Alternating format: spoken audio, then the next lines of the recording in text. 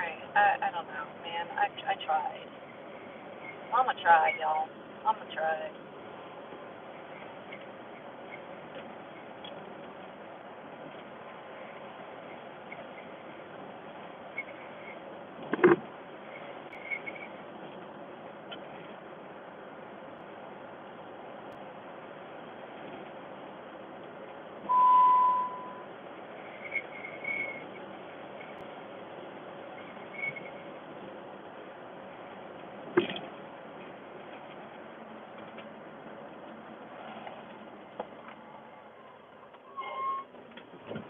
Fucking kidding me?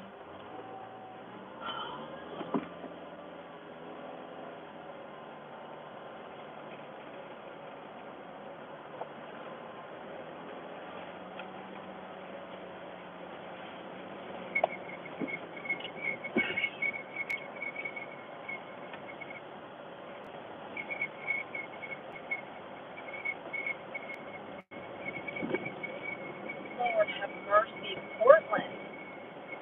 Y'all gotta do something with your life. Your roads up here. Yeah.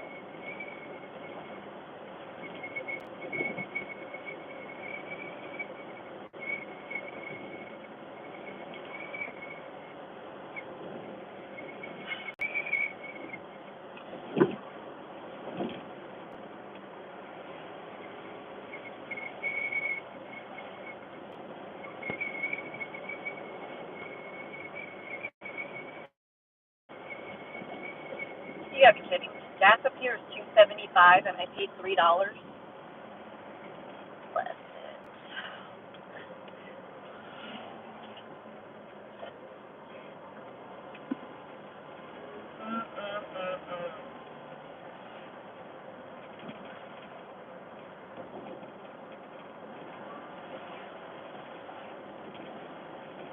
If anybody's watching, say hi. Kind of my own little world here.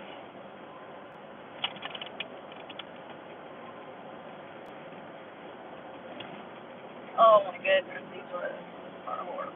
This road, particular road, horrible.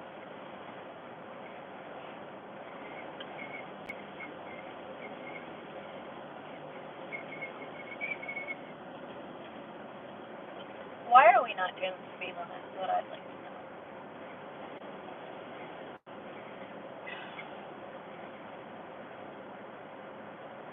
The speed limit's like 45, and I'm barely doing 40.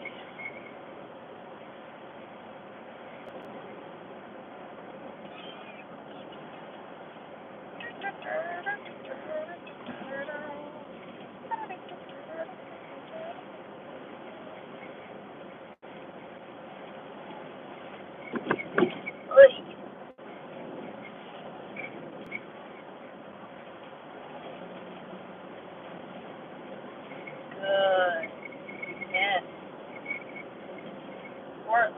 Y'all just need to like just redo this road. Woo. That's rough.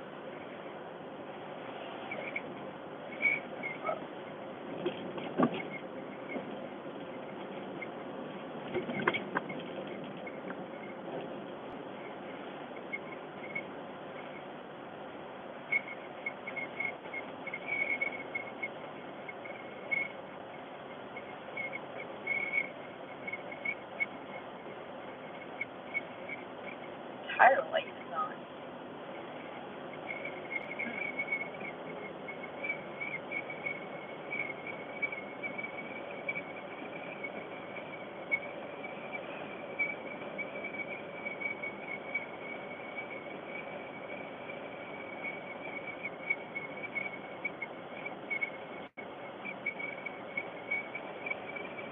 Hopefully,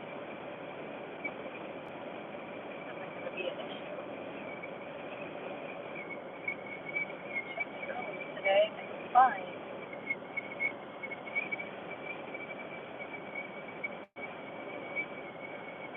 Hey yo. Well, now we gotta stop and check. Well, fiddlesticks. God, gas is so much cheaper up here. Holy cow. $2.77 up here. And I paid $3. Bless it. But I think that was my lowest ever. You know what? Yeah, I'm gonna have to go over really quick and check this tire. I don't want to get on the interstate if I get a tire issue. So let's just check this real quick. Pull in right here. Alright, hold on guys. Let me. I know. I used. What did I use? What is 7-Eleven by the house? Hold on, let me check the tire.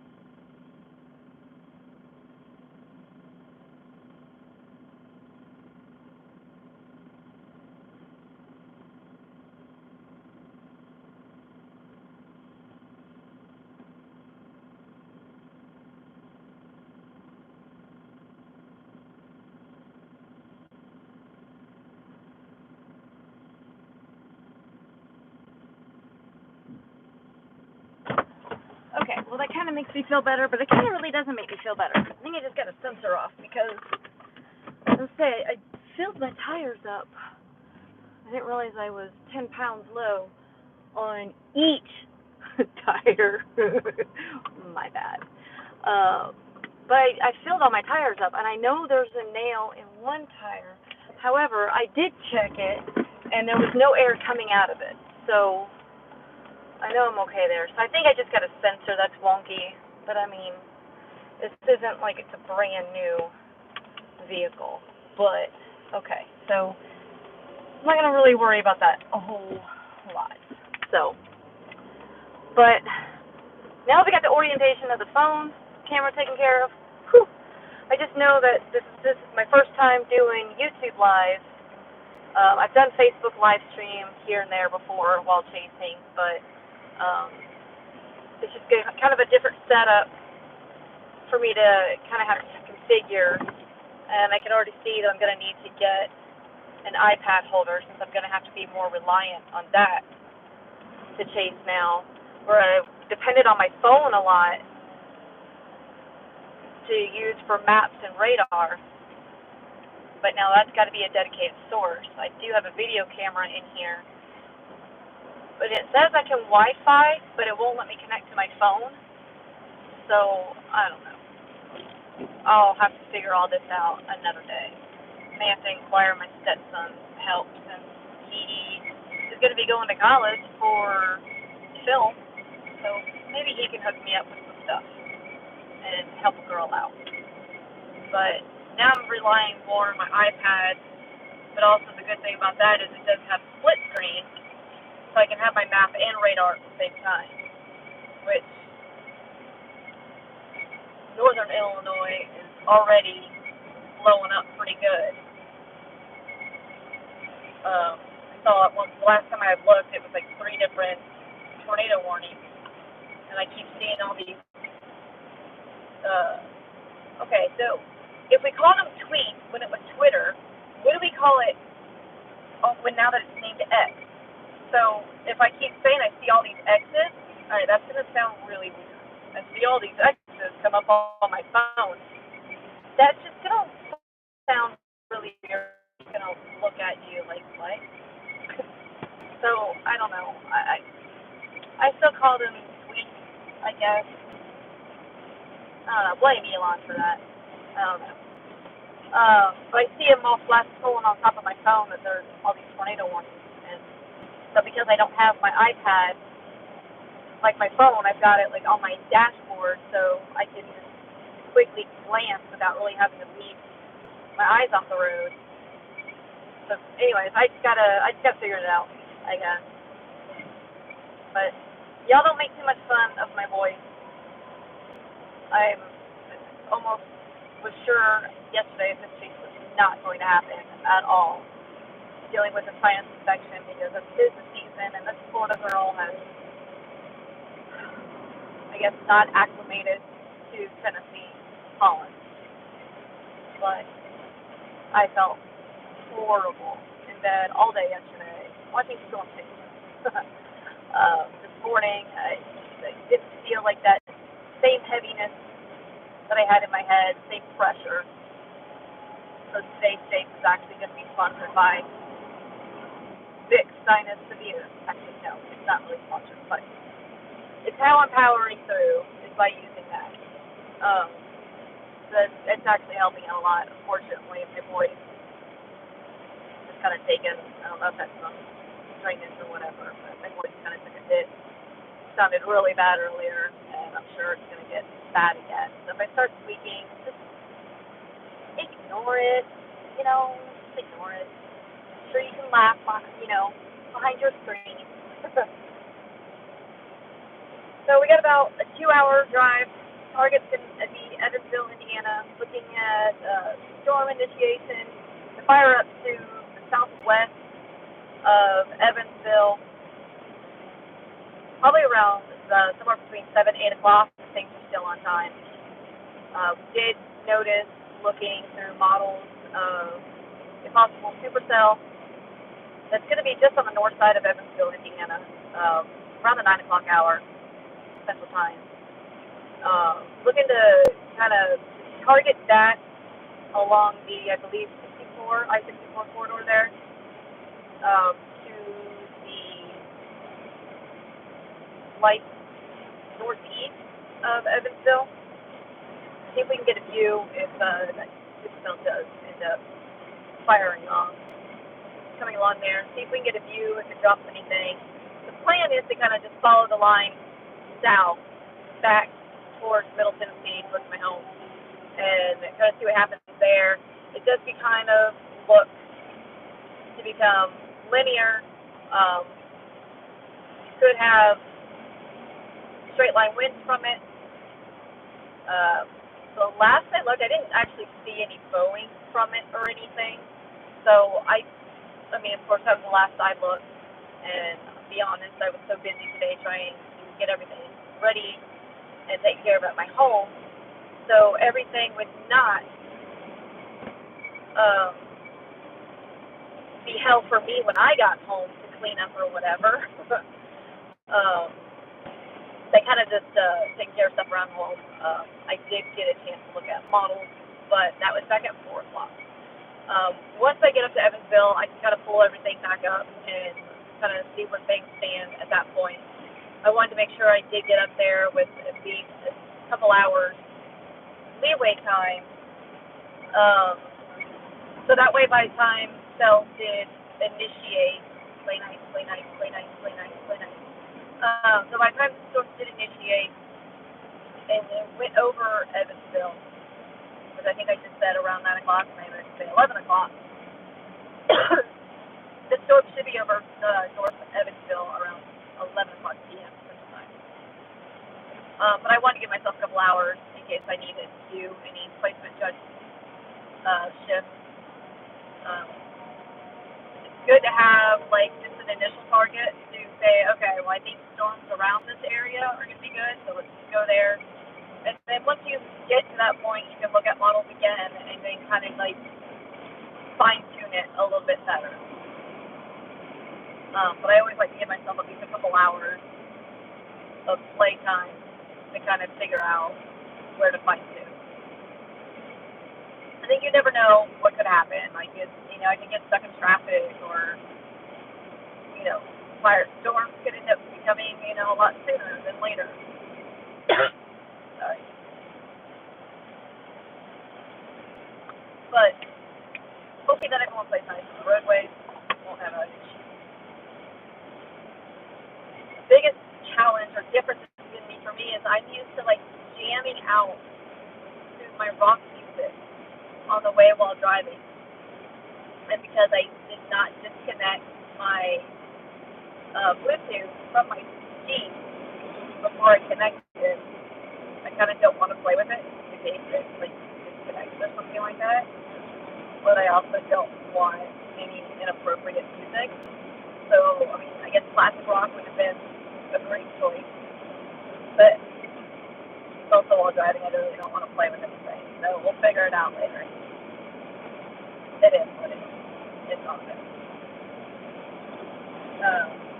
You still got some tornado warnings up to the north going on up in northern Illinois. That keeps going where it is. They're going straight for Chicago. I mean, after all, they call it the Windy City, don't they? So might as well live up to its name. Just gonna add a little extra wind. It'll be interesting to see how those storms interact with the lake there and goes over to the Michigan side of it. That'll be interesting on whether it goes.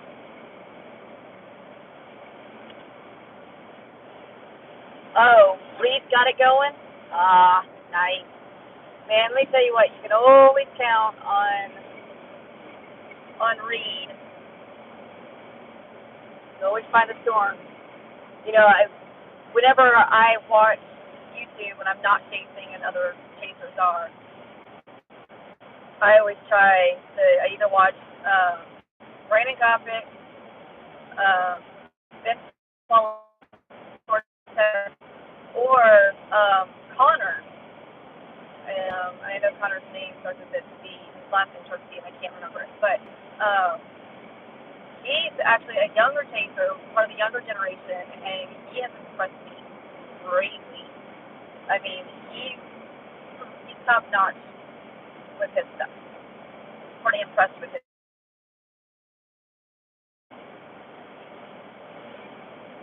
But those are the four that I usually watch when I don't chase. I tend to not chase far from home. I used to go all over the plains and Dixie Alley and chase. 2020 spring season, I was hardly ever home during tornado season. I was everywhere chasing. But back in September of 2021, I broke my leg and ended up with a nerve illness that has left me partially permanently disabled. So, sorry. So, driving tends to not be a good thing for me. It can cause a lot of swelling and pain. So if I'm going to go out, then it's going to be worth it for going out.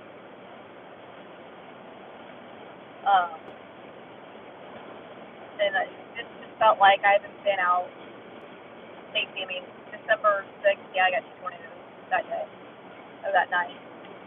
But I knew that I was expecting tomorrow, middle Tennessee, chances were greatly tapped. That horrible 3-letter C word, tapped. Every weather word.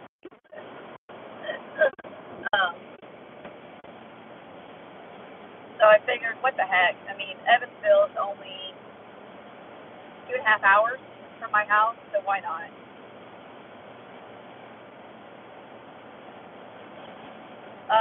Thank you, Jason.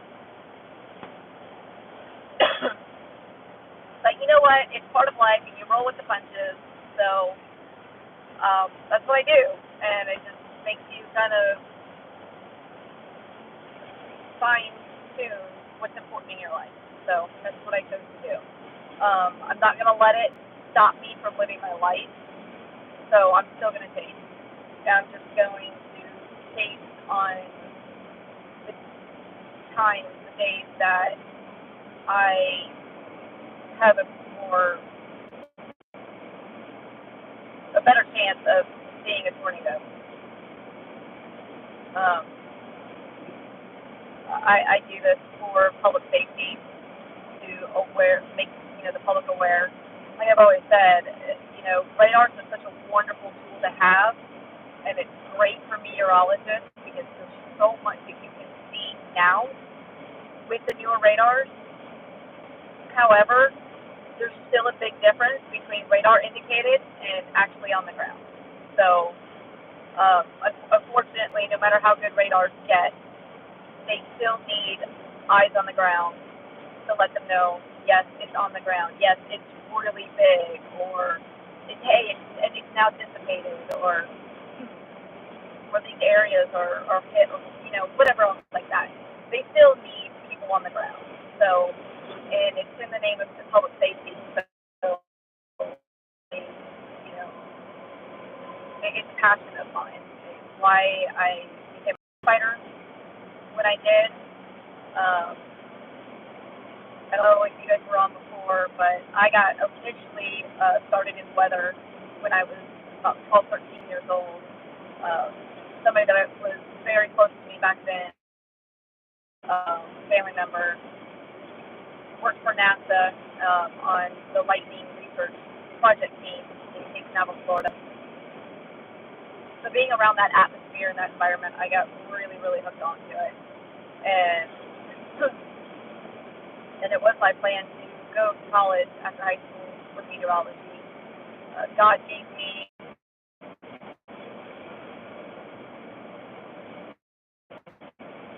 even when I went to the fire department and I became a wildland firefighter, helping with prescribed burning and so forth.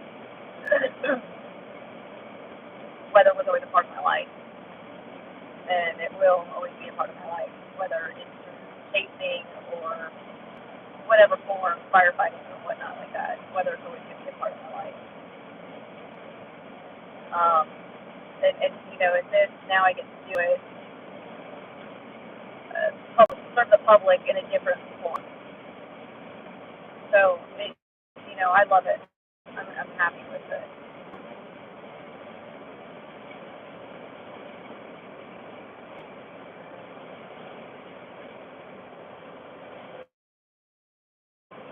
We have one place nice on the road.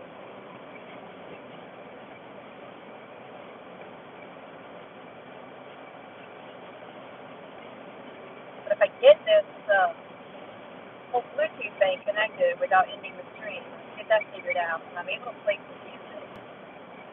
I was not meant for public singing. I sing in the shower and I sing in the Jeep room. That's it. So you'll probably laugh, and that's okay. Because I laugh at myself too, so it's all good.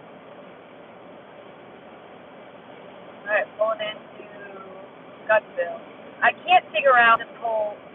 So apparently, when you YouTube live stream, it will not allow you to manual focus, and it's driving me insane.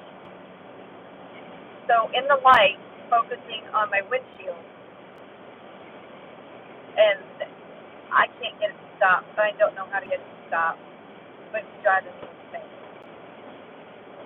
And if anyone has suggestions, I'm all ears.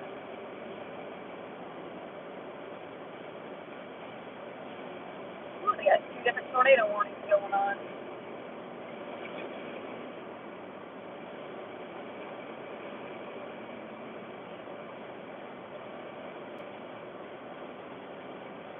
Usually before every single face, I always say a prayer for anyone that could be affected by these storms. Whereas I don't like to glorify tornadoes. I don't like to say, "Oh man, let's go out and get an awesome tornado." So get in the middle of a cornfield. That's great. But when you start getting into heavily dense populated areas, and now we're talking about affecting lives, there's nothing great about that, and I will never glorify that. Like I said, I don't do this to get a beautiful shot. I don't do this to, make sure I get some pretty photos.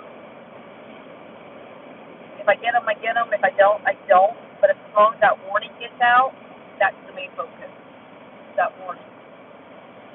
Making sure that people are aware of what's going on, making sure they have time to get to their safe places.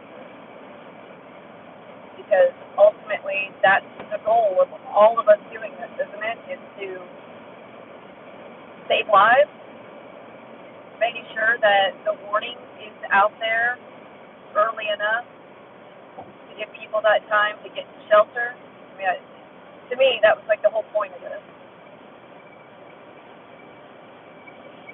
I love the science aspect of it as well. That definitely is something that piques my interest in my mind. And I try and study when I can when I'm not teaching, but I always take some classes whenever I can to help further my education, my understanding and knowledge of weather systems and what leads to severe, and whether it's tornadoes, hurricanes, any type of severe weather event, like you picture. But I mean, that's the whole purpose that for me to do this, is to help with the warning, help with the life saving, and that aspect of it. So, I mean, it's cool if I live stream. I can always go back through whenever I video a tornado. I always go back through frame by frame, and then if I get a cool shot, I'll take a screenshot of it. That's cool. But if not, then it's not that big of a worry to me, just as long as the warning is there, the awareness is there. Bowling Green, man, wasn't it? Didn't we just hit that 2-year? Are we coming up on the 2-year anniversary? We just passed the 2-year anniversary of this last Bowling Green tornado that hit. That was after the Mayfield, the same night of all that and stuff like that, came through Union and Tipton, Tennessee, and then came over to Mayfield. I just watched the case study on that. It's pretty interesting. But I was in Clarksville the next morning, afternoon, evening, the next day. I was in Clarksville, had dropped my fiance's truck off at the dealership. And I just asked them, I was like, hey, we're right by Bowling Green. How about, you want to take a ride with me and, go take some footage of damage? So we did that. Man, that was heartbreaking to see. To be clouds with all on that. That's heartbreaking. Thankful that the tornado was weak in December that came up there, that I was able to get, and that didn't really do much damage at all. There's a meteorologist that I work with that's in Bowling Green and was able to let his family know about it so they could get to a safe space. And that right there, that's winning. You can help save someone's life, that's winning right there. So, I mean, granted, I did a crappy job with the video. I mean, I'm not going to lie.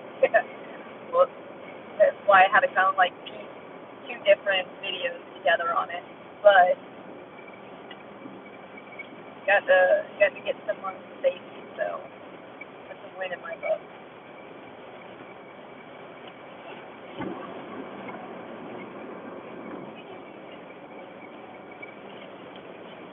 It's been a hot minute since I drove up this way. Hopefully the roads aren't that bad.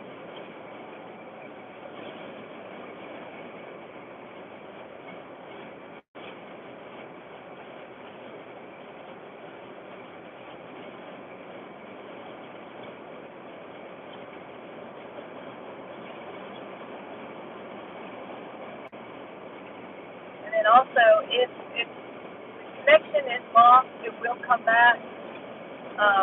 I'm not too sure how cell service is up this way. I'm T-Mobile. I stay with them mainly because I get MLB TV for free every year, and I love baseball, so that's a huge reason. Oh, and now I'm getting Netflix for free. So the MLB TV was the main reason why they were canceled. I mean, my fiance and I are both baseball lovers, so why not? We'll stick with it. So hopefully service isn't too bad up there. Now I'm getting warnings to see that heads up Chicago. I'm guessing Chicago's in the line of fire right now. Hey, prayers for them.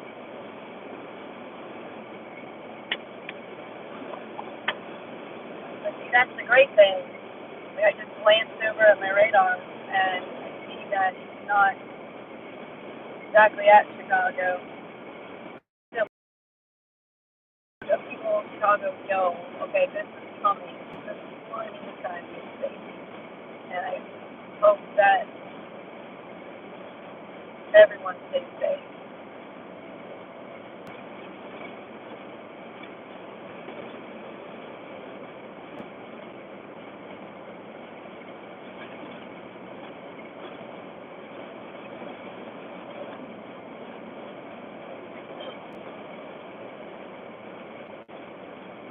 I apologize for the coughing. Because live streaming also means talking to yourself a lot. I mean, I'm talking to you guys, but y'all can't come back, so essentially I'm kind of just talking to myself.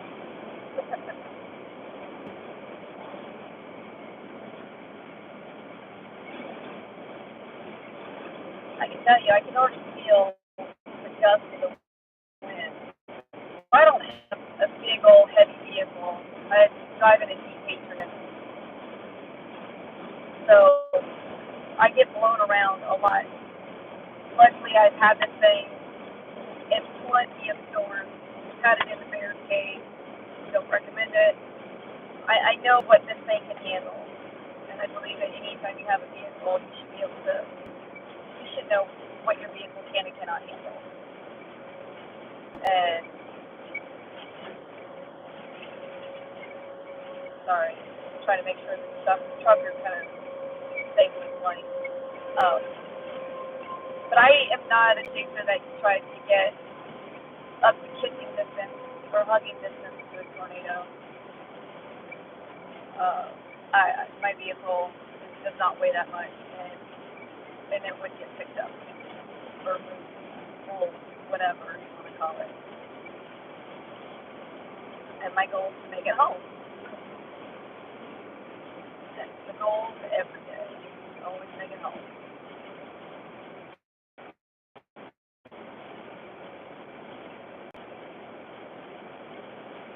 Reed Simmer just tweeted interception. 3 tornadoes already. What? Insane. It's funny. So, if you've ever watched this tornado at Machina, fascinating documentary, and I would love to read his work. It's absolutely fascinating.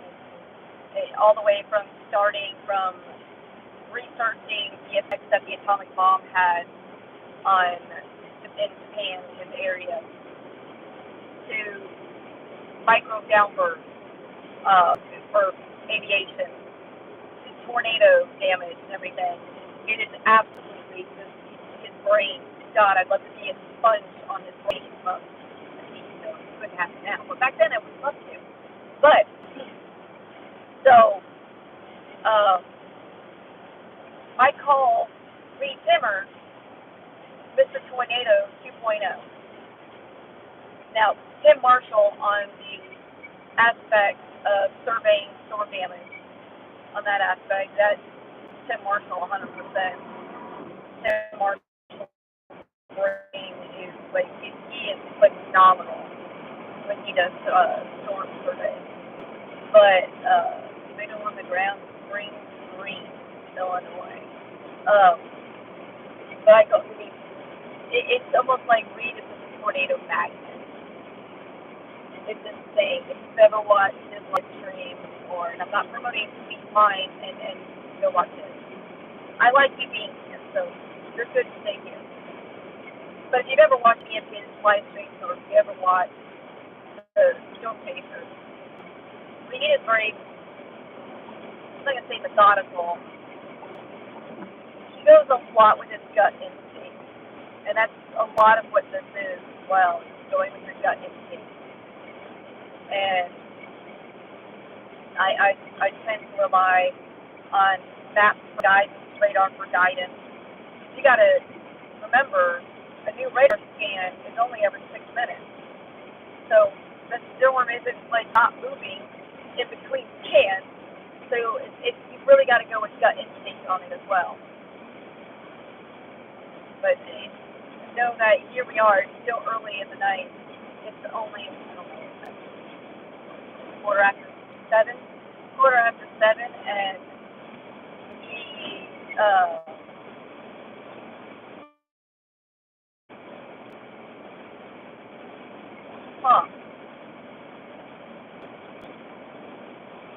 So it looks like around midnight, we got a rogue supercell, Evansville.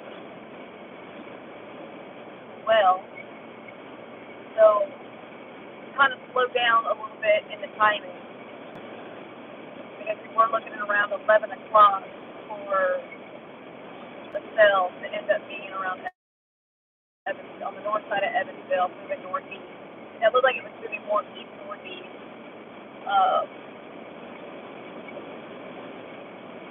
When I was watching it on Pivotal earlier.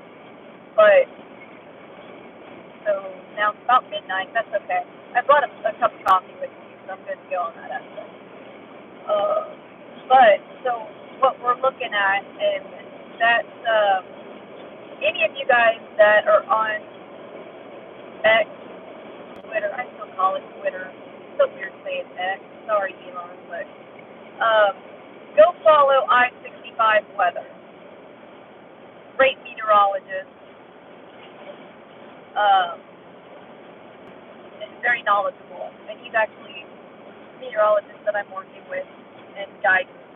I am not a meteorologist. A lot of what I've done is self-taught. I picked up from other chasers. I ask a lot of questions when I'm around meteorologists. Whenever I've been out teaching with meteorologists and stuff, so I ask a lot of questions. But I am not a meteorologist. I have taken classes. I continue to take classes through Comet, and that's helped me out a lot in understanding weather. But I've also been around it since I was about 13 years old. So, but I will never ever be too proud or embarrassed or not go ask for understanding or guidance from a meteorologist. The way I look at it is I'm out here being their eyes. But anyway, so meteorologist that I'm working with, like I say, go follow him. I-65 Weather. Mike is a great guy. Giving me a heads up that there is a projected rogue supercell to be on the north side of Evansville around midnight tonight, and that's my target area. So looks like we'll be in a good spot.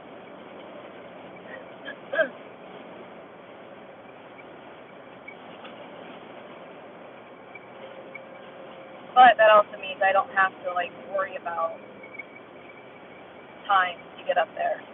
I still got plenty of time, and I'm not worried about traffic or speed or anything else like that.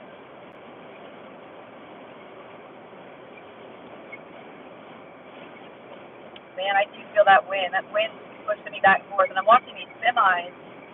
Semis are even having a little bit of a tough time staying within their lane. They're just weaving back and forth. And anybody that's out on the road near semis, please give them enough room to have that wiggle room in between the lanes. And after all, we got to have truckers to get our stuff, right?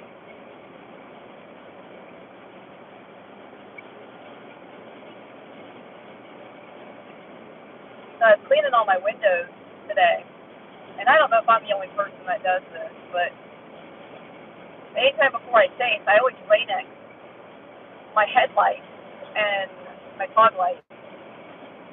I always clean them really good, and then I Rain-X them. If you've ever been off-road chasing, you know that so much dirt and mud gets thrown up. I learned that in Kansas. In 2020, was chasing out there, and we were on a dirt road in between branches, and had this really slow log cloud, and we were only getting glimpses of it in between lightning flashes. And I never saw a funnel, but man, that massive log cloud was just bright. It looked like it was almost one with the ground. It was crazy. I got video of it kind of like skirting us. It was great. But I learned then how important it is to Rain-X your headlights. So I always go and I clean all my windows, windshield, and I Rain-X them inside and out. Because I don't know a chaser that always keeps their windows up or their doors closed at all times when chasing rain. Gonna get it. So I always do that. And then, I don't know, but for me, when I clean my windows, when I clean the seat, the windshield is always the hardest. It's hard, and then you kind of like have to scoot all the way up to the very front edge of the seat and kind of like try and get over on top of the steering wheel and get to the very bottom. It's a pain. They should come with self-clean, like some kind of like robot arm, something you can attach to the inside of the windshield that just kind of like just rolls across the windshield and cleans it as it goes. So if we could come up with freaking iRobot floor cleaner, why can't we come up with something like that? Wouldn't that be cool? So much easier.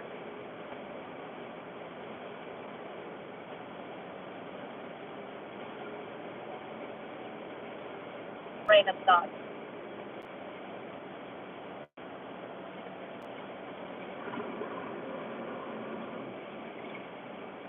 Somehow I went from, I think I disconnected or something. I don't have my map up in front of my face. Oh, I'm supposed to take this exit. Hang on. Oh, nope. I'm not going to miss it. I really got to pay attention to my map. I just missed an exit, and I think I've missed multiple exits, and it keeps adding time on. Well, I guess it's a good thing that I've got extra time to work with. And I have not been paying attention to my map. Crap. My bad. So I get to talking too much. I don't like to not focus on the road in front of me, so I haven't been paying attention to looking over to the passenger seat where my map is. So I think I gotta figure out having just a separate dedicated phone, or trying to hook up my video point camera somehow to be able to live stream.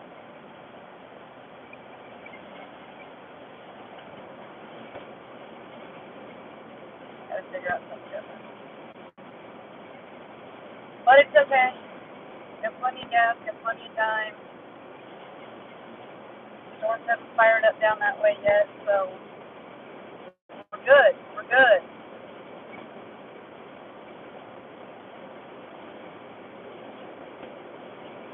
At least it's not raining, so it's a good drive. We're wet or we're dry. Traffic seems pretty light, so ain't got no worries. I ain't in no hurry.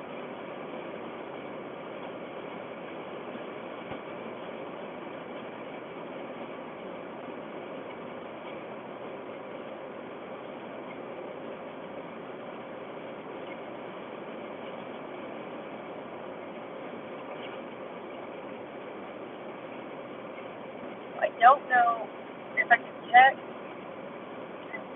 I live stream and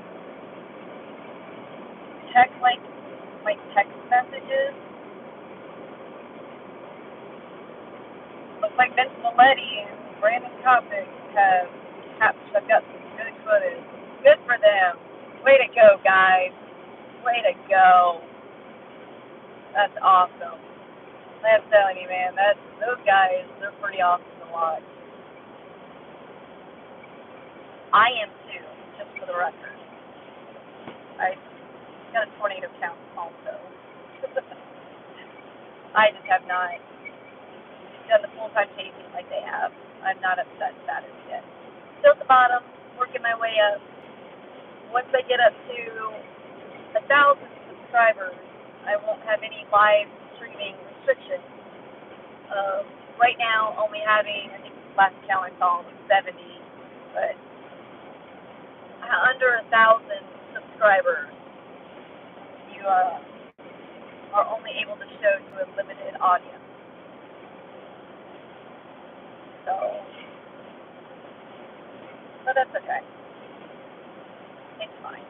Alright, the map's telling me I gotta make a U-turn right here. I thought I said, oh, that's right. I forgot. The last time my fiance and I came up to Evansville, it's been over a year ago, I think. Yeah, it's been over a year ago.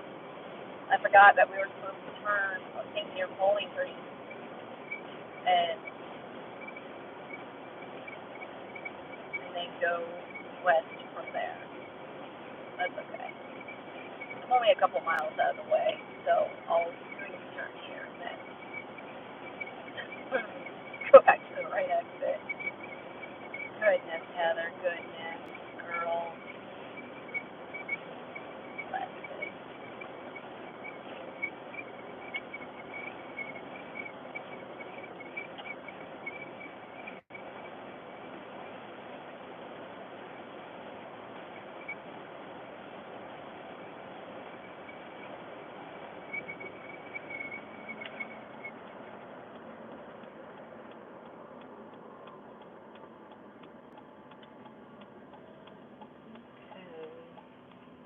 Can't see around the semi.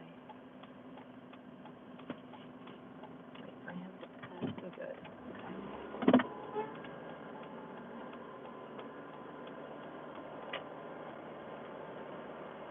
Hey, there's a dinosaur. There's a dinosaur at this exit. What? Dinosaur world. Get out of here. It's a big T-Rex statue. Reminds me of back home in Cocoa Beach. We've got this big old dinosaur world, and there's a big T-Rex outside of it also. Hey, look, there's another T-Rex. Good. Good. All right. Now we're heading back to the correct exit. Heather. Girl. So it's just I gotta get used to the big different adjustments driving for me. You're used to being able to look right at your windshield and see your maps and everything right there, and you don't have it right there in immediate eyesight. So it's going to be a big adjustment for me. We'll get it figured out. We'll be good to go. Well, that's funny though, because today I actually watched the Storm Chaser episode. I think it was season 2, maybe season 3, but I watched the Storm Chaser episode today, and they had Sean Casey in the tip, and they missed their exit twice in a row. So I don't feel so bad now. I only missed it once. I mean, if you count one exit that I missed. I mean, granted, I missed 2 exits in a row, but I only attempted to go to one, and I missed it. So I think I'm still good. Okay.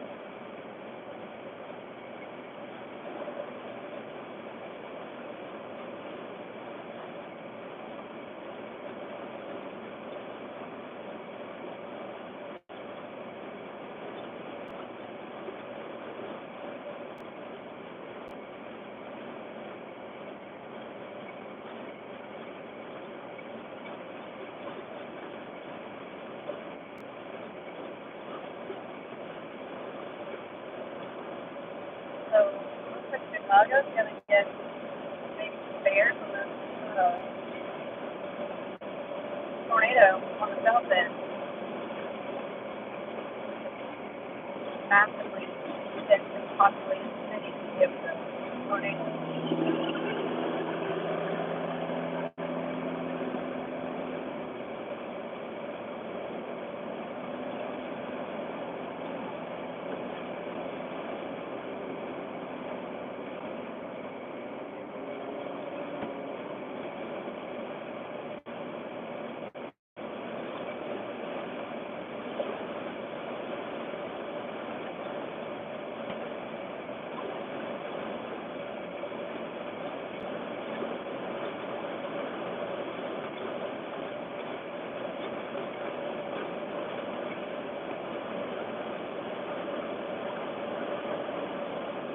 Before it kind of had to get off on this exit, and now it's telling me going south, so.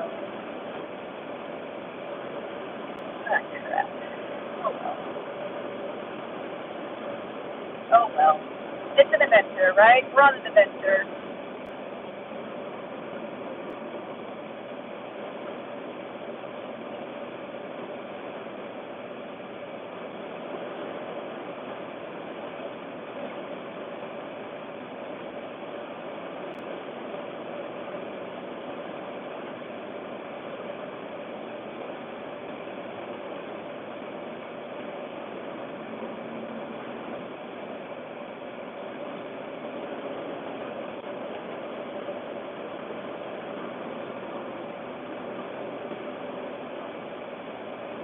Still can't believe what a difference just adding 10 pounds of pressure tire it makes on the ride. It makes me feel like it's riding so much better than what it did on just 30 some pounds of air.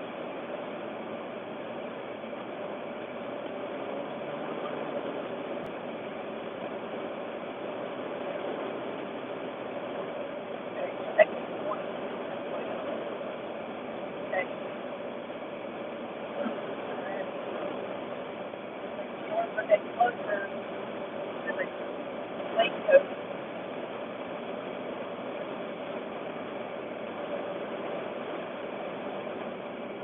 So up here in Kentucky, temperatures still reach about 71 degrees. And I know even back in Middle Tennessee, our low was only like 62 degrees. It's pretty cool. And then wake up Thursday morning, 14, 29. Pretty drastic difference. Be happy when winter says goodbye. I'm not a big fan of cold weather. I know. I live in Middle Tennessee. I have seasons I get snow. And I was fine with it up until I got my leg injury. Then the cold part just bothered me. Man, that was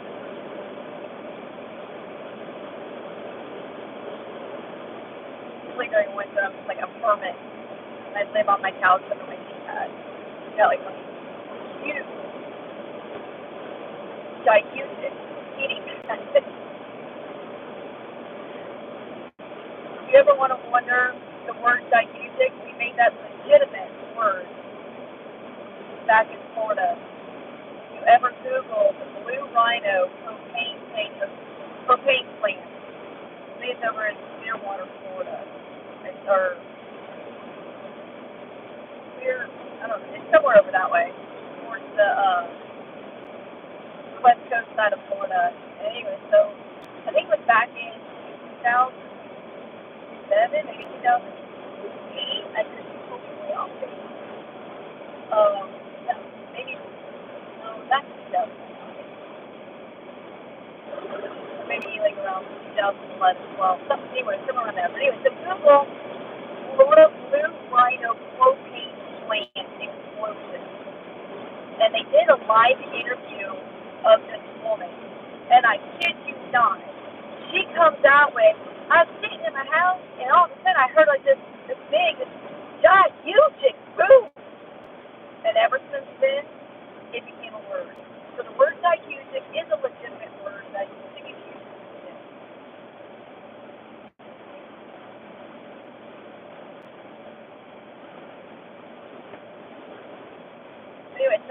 had is really good. It's not a blanket, but it's almost like the length of my leg, which is awesome.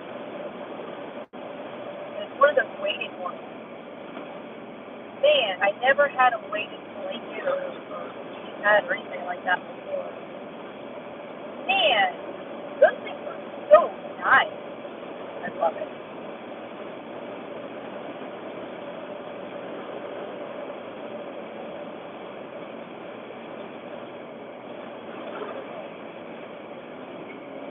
I can never get back to my headset. Man, bless my heart.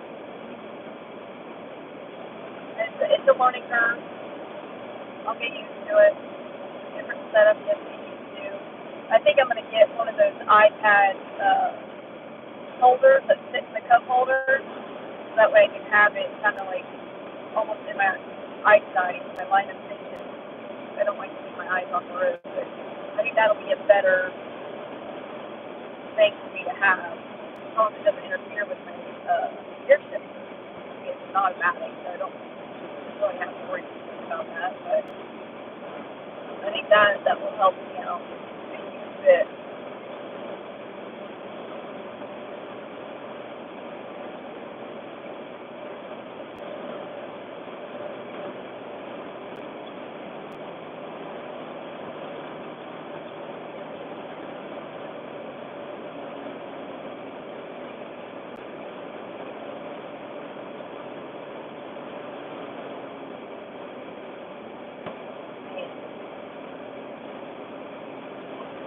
I really did take myself way out of the way. My bad. My bad.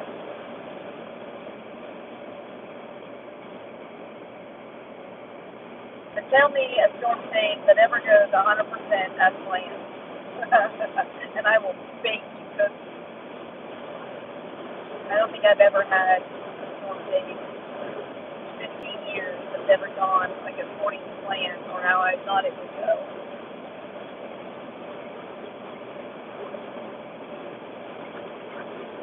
So aside from this live feed footage, I will have my dash camera rolling as well, and I will be publishing that on my YouTube channel tomorrow or something like that. I found this really awesome editing program or application. It's called CapCut, and I can actually do it mobile or maybe that's true. Maybe that's true.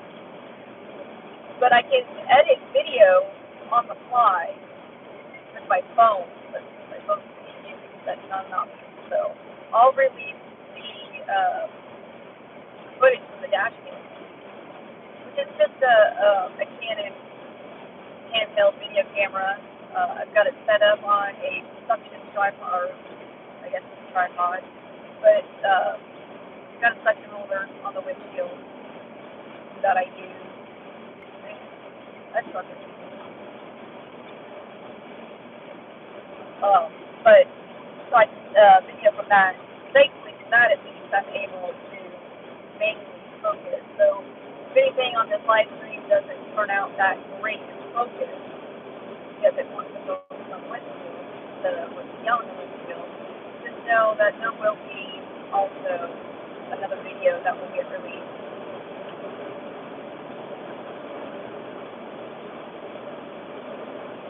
Oh, Inverness, Illinois. Heads up to everybody there. Looks like y'all could be at the gun for a tornado warning. Man, I'll spread that word out. Looks like that's a densely populated area as well. Never a good thing. I don't like to read that. It's great for everyone's safety.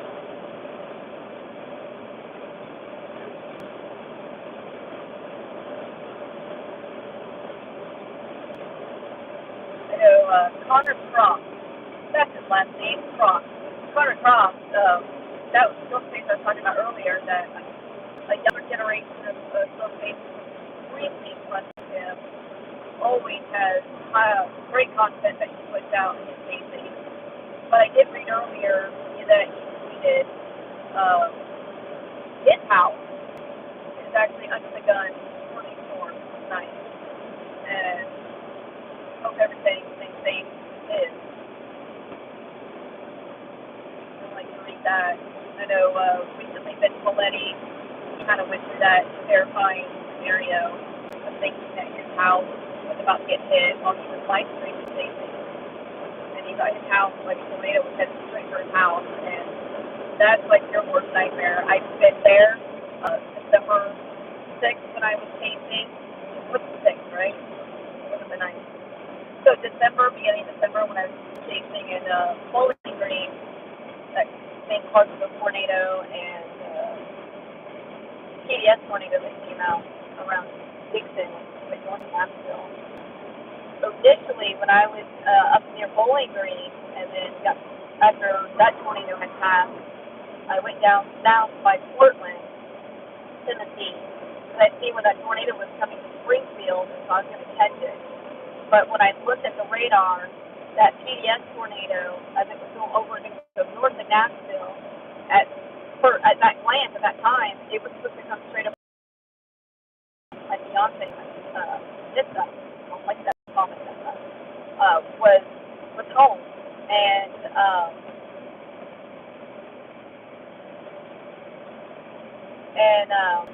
so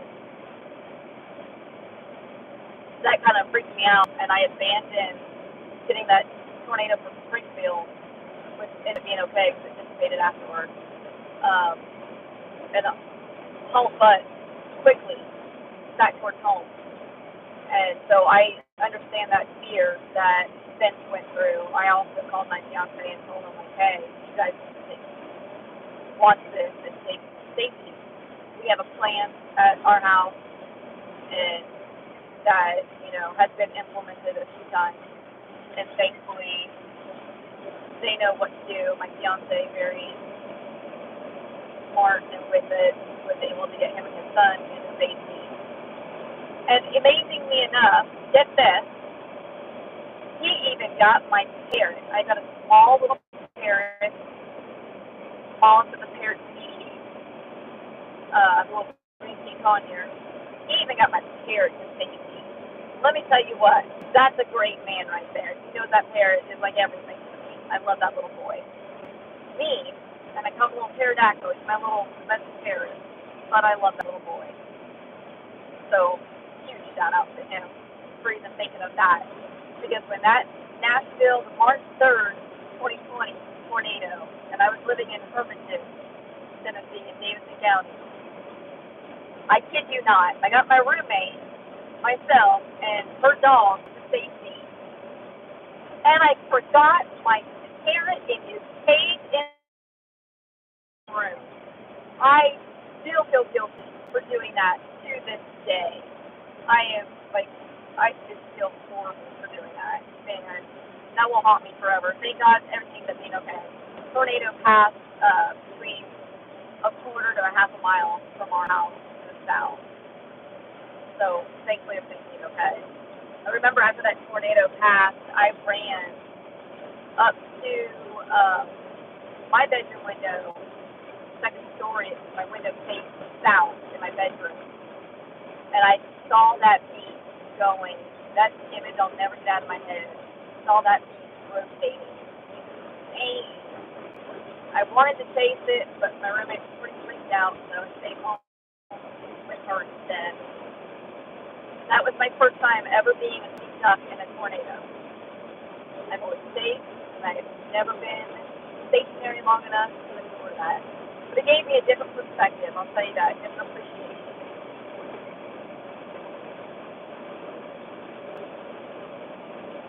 NWX Chicago has confirmed a tornado. Y'all pray for them. Where is the station, by the way? Okay, that's what I thought. Got a little concerned. Alright, so we're actually almost to our exit.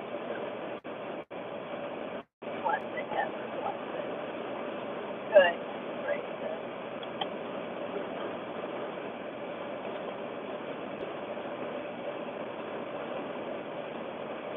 My bad. My bad. We're almost on the right track. We're on the right track now. We're heading to the exit. We're not going to miss it this time. We'll get on the right track. Actually, I think this is the same exit that I get on, that I actually captured that before we reinforced it. And shout out to the other pacer that was across the street from me. I don't remember if it was him or if it was Mike, meteorologist, that enhanced they took a still grab from it, the video, enhanced it, and you can actually see the vortex touch all the way down. So that was pretty cool. And y'all don't get complacent when you see these maps that meteorologists, the Storm Prediction Center and stuff like that they put out. Just because you're in a heavier area, like an enhanced risk or anything else like that, please don't get complacent thinking that's the only place tornadoes are going to happen. I've seen tornadoes happen in moderate risk, who are completely outside of the enhanced or even the 5%, 10%. I've seen tornadoes in 2% states. Just because it's lower doesn't mean it's not there. So that's not scare, but that's just to give you awareness. Make sure you follow your local meteorologist wherever you get your local news, your local weather report. Don't depend on just your weather apps and stuff like that. Nothing could ever replace meteorologists actually giving out the report.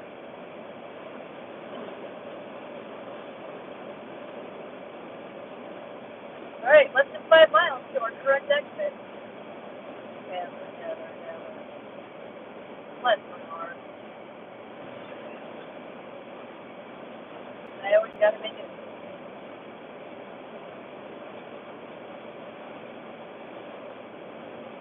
And I see the video's got a vibration in it. My left front has got a vibration in it. Not the tire's good, it's all fine. Got to do some mechanical work. We're heading towards Evansville. Someone's doing lift to Evansville. I wouldn't do a lift. I mean, if you're driving for Lyft, but I don't think I would take Lyft and hang out in Evansville. I don't think tonight's the night to do that. I may postpone that another night. But, Lydia, I think that's what I read. Be safe. Like I said, listen to your local meteorologist, know your safety plan. And there's one thing I always hammer on, because I know it doesn't get talked about enough, it doesn't get hammered enough. Shoes. If you get woke up in the middle of the night, make sure you have toe-covered shoes, sneakers, boots, whatever. Make sure you always take shoes with you to your safe place. Because if you do get damaged, you don't want to injure yourself because you step on glass, step on a nail, or whatnot. That wouldn't be good at all. So please make sure you have shoes as part of your safety plan.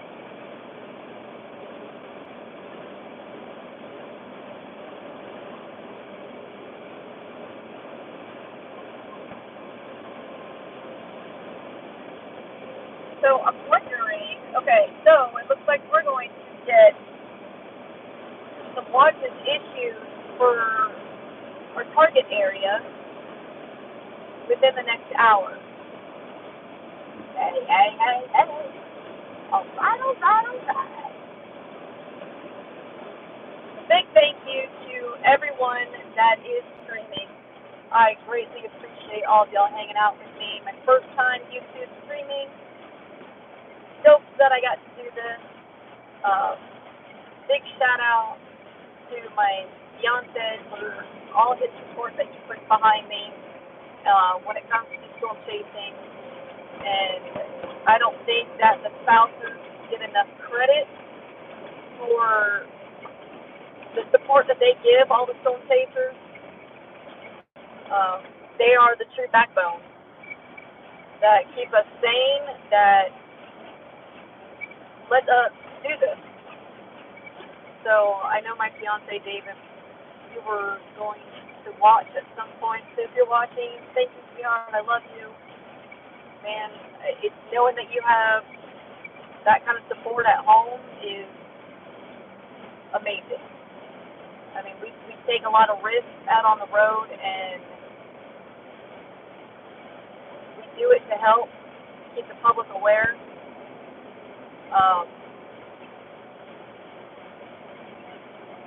But they're our true backbone. All right. Cheers to it. Please, I'm so sorry about the coughing. Mama's trying here, y'all. Mama's trying. Goodness. I took some sinus medication, so come on over, buddy. You were gonna do it whether I wanted you to or not. So on to play nice. Took some sinus medication, so hopefully that should help keep my sinuses dry, keep me going. However, I feel like everything keeps draining into my throat and is making my voice froggy. Although I sound a lot better than I do this morning. I could have gave Kermit the Frog a run for his money. I just got a lot of drainage issues going on. So I apologize for the coughing. Alright, we are on the correct path.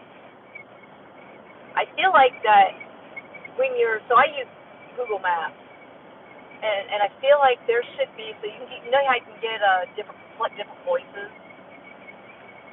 to give you, although I have mine turned off, but give you different voices.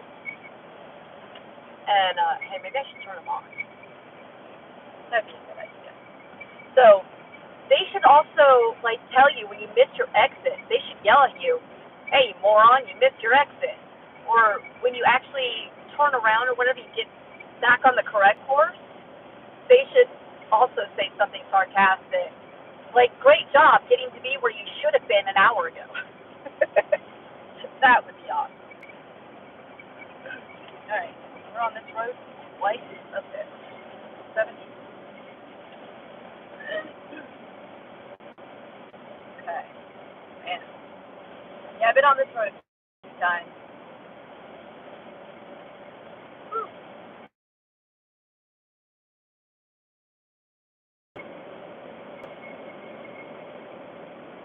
So, looks like we got just over an hour and a half until we're in Evansville.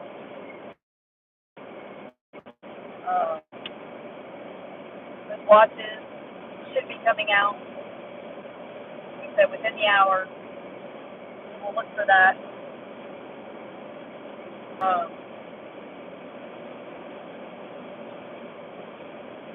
Okay, we got one tornado warning still. Is that up in Wisconsin now, or is that still Illinois? Anybody know?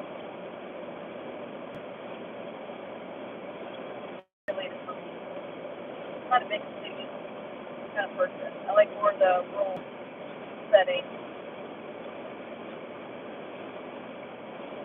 A lot of farmland out where I live. Cows. I can actually look out my back window at the back of my house, over my backyard fence, and cows. There's nothing more beautiful than that.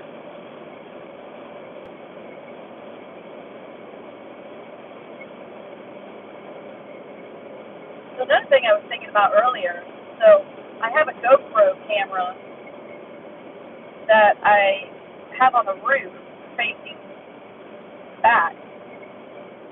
And I got to figure out how I'm going to be able to get that going too, because I control that through my iPhone. Like, probably should download the app. When I get to Evansville, I'll download the app and put it on my iPad. Then I can control it from my iPad. That'll be good.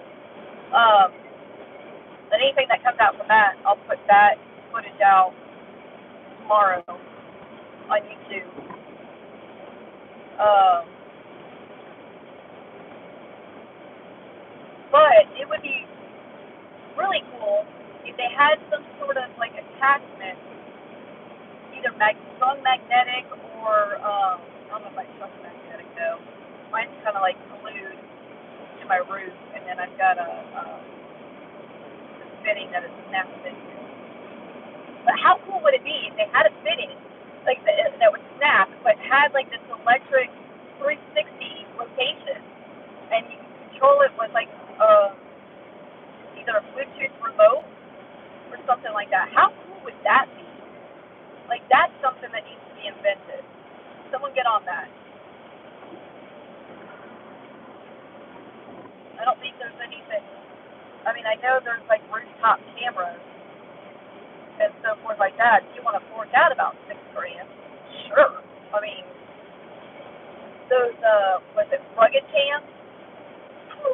About $6,000. Holy! I don't know about you, but that's been a steep price tag for me. But so I use a GoPro though back there. But how cool would that be to be able to invent an attachment that would rotate it 360 degrees? Like, make us a GoPro, need to get on that.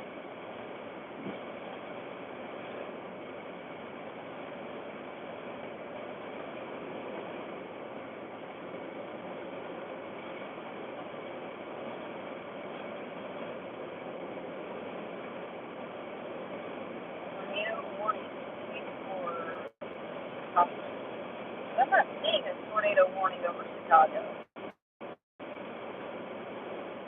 I could be warning. I don't have service. I have service. My camera's working.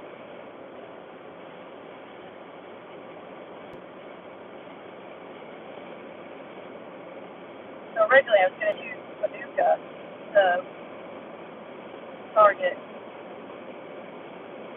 but after seeing this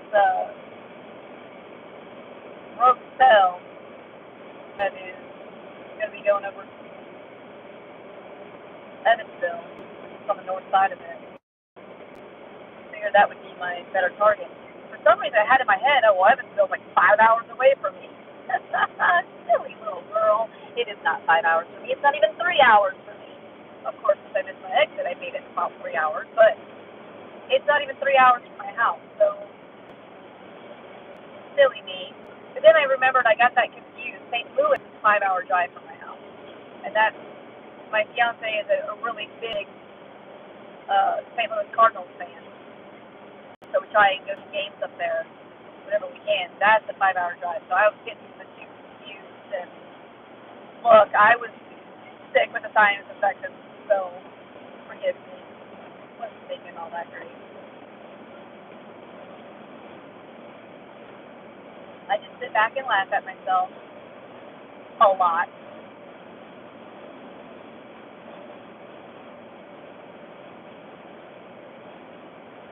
Been my goal. I've got two goals. I want my fiance to come out and see a tornado with me, and I would love more than anything for my son that lives back home in Central Florida for him to see a tornado.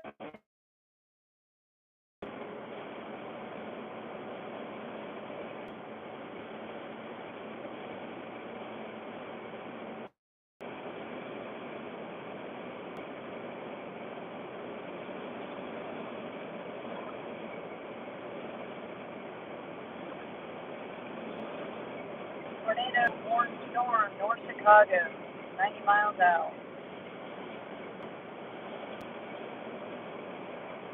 And that just like exploded. Like, you saw one cell just pop up, and it went severe. And then probably maybe 15, 20 minutes, all of a sudden, two other cells to the south of it popped up. And then it just started releasing, and then the tornado warning started coming out. That was pretty cool to watch on radar.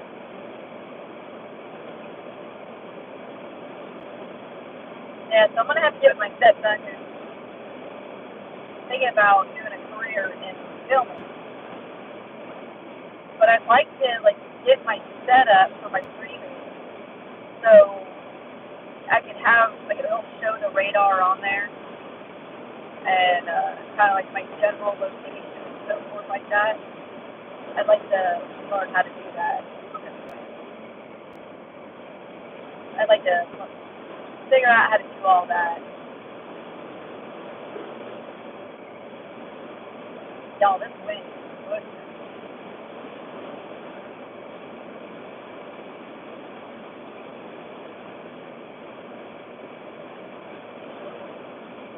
Good.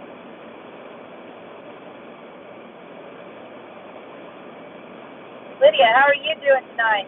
Holding it all together?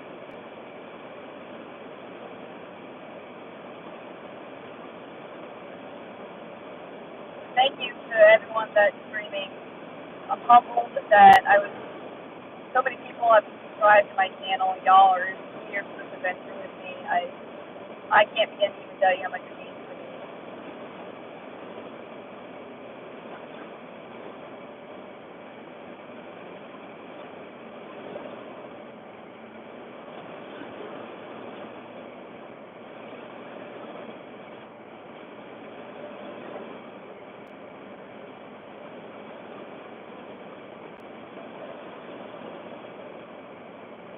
Hey, that's the best way to deal with anxiety, I've learned, is education and have a plan. But don't listen to me because I have the most extreme fear of spiders, and I refuse to learn anything about them. I won't even look at pictures of them. It's not really an anxiety. I have arachnophobia. I don't know how it started. It started at some young age, but I go into a complete meltdown mode. If there was like a wolf spider in the house, usually what I'll do is I'll throw something on top of it, and then I let my fiance know, like, hey, there's something underneath an object on the floor that you need to take care of. Like, he has seen me just melt down, start crying because there's a big old spider in the house. There was one time, I kid you not, I think it was an alien spider. I think the spider was from outer space or not from this planet at all. But it had like this long, almost like crooked hook or something on the front of it. It was the creepiest thing I think I've ever seen in my entire life. Now here's the funny side of it. I am deadly afraid of spiders inside the house. You know, like that's my domain. That's my area. That's my safe space. But if I'm in the woods or anything or outside, I completely ignore them. Now, I don't like walking through spider webs, but I used to be a runner and and a hiker. I love to hike. But I don't like to run into spider webs with my face or anything. That's still creepy to me. But if I see spiders like out in the woods or whatever, it doesn't faze me. But in my house, it's meltdown mode. It's the weirdest thing. I don't know. I just live here.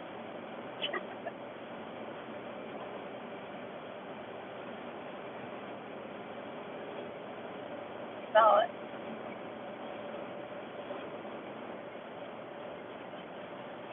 Huntsville, Alabama. Hey, I got family just to the west there in Athens. Yeah, I get it. The April 27th, 2011, EF5, I came up through there, came in between Athens and Huntsville. My uncle was working at the Huntsville airport back then, and my aunt and my grandmother were home in Athens, and my uncle couldn't get home.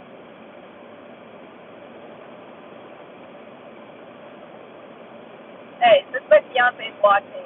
Hey, Braden, I need you to hook me up on getting my live stream better.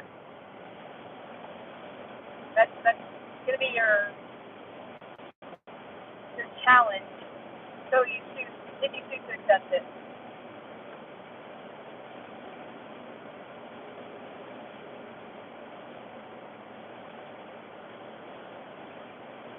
So I'd hate to say we'd almost be in Evansville if it wasn't for my little store. Heather. Yes, Dixie Alley. Man, I've chased a lot in Dixie Alley, Mississippi and Alabama. I've done a lot of chasing through there. I've got family scattered all around Alabama, so where we're all from. And that was a scary time. My family's originally from Eufaula and from Daleville, Alabama. Both my grandfathers served out in Fort Rucker, Alabama.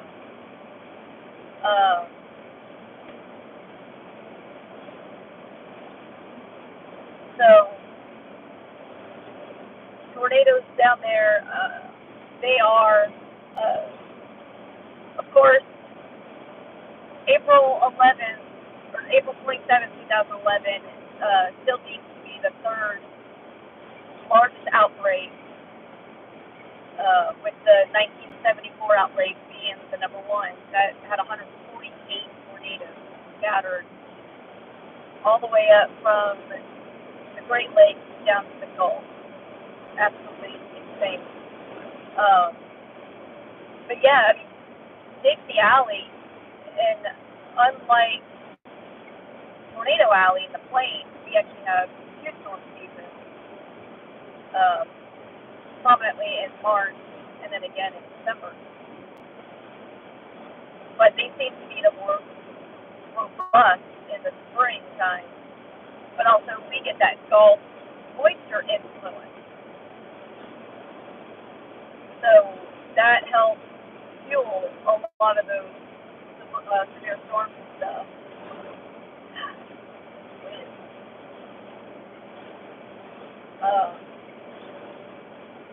So yeah, I mean, I chased a lot down through that way in 2020.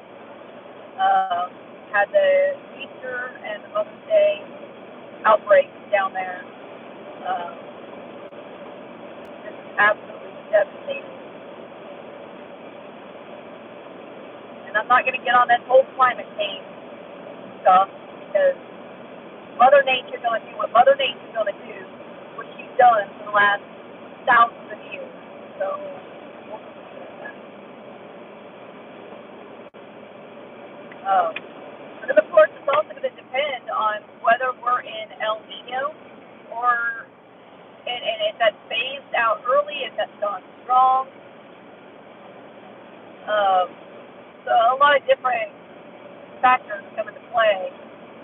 We've had years where we've had hardly any tornadoes, and then you turn around and, depending on the cycle, you get severe, intense outbreaks. I think 2021, we had that severe outbreak, and I think it was May. A couple long track tornadoes that came from Arkansas, flipped the northwest corner of Tennessee and up into Kentucky. Same night as the Mayfield tornado. And that was absolutely devastating. And sadly, I did not take on that. My goal is to chase more often. Like I said earlier, I'm kind of limited on lake distance. Broke my leg back in fall of 2021 and have a permanent nerve illness. Extremely painful, causes extreme pain and swelling in my right leg. So I'm a little bit limited. It's a disability that I deal with on a daily basis, but by no means am I going to let it control my life.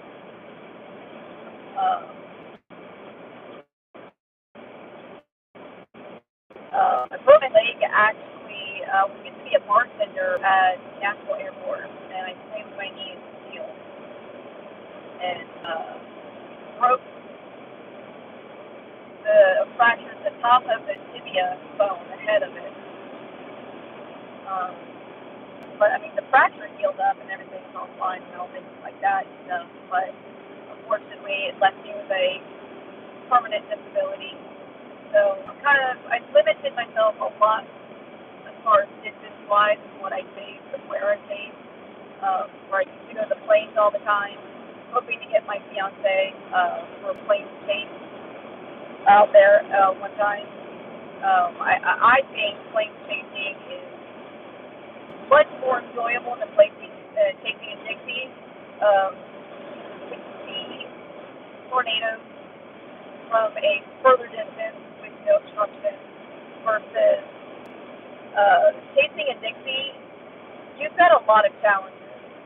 You have a lot of occlusions from hills, from trees, lined on both sides of roads, which are hazards. A lot of power lines that are hazards. Cell service really, really stinks in Dixie. That's a problem. I know a lot of people, a lot of chasers like to use Starlink, and it's pricey, and it's worth it if you are a plains chaser. However, in the southeast, it really doesn't help with service because they don't really have that service available down in the southeast. So Starlink is kind of like it would be useless for me to get that. I'll just put my faith in good old trusting T-Mobile to help me out.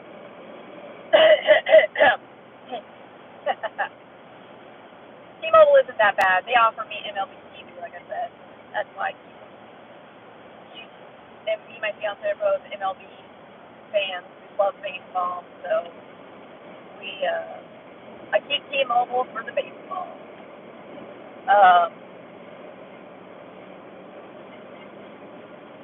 But yeah, Starlink. I mean, that's a great concept to have if you've got the service available for it. But I mean, Elon is better.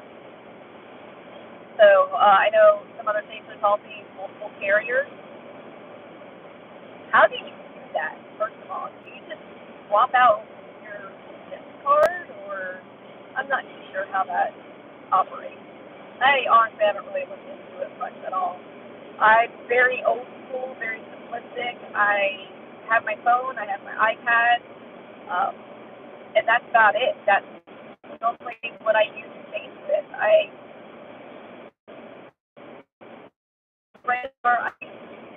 to talk to meteorologists to help me with tasting. My old state partner is a very seasoned tornado chaser. Unfortunately, he's out driving for another chaser most of the time, and usually works during snow season or is on a cruise. So I've actually linked up with a couple of meteorologists now, one that's based out of Bowling Green, and I seek their guidance big time. They help me out to navigate, to intercept safely, because as some that know me from safety here, hey, and also remind you guys, if it does say offline or disconnect or something like that, sit tight because we'll come back on. I will not drop the stream. The stream won't end or anything like that. It will pick back up as soon as I have service.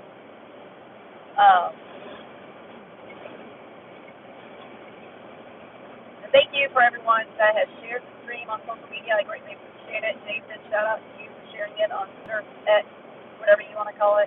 I still call it Twitter. I'm sorry. It's that whole, like, you're still going to call it, I sent out a tweet. Like, you're not going to call it, I sent out an X.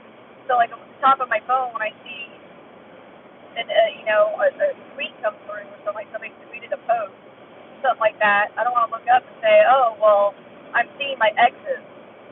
People are posting my X's, posting X's, or what. It sounds weird. So I'm going to leave it as it is.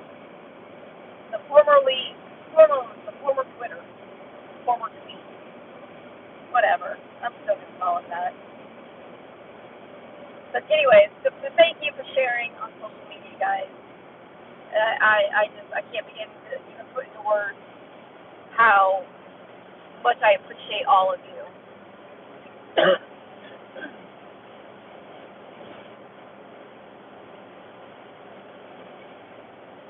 Yeah, I think forever everyone's gonna call me sweet.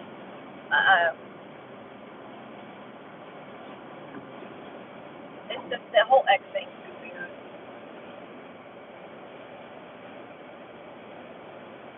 Alright, still rolling up. It's over an hour until we get to our target area. Evansville is our target area once I reach up there. Well, I guess I could say we, because y'all are coming along with me. Once we get up there, we'll fine tune. I'll check back in with Mike, the meteorologist that's guiding me tonight. Check back in with him, make sure our storm's still on track. I'll look at models on the iPad and make sure that everything's still tracking as far as that goes. We're looking at a rogue supercell to come across the north side of Evansville around midnight. Now, whether that is tornado producing, we'll just have to wait and see. I mean, nobody's Nostradamus to predict. You can have all the ingredients there in the world, it doesn't mean it's still going to produce. So,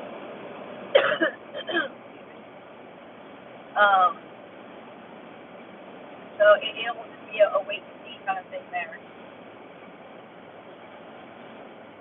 But that timeline seems to have got pushed back a little bit further. Around 4 o'clock earlier when I looked at models, it seemed to was looking around 11 p.m. for it to come across. The storm seems to be traveling at an east-northeast direction.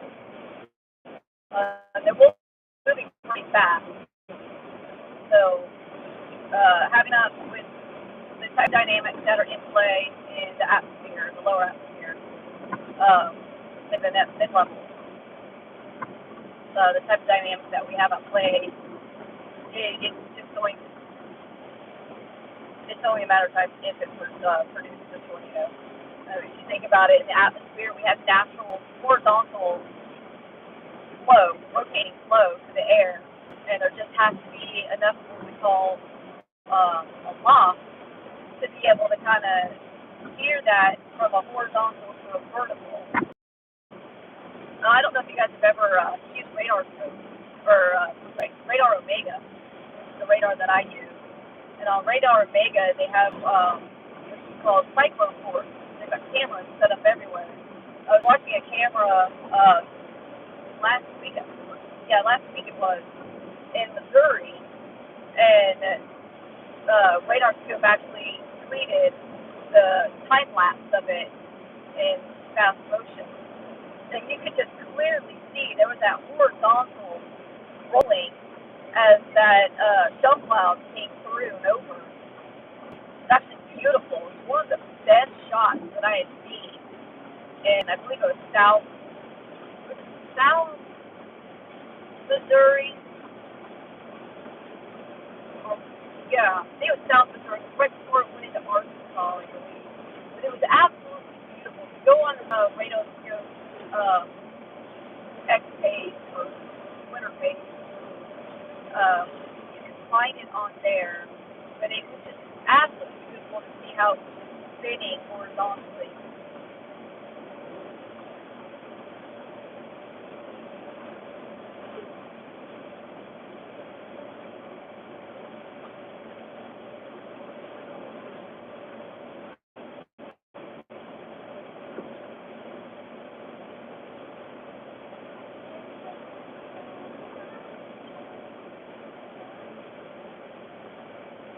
So weird to me not to have music. I'm so used to, like, on my way to my target area, I used to jam out to my music. But I didn't turn my Bluetooth off, so my phone's connected to my Uconnect in my Jeep.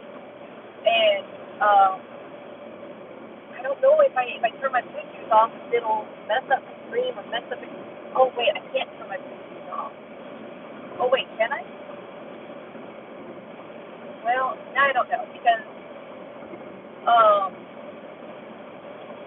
I've got my hotspot connected to my iPad, so I can use the internet on my iPad. I got an older, like 8th generation iPad. Every electronic except for my cell phone is hand-me-down electronics. I buy older electronics. I think my phone, this is like the first phone I've ever bought, maybe the second, that's actually like a brand new phone. So,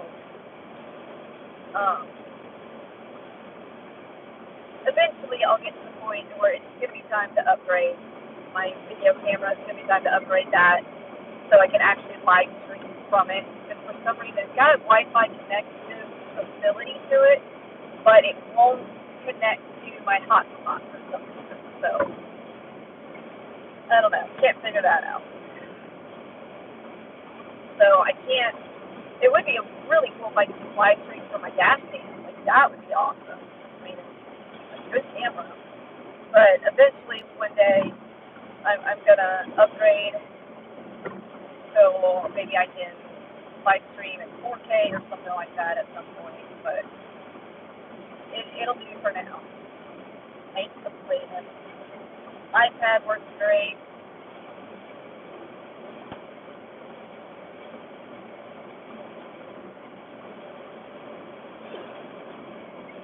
Once I get up to Evansville, I'll check my tires again. But I really think it's my pressure, because I know there's a nail in the rear right. So when I filled it up today and I poured water over it, it didn't bubble up or anything like that. It didn't show any air coming up out of it. So I felt pretty solid. I stopped in Portland when the sensor came on, and all my tires have the right amount of air pressure. So I'm not worried about that right now. I should have had it pulled yesterday and passed, but I was feeling really horrible from the sinus infection yesterday. Stayed in bed all day long. Tomorrow, not a day.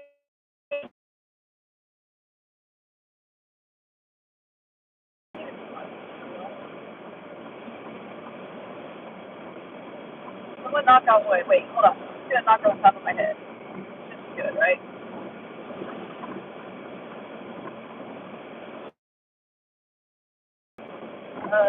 Well, 8:30, so we should be there in about an hour. Oh, so this is showing that I changed time. I was wondering why it said on the bottom of my map that I was going to get there at 10:30. And I'm like, wait, what? 10:30? What?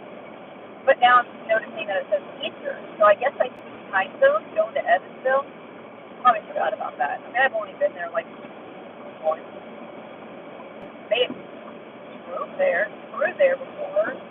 I've been still taking Missouri before in Illinois, but I think I haven't really noticed or remembered those type things.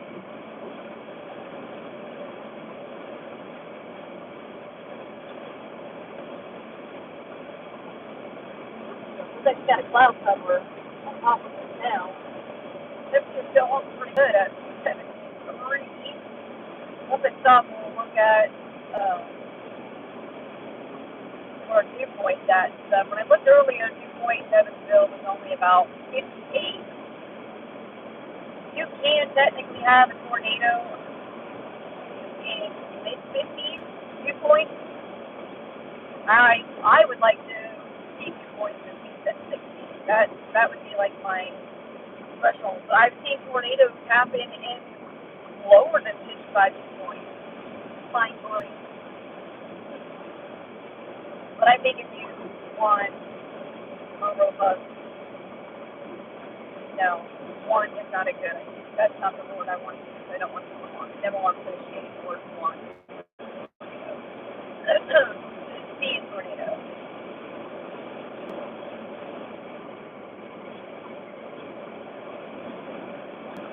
Alright, hold on. Meteorologist is going to know. Power down. Okay.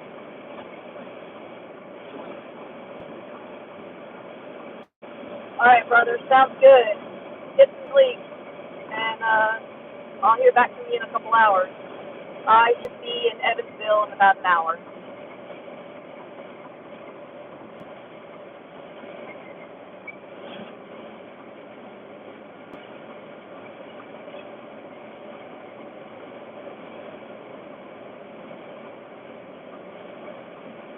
think that if you, on Facebook or on X, Twitter, whatever you want to call whatever we're calling it, look up I-65 weather and follow. They mainly do, that's a road. They mainly do Kentucky weather, but he will do some Middle Tennessee weather as well. He tries to stick with the I-65 corridor, but intelligent meteorologist.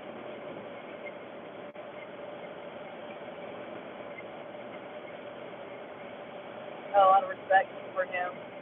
Anybody that chooses to put a family before doing a weather event, I got mad respect for it. I mean, if you're not a normal chaser, or if you're dedicated to meteorology or whatever, you gotta have to take time out and put your family first, hands down.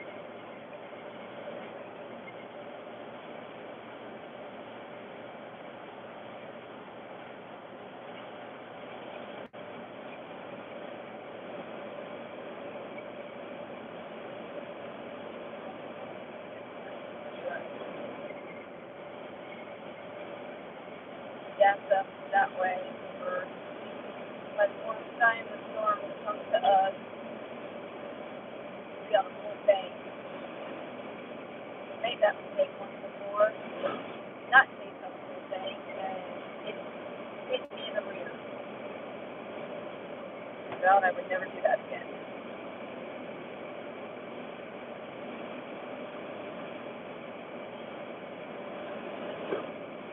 That's the only bad thing about driving a lightweight vehicle. On windy days, especially with these wind gusts, it will push you around.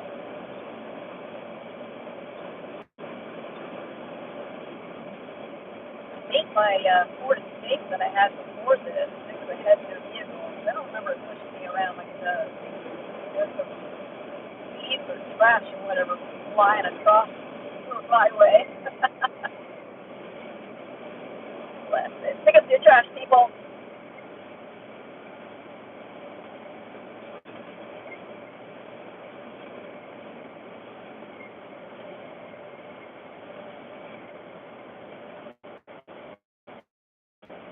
Driving a little Ford down there doesn't seem good on these hills, trying to keep up with the speed.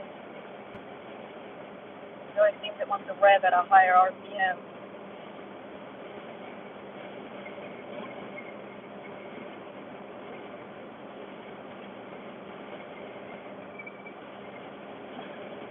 But with tonight being, the debut YouTube live stream, look forward to I will be live streaming every day going forward. I will find a groove with my setup, and it will come together a whole lot better. But make sure you hit the subscribe and the like button. That's the big thing. Subscribe and like. And anytime you hit the subscribe button, you'll get notified when I schedule a live stream or go live. Anytime that I chase, I will schedule for a live stream, and if you hit that subscribe button, it'll notify you that I've scheduled it, and then it'll allow you to hit the notification button, and it'll notify you once I do go live. So like and subscribe. Ooh, now we got wind coming from the other way. Man, am I in Florida again?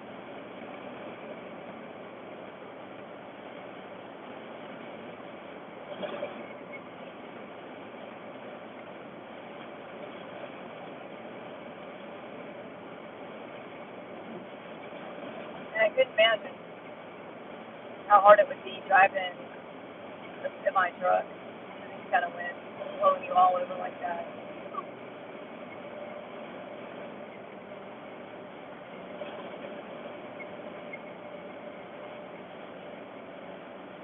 It's like the storms over Chicago right now, but it doesn't look that it has tornado warned or anything like that. Of course, that's just glancing over at reflectivity. This is wild. This wind is blowing back and forth across the road. That's crazy.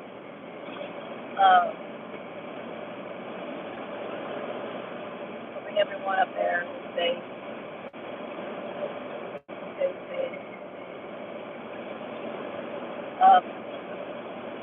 Does not look like the watch has been issued yet for our area in the southern Illinois, Missouri, western Kentucky area, Ohio, southern Ohio area.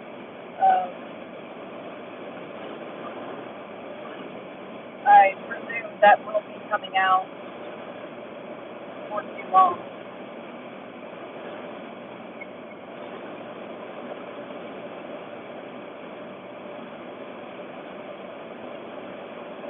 And these hills are fun to drive on a freaking 4-cylinder.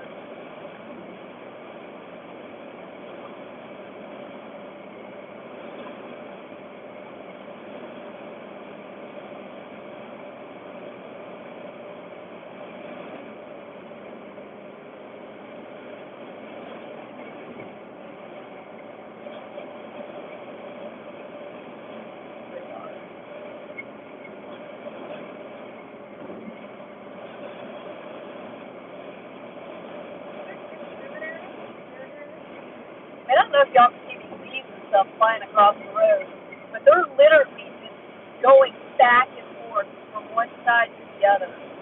It's craziness. And I'm just getting pushed around from one side to the other.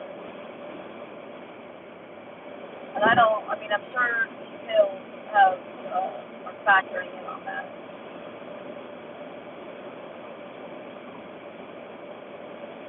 Obviously it's factoring in on it.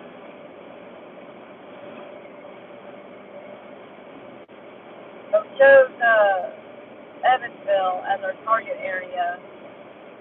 Due to the topography, I was going to do Paducah, but there's a bridge to the northwest of there that I chose. The Evansville is a much more flat area. That would be more conducive. And then once we saw that road super cell that was going to be on the north side of Evansville, that kind of like split by the choice. But topography has a great influence on severe storms.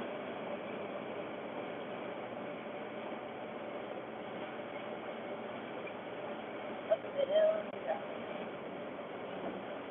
And it would be nice if I could chase the hills. I've done that. I chased the Ozarks. And there's nothing worse through pouring rain with steam coming up off the road, trying to chase a tornado and taking 10-degree hairpin turns. That was the worst chase I think I have ever done. I would never chase in the Ozarks again.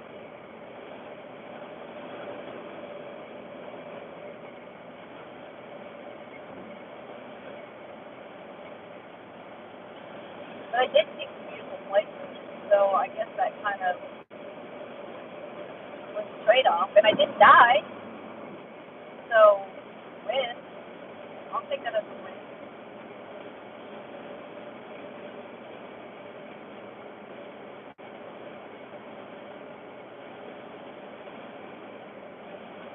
And I only hope typically when you get this big setup, like tonight, you get cases of God everywhere flooding one area. Get that in the plains a lot. If you ever use radar scope, you can actually see chaser locations. And there's a red dot. And it looks like, if you're using the planes, it looks like the planes have just broke out people.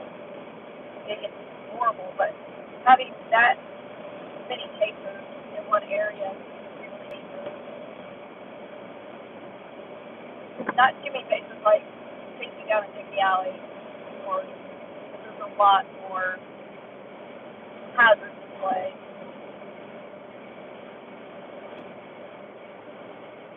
but sometimes it's not too bad.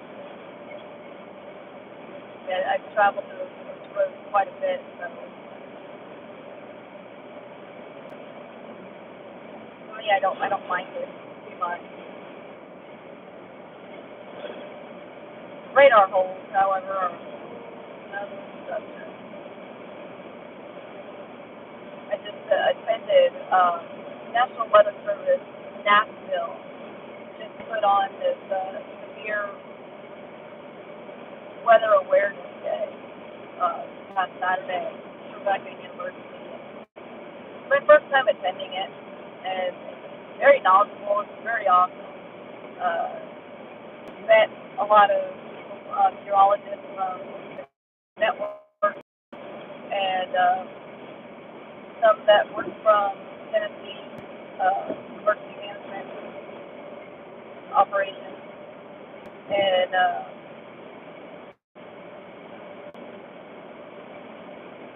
that was really awesome to attend and meet people.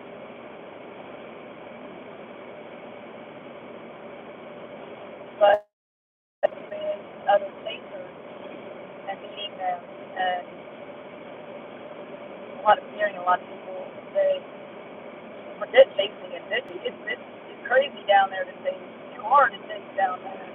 And I mean, they're not wrong. If you're not from that area, if you haven't traveled through that area a lot, it's difficult. And sometimes the risk is just isn't worth going after it. But those of us that are from the southeast and know the area,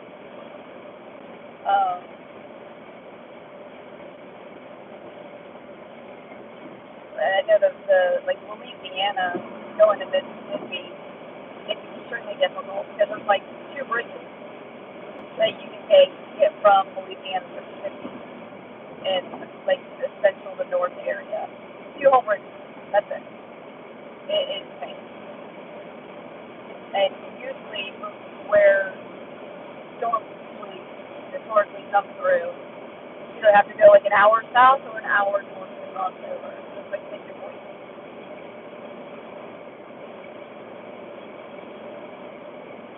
Alright, we have about 15 minutes left. We'll be in our target area. Nice. Get out. Stretch.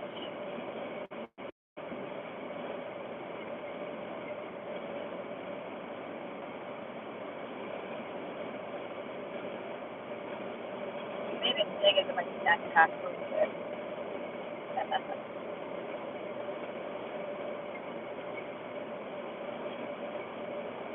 I have celiac disease, so I can't just stop at like a fast food restaurant and grab a bite to eat.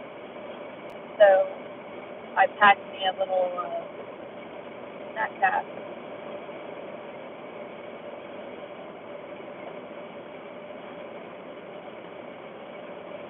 I wonder where I actually come over into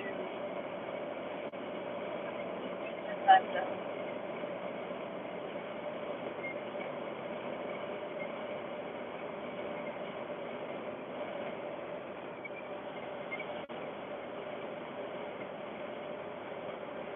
And then when I get into Evansville, I wonder.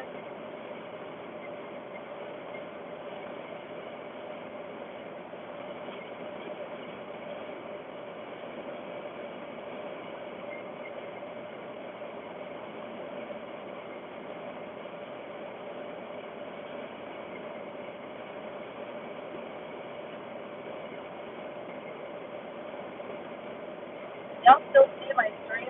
Okay.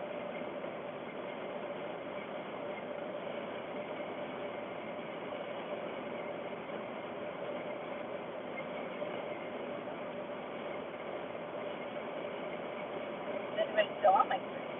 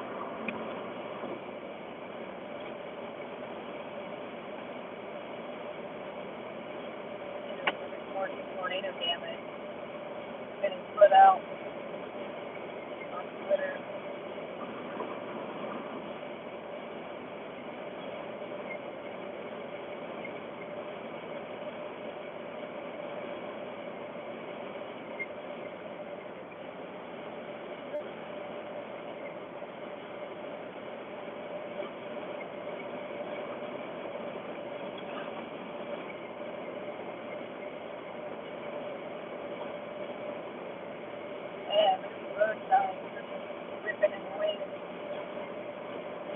Accident ahead. Trail. Hopefully it's not bad. Left lane close ahead. My exit coming up to the left.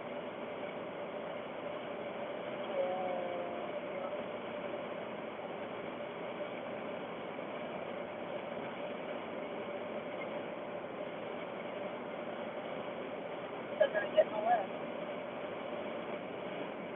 We've got about 45 minutes left. 45 minutes till that's Monday.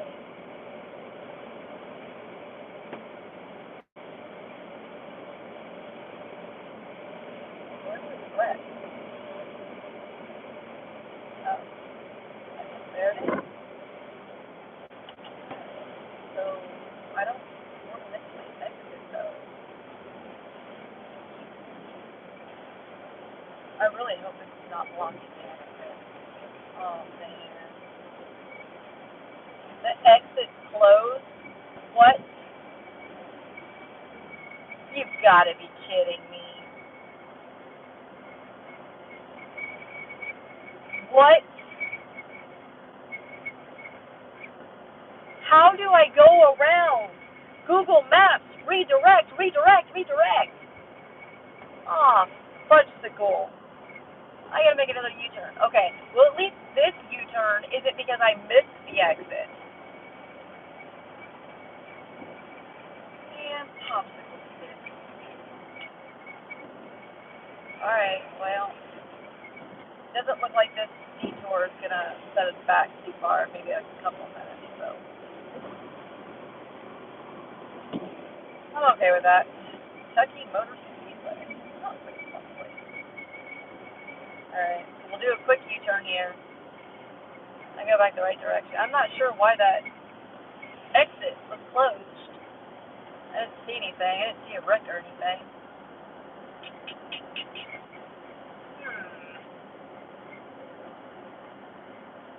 Alright, well, we still don't have any kind of watches out our target area.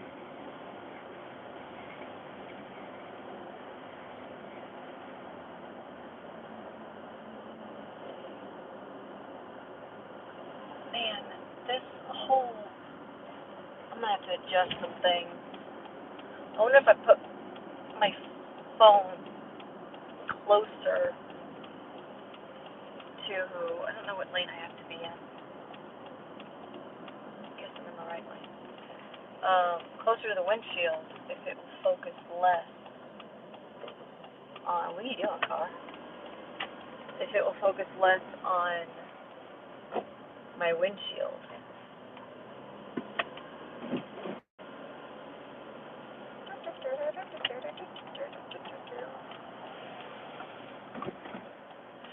Oh boy. And I'm behind a cattle truck. Oh, I hope it's not full.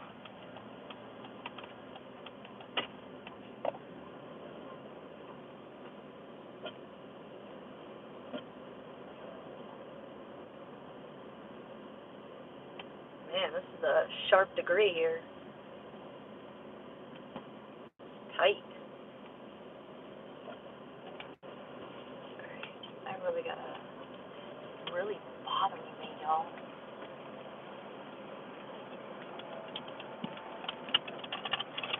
No. See, that doesn't help at all. I don't know. I'm kind of at a loss here. Not really sure how to fix this problem. Or if I just need a different phone holder. I'm not sure what the solution is.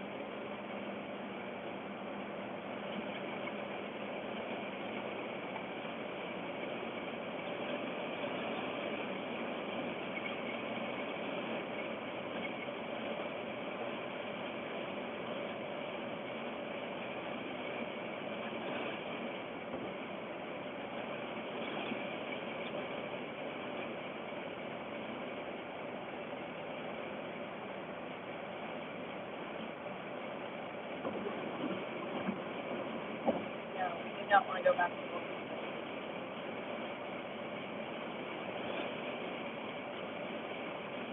But that's back to stress and more nice.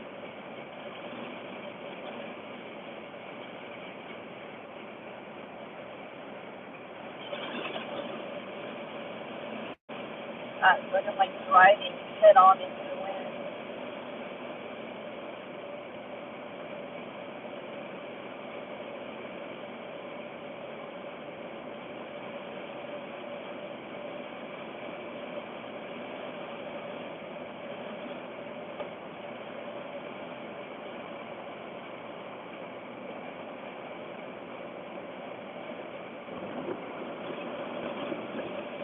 Owensboro, I've been there a few times.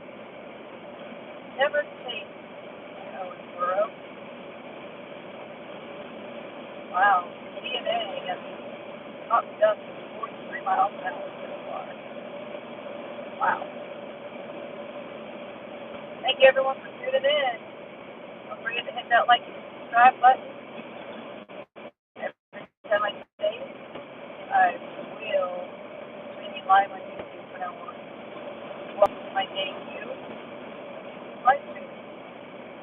I hope you enjoyed the show. Please don't forget your popcorn and soft drinks.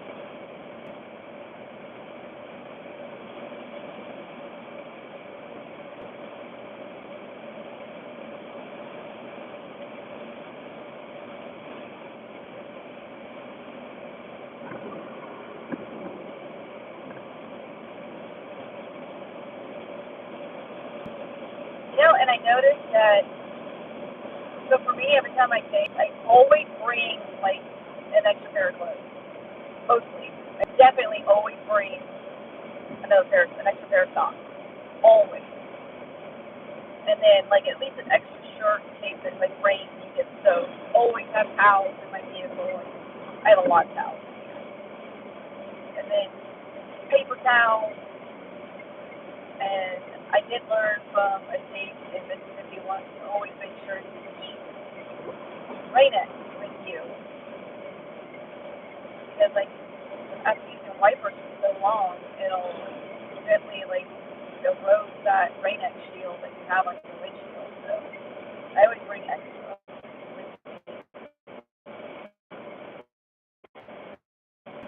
And green cleaner.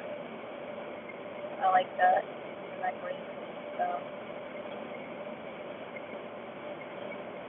Like sometimes your windshield or your headlights will get covered.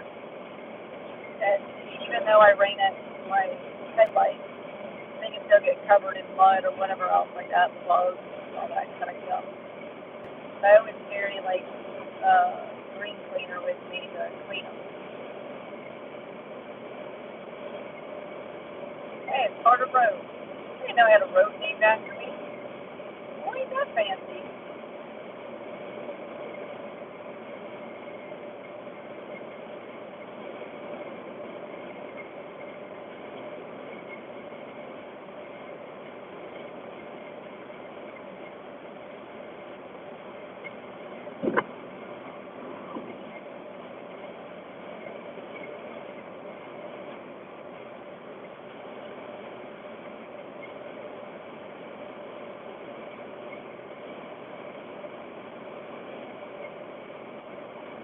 So it looks like the storms have moved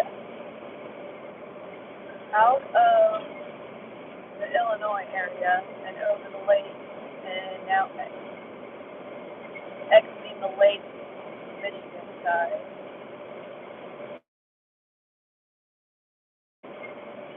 My old roommate lives in Michigan. I hope she stays safe.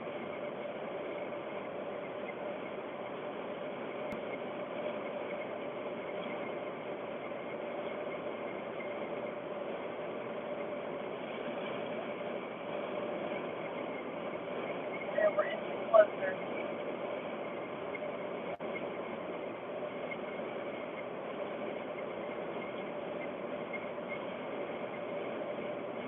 I really use the bathroom break.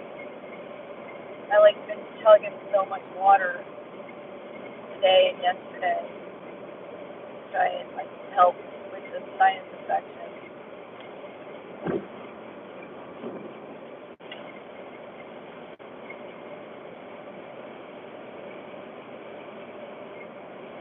Okay, those of you around Middle Tennessee, you see that TBI post. I know I posted on Facebook and on Twitter the missing 15-year-old kid from Sumner County in Hendersonville. Hey, do me a favor and share that. Try and help get this kid found. They're saying that he has medical issues that could prohibit him from getting back home. That could be a happy ending for him to be reunited with his family. Couldn't imagine not being able to find my kid. I mean, he's 26 now, so I would hope he knew how to find his way back home. But 15-year-old kid.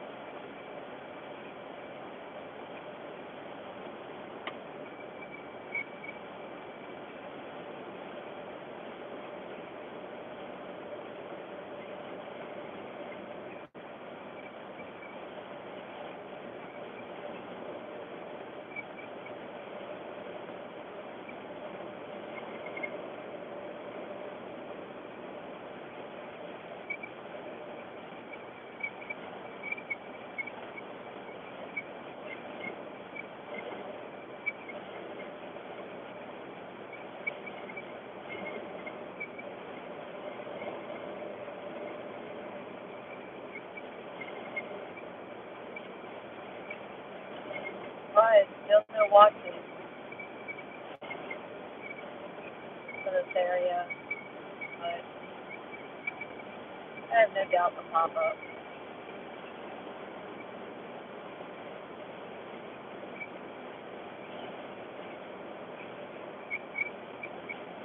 I don't think I've ever been on this road.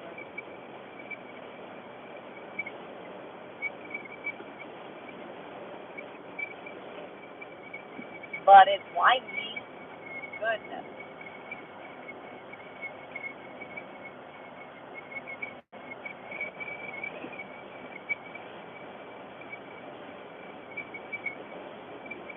And I forgot to put tape on the end of one of my roof rack bars. The cap kind of ejected itself. And so now every time I drive, there's this constant whistling noise. And it's not that good, enjoyable whistling. It's like the peak of a hurricane wind whistling through houses or something. So it's constant.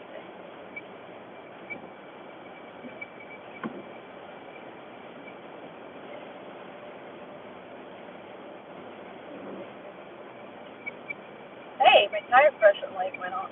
See, that's how I know it's a sensor, because it comes on and off like that. I think my sensor's messed up.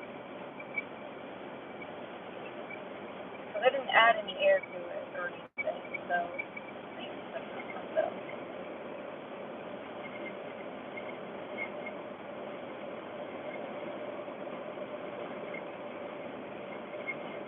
Another add-on for the shop to look at. See it.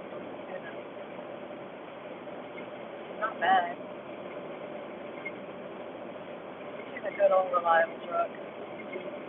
That's whatever.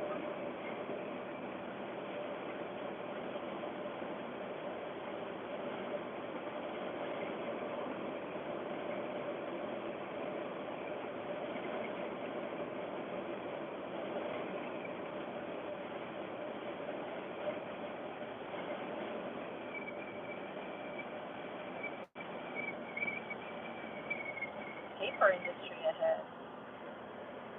Interesting.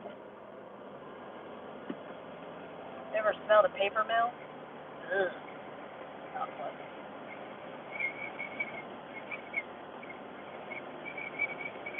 This road's a little desolate. Where am I?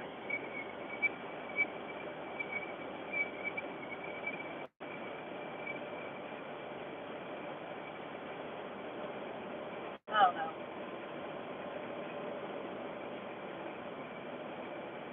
I'm in farm country, I can tell you that. But look at them silos I just passed. I'm in farm country. I know I'm in Kentucky, I can tell you that much.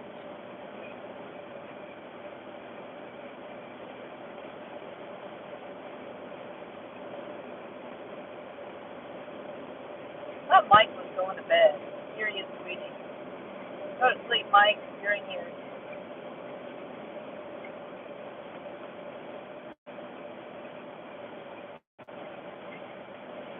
Alright, you're blinded by the light. Whew.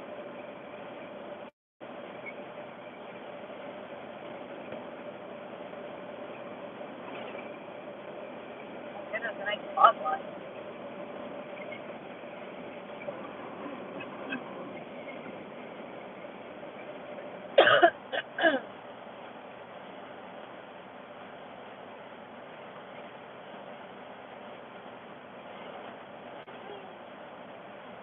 I honestly have no idea where I am. I can look at the map, but it just shows me a road. It doesn't like tell me. It doesn't zoom out, but it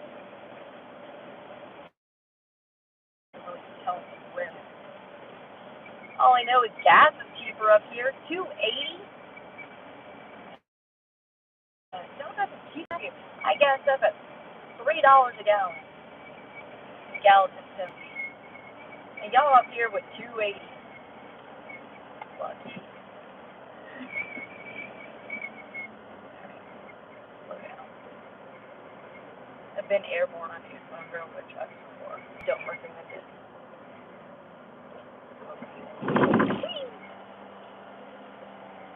Man, I really am in farm country. I see a power plant off to the far distance. That's about all I can see out here on this desolate road. Oh, you know when you're driving into that wind, man, you just like feel it.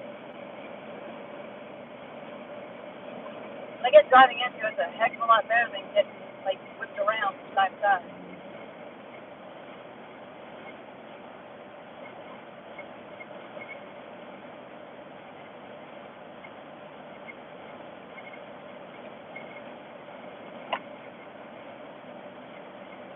Tornado warning, Illinois. I can't really see the radar. Yeah, I should have probably done that before going on this trip. Could have went on Amazon and bought like a $13 iPad holder, good years, cup holder. But I didn't, so here I am. I've got like this keyboard case for my iPad, so it kind of like folds. I can fold it and then put the keyboard like a laptop, and then rotate my screen all the way around. So I've got my keyboard kind of like snuggled in my equipment bag. You want to take it right now? Okay. And I just kind of got like zipped to the edges to like hold it still. But it's in my passenger seat, and which means I gotta take my eyes off the road to look at it, and it's just figuring it out.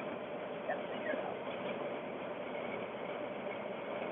Roll with what you got. It's always so I come from a military family, and one thing we've always said is our motto for life is adapt, what is it? Adapt, improvise, and how am I drawing a blank? I've said this pretty much my whole freaking life. Heather, get it. Adapt, overcome, and improvise. There you go. I knew I said it. I really have that confidence. Adapt, overcome, and improvise. And that's what I did.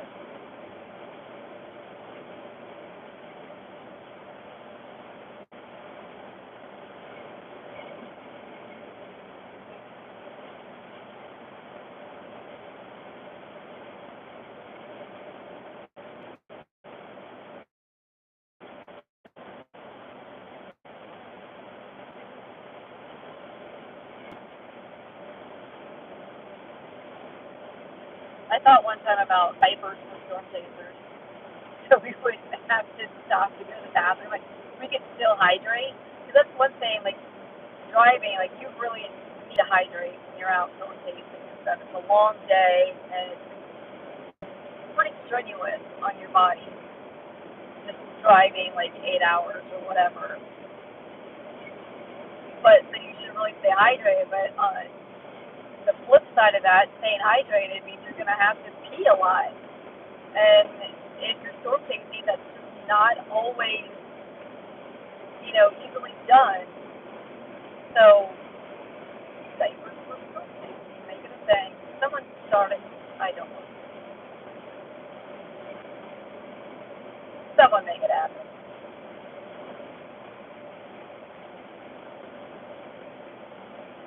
Alright, so I see a power plant, so I can't be too far from a river. It shows I'm only 30 minutes out.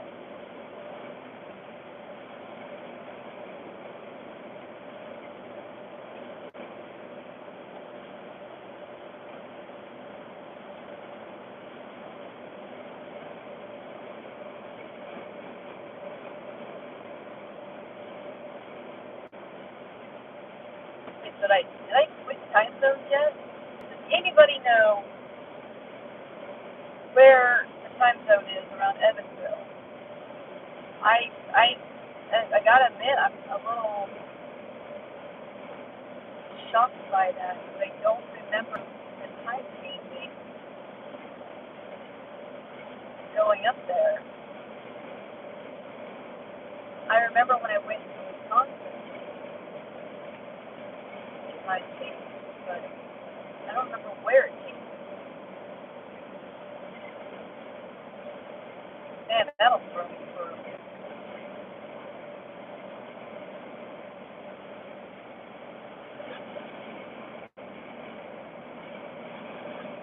Man, these corners aren't so easy just the way it is. What a bridge. Oh, I guess I'm going, I gotta go over the river into Evansville. I kind of forgot about that aspect. I forgot that across the river in Kentucky to get over into Illinois. Promise I'm all with it tonight. Promise. Have no fear.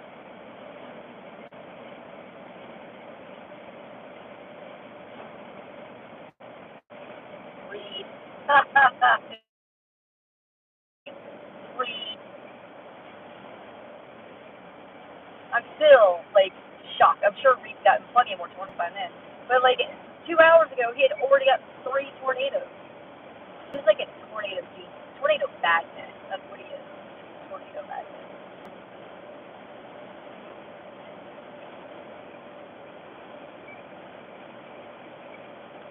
But live tasting is intuition, man.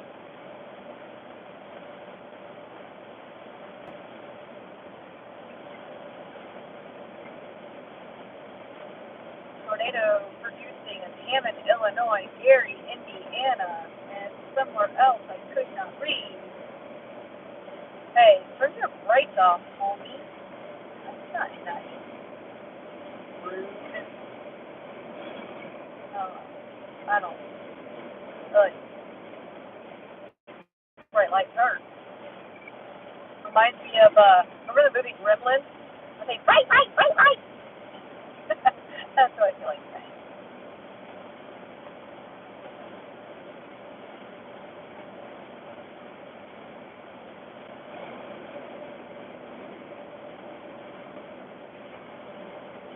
No precip out this way.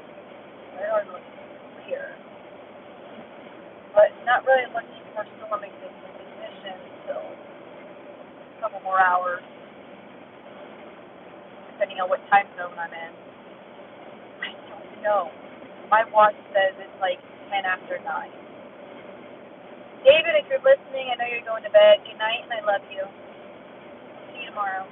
Have a great day at work tomorrow.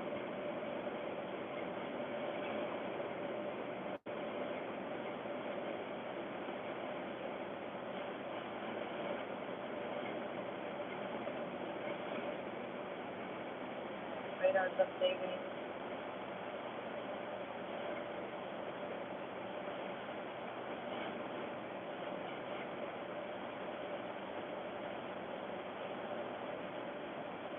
I would expect to start seeing big storms to the west, southwest of Evansville start to pop up. Maybe around 11 o'clock hour. I don't know. Once we get to Evansville, we can stop, look at some different models. I use Pivotal Weather to look at models because I do not subscribe to anywhere that makes me pay for them. But good old reliable Pivotal is a great tool to use for free, and it would never diminish the usefulness. Alright, well, this is a big bridge. Oh, I guess I'm going over the river? Oh, hey, I'm going over Green River.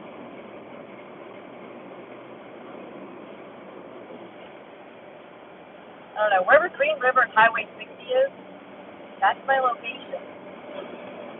And that's about all I can tell you because I don't really know. I just follow the blue line. Most of the times I follow the blue line correctly.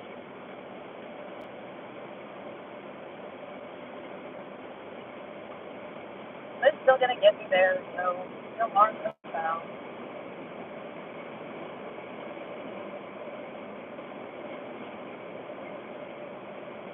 When I first mapped this out, I was like, oh, it's only going to take me like 2.5 hours to get to Evansville. I'll be there by 9 o'clock. No problem. And then I'm like looking at everything, and I'm like, en route, and I'm like, well, I just have to say 10:30. I'm going to guess I did miss a couple of exits, but I didn't like think it. Like I don't know. I guess maybe it threw me a loop thinking that it wasn't showing me the time in Central. So I guess essentially it's still going to be around 9:30 in Central, but I'm just looking at it in Eastern.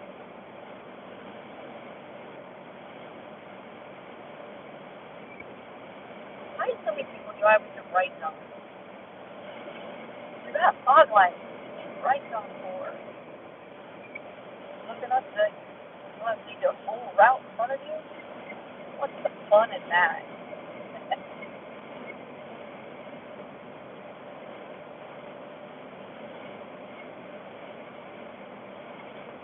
Alright, about 20 minutes left. Woo-hoo!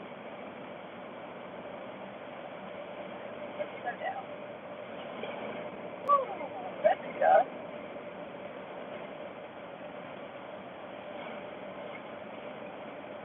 Good.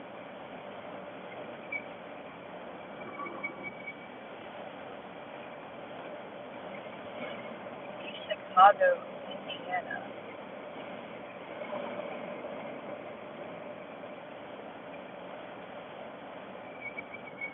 Tornado warning. Interesting. Very. Alright, 5 miles. Don't let me miss this exit. 5 miles. Like, have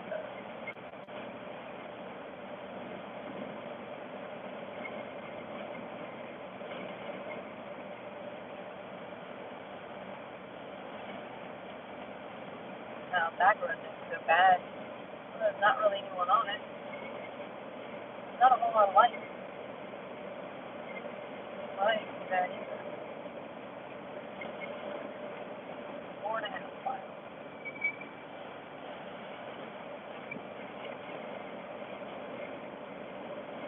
Man, I hope the media wraps big old house up there. Holy cow, it was like the governor's mansion up there. Wow. I hope the video quality is okay for you guys. Said I've got to figure out this whole with facing lights, why it's focusing on the windshield. Or I have to dig further down into my settings on if I can change it to manual focus. I mean, that would be great if I could do manual focus on this.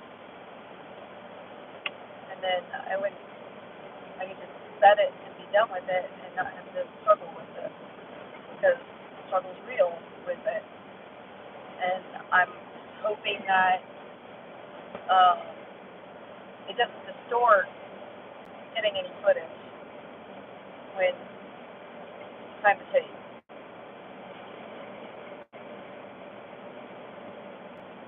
Alright, 3.5 miles. Gotta keep watching my map. I will not miss this exit this time. I will not.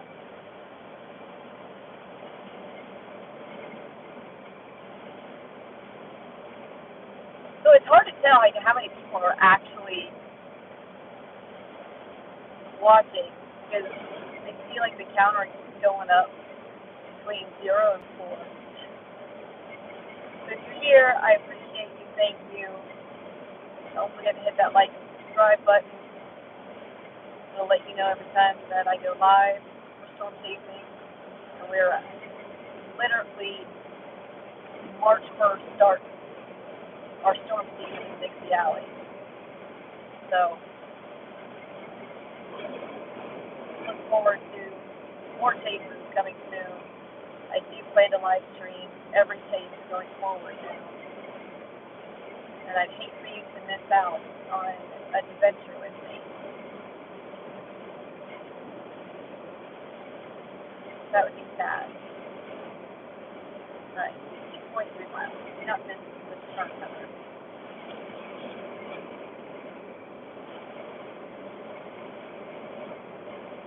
Oh, bridges and high winds are fun.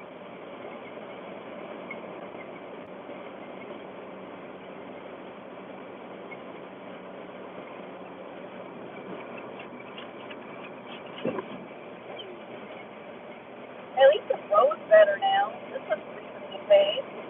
Thank you for that, whichever state that I'm in. That's greatly appreciated. I don't know, like, have I crossed over the river yet? No, I have not. Okay. Okay, that's coming up. I have not crossed it. I am still in Kentucky. Woo! Okay. Now I kind of have an idea of where I am. Alright. That's good. Still in Kentucky. Alright, 1.2 miles. I will not miss this start. I will not miss this start.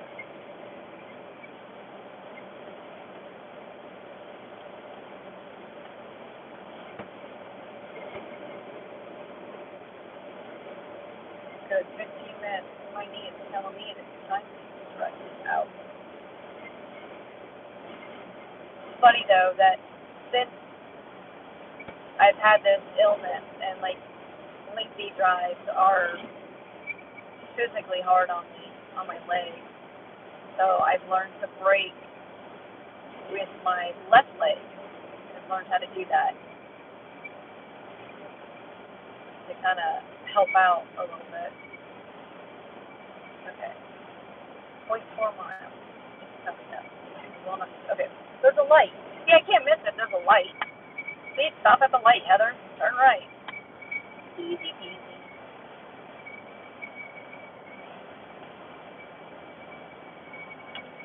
Alright. Oh, let that cruise and stretch and pop. Okay.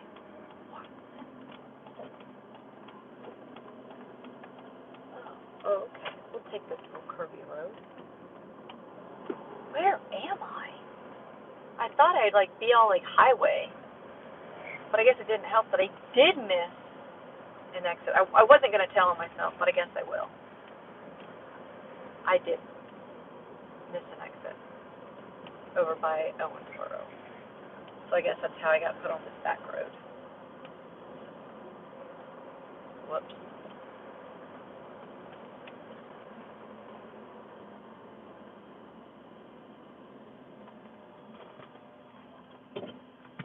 Well, at least when you see my vehicle rolling into town, it doesn't spark panic because you can't really tell it's a chase vehicle. I mean, I have a couple, tornado stickers on it, but nothing when you look at the front of it that screams, "Hey, I'm here to chase a tornado in your area." Holy hill. Ooh, that's a steep hill. I don't want to be on that night.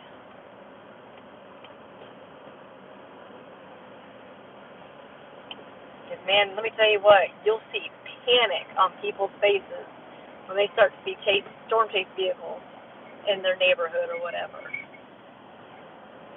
Man, that's a big old fancy house up here. Where am I? It's as much as a guess to me as it is to you. Okay, don't miss this turn, Heather. Point 3, pay attention to your map, Heather. Point 3. This little road 3, or do I go to the light? No, I go to the light. Go to the light. Alright. Alright, so we're getting back on the highway. Okay. And then we should be crossing the river on this. I want to wait till Evansville then we'll find a gas station and gas up.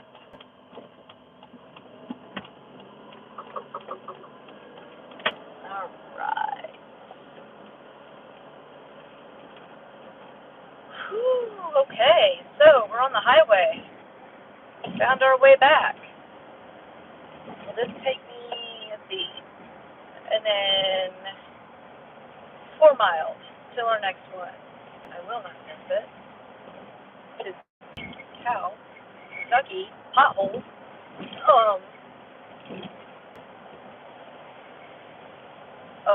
I think the veterans home. 285. Now that's what I'm talking about. This takes me over the river. Maybe I should have gassed too. Yeah, I get. That's one thing you do. When you drive around a lot, you got to have all these bajillion apps, all these different bajillion gas stations, and so you know what you can get cents off on. The struggle's real. The city of Henderson. Okay. Big old tall bridge up ahead. Yes, the Ohio River is just up ahead. We are going to cross the Ohio River. I don't think I want to be next to it because I'm going to cross the Ohio River at the end. I don't think so.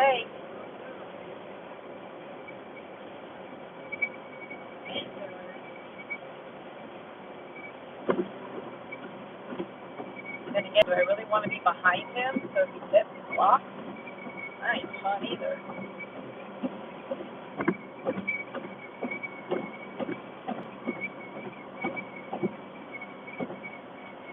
Wind doesn't seem to be that bad though.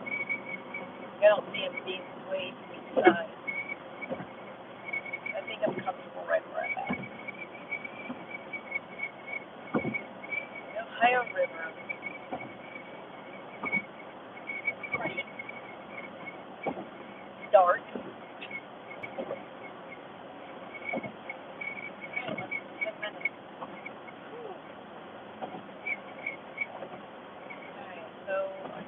Best plan of attack is to go ahead and just go to the north side of the city, or just, now that I'm here, might as well, I'm pretty much here.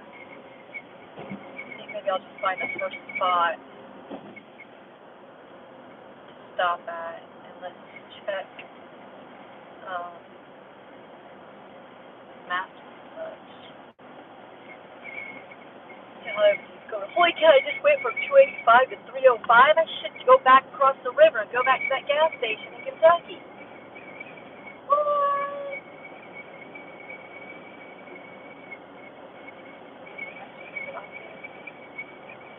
Well, maybe because this is like right on the river, and there's a lot of casinos around here and stuff.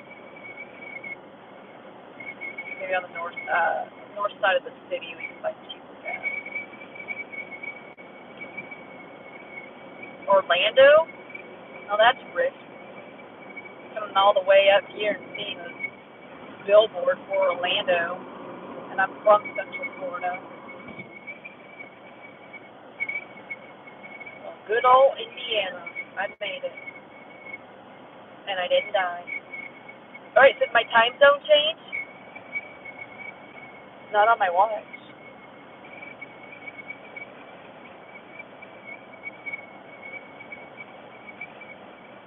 Alright, I'm just gonna get off here. Check me out paying attention to that. Go me.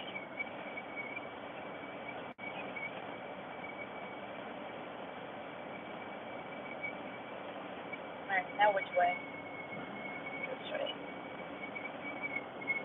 I don't want to go north. I mean, eventually I'm going to go north, but not yet. Crank it back. Alright. It's been a hot minute since I've, continuously drove this long. Okay, pay attention to your map, Heather. So, I get off again. This exit. Okay. Put me on the road, just take me on the road. Okay.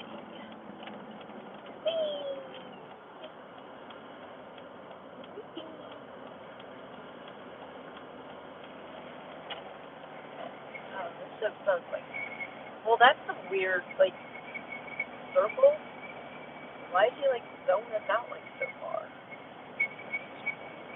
Hey, there's a whole lot of cops back at that apartment complex back there. They got a car pulled over.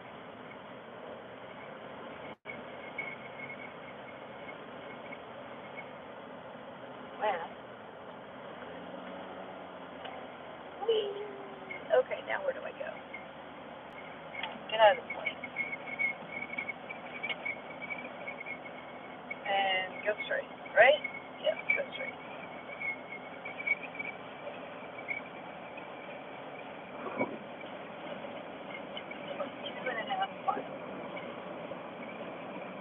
Right.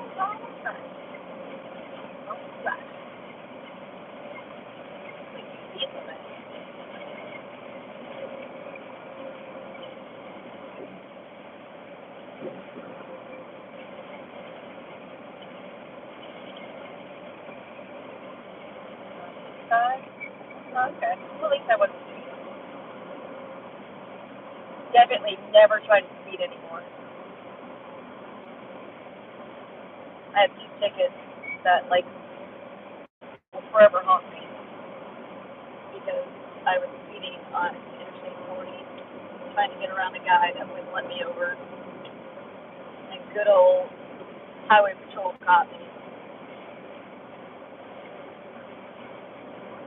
I won't go into details. I'm just glad it's behind me. But since then, I watch the speed. Unless I'm out running a tornado. I did have a cop give me a pass because I kept him from going straight into a tornado. That was in Arkansas. And he actually thanked me for it. I thought he was going to really get me because I was driving south and I wasn't driving no Miss Daisy now. I was hauling booty going south. And sheriff's deputy pulled up and started flashing my lights at him. I knew he was about to turn around and get me anyways, but I had to let him know. I was like, dude, you need to hang out here and chill, for those tornadoes can cross to our north. And he's like, oh, really? Oh my gosh, thank you so much. So I didn't get a ticket. What is that smell? Are they having us drive over the water treatment plant? Ooh, let's get water and sewer utility. I'm pretty sure they have us drive over it. That was not pleasant. Oh, that's a cool skate park. What is that? That's like a big old putt-putt. Oh, that looks awesome. I love putt-putt. Haven't played it forever. I mean, I eventually upgraded to playing golf, but... Alright, so I'm guessing this is downtown. Isn't this the way we go to the casino? I've only been there once, but I feel like I'm on my way to the casino. This looks familiar. Alright, at the light, turn.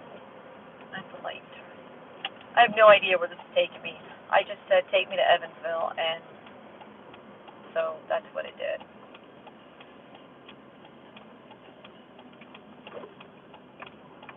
There's some kind of, is that the Shriners? Oh, those are the Shriners. So cool. Okay. But I definitely am not, is that the hotel we stayed at? I don't know. I'm not about hanging out in sketchy areas, so we gotta find, I want to get out of the city. Go to the north end. Find a gas station. Wait, is this where I turn? 3rd Street? No, I turn up 4th Street. Okay. Oh, that's right. I did come up here another time. I came up here one other time to see George Strait. That was fun, but I never recommend doing it on crutches. It's just something I don't recommend. I'm sitting here and I'm looking at these trees in this church courtyard, and whew, they are blowing. The hanging street lamps, or traffic lights, they're kind of waving back and forth too. If you're new to the stream, hello, welcome. We just arrived to our target area. I'll find a spot. Let me get out of the city. Find a spot. Let's see, where's the... Okay. So let's look back at the map. Let's exit this. Let's go back and look at just the map. Kind of want to get to the north end. Let's see, there's the regional airport. Sunrise Cafe, there's a Dairy Queen. But I can't eat there, so we're not going to go there. But what I am looking for is a gas station. So I just need to pull over really quick up here.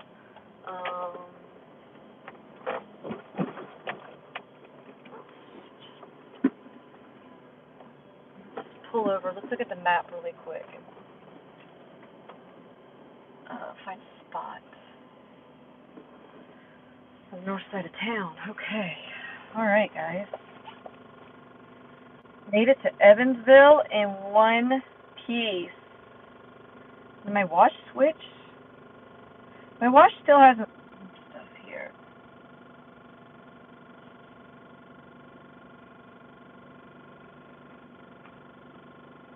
Alright, Paducah radar looks clear to the west as of now.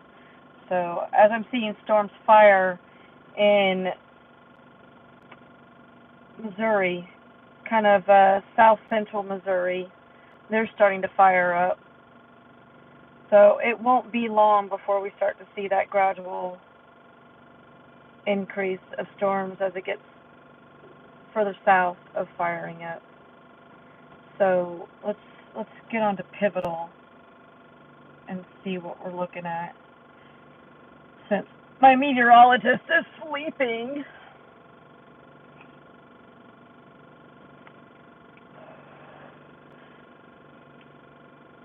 What I really would like to do is find a gas station and go pee, though. That would be great. Here it is. change stuff around on my, oh, go Preds. Nashville Preds won the game. Change some stuff around on my iPad, so I'm still trying to, like, figure out where everything is. Okay, so where am I? I'm right here. So, knowing where that storm is coming through, it's going to be the south side of Evansville. Let's find a gas station that's not $3. Oh, you know, I kind of almost want, because I have the time, kind of want to almost go back over across the bridge to that 285 and get that for 280. That gas station. I'm telling you what, man, I really wish I would have stopped there. But there's gas stations down here. Let's see, hold on. There's gas stations just to the south of me that I can hit. I really don't want to pay $3. I don't.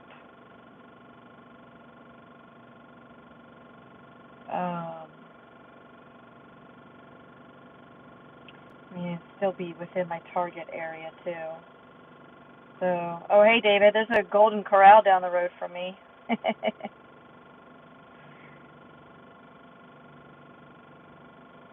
Okay, hold on. Where am I?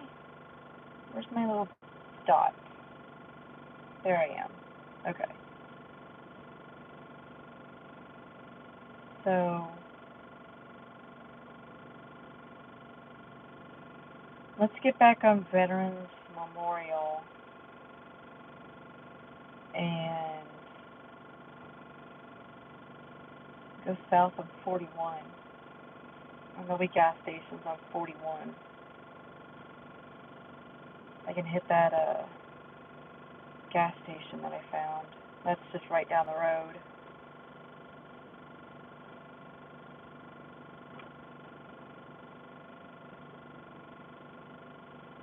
There's a Starbucks down there. Ooh, but I have coffee. I'm not going to buy coffee because I brought coffee. Thought ahead. All right, there's, oh, wait, come back. I found it, come back. There's that Shell station. Oh, yeah. This says 296 there. But I could have sworn it showed different. That's 11 minutes down the road. So let's go hit that gas station. What was that? I have no idea what I just swung out down here. Hold on. I brought a flashlight with me. David, I borrowed your flashlight. Oh, there it is. Okay. By the way, borrowed your flashlight. Okay. So, let's get out of this area and hit the gas station so I can go to the bathroom, too.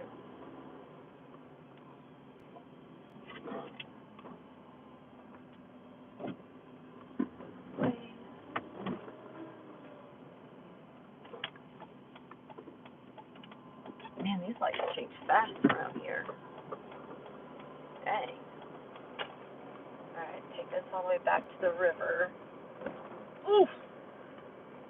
Goodness. Illinois, fix your roads. Evansville, this is horrible.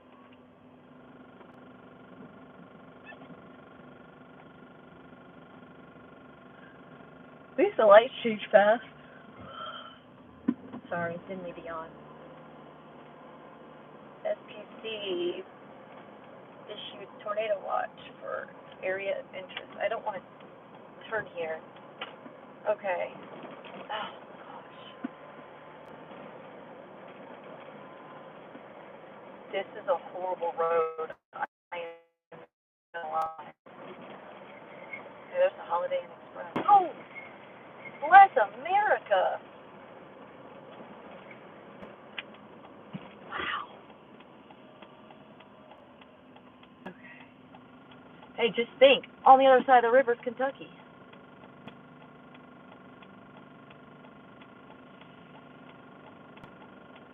The wind's whipping pretty good here.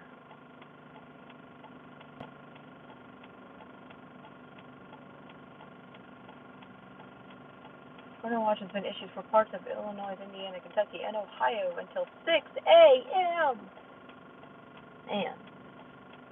And it's only what time? Man, I can see these flags. They are just whipping along the river. I mean, they're full force whipping. Man, that sounds like my power steering. I need to check my power steering fluid at some point. That didn't sound good. Let's get this way. I know at some point in 2 miles I'm going to have to turn.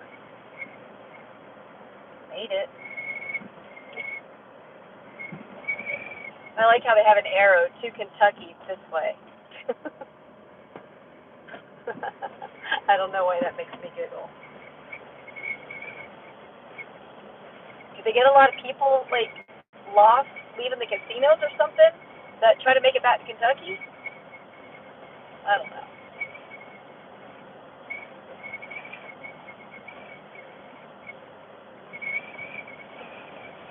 Thank you for everyone that has hit that like and subscribe button. Appreciate you, man. Really, really appreciate you.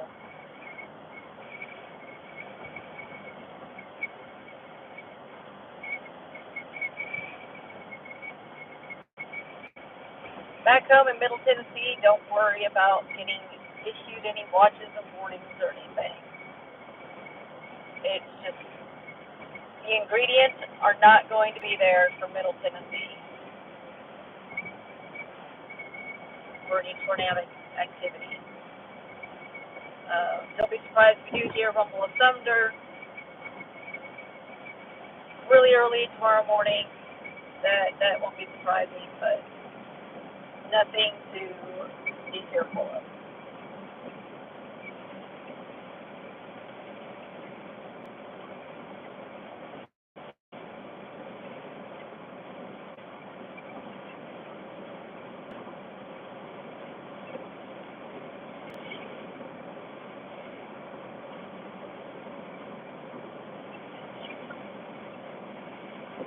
And I really hope this is the same Shell gas station I passed earlier that advertised 285. But that's awesome.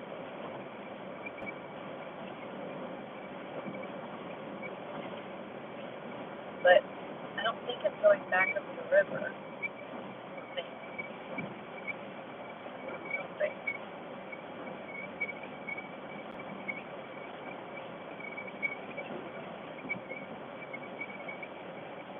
You get the temperature right in here. You don't get too cold or too hot.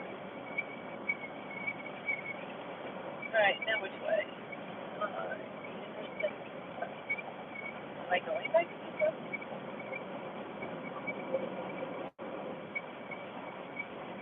wherever we find the cheap gas.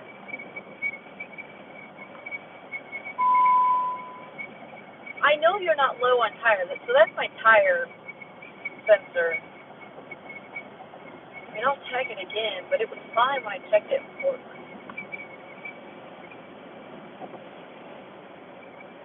I guess I know what I'm doing tomorrow. I'm going to get my tire fixed. I know where it's at, but I know when I checked it in Portland, it's not leaking air.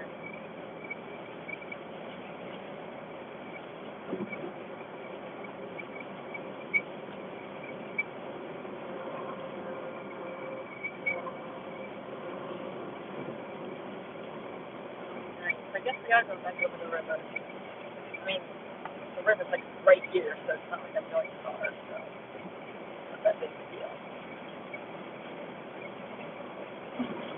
But maybe I want to hover around this area until it gets closer, I'm thinking. And just kind of watch models. Because, I mean, I'm like 10 minutes from Evansville. It's not really that big of a deal. And the road network, I mean, yeah, it's great, but, man, that's going to be going through the city. That's going right through the town of Evansville.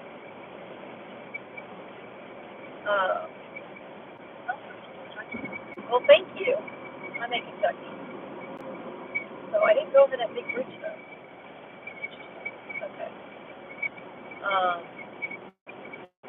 Yeah, because remember, I passed this 305 and I almost had a heart attack. I'm not paying 305 for gas. I think it. And besides, I don't know what the. Yeah, I don't get any sense off. So, nothing. Ben Claire. I'm not part of the Sinclair fan club thing, whatever. But I am part of Shell. Fuel reward. It helps. Thank you again, people. You know, in actuality, it's Tuesday, right? So I can actually go into my Tuesday T-Mobile app and get 10 cents off. Winning, that's a big score. So that's what we're going to do. As we get here. Alright. So another great meteorologist to follow, look him up on X, Twitter, whatever you want to call it. Yes, I say that every time. They still know what to call it. Look up Bobby Boyd. Phenomenal meteorologist. Actually is retired from NWS Nashville office. He is the other meteorologist that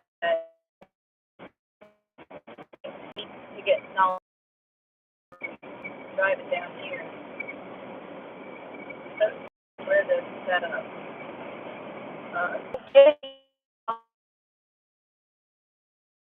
So I wonder, I see another gas station. If it's a racetrack, then I get points off at a racetrack. Let's mosey down there really quick. Racetrack's got good coffee. I don't care what anybody says. They got decent coffee. Thornton's got really good coffee. I'm not about that. Oh, there is a Thornton 5, but I get 5 cents off. David, I hope you're okay with that. But this looks like a good place to stop to iron out the details a little bit better. So, all right, guys, hang tight. I'm gonna gas up into my bladder.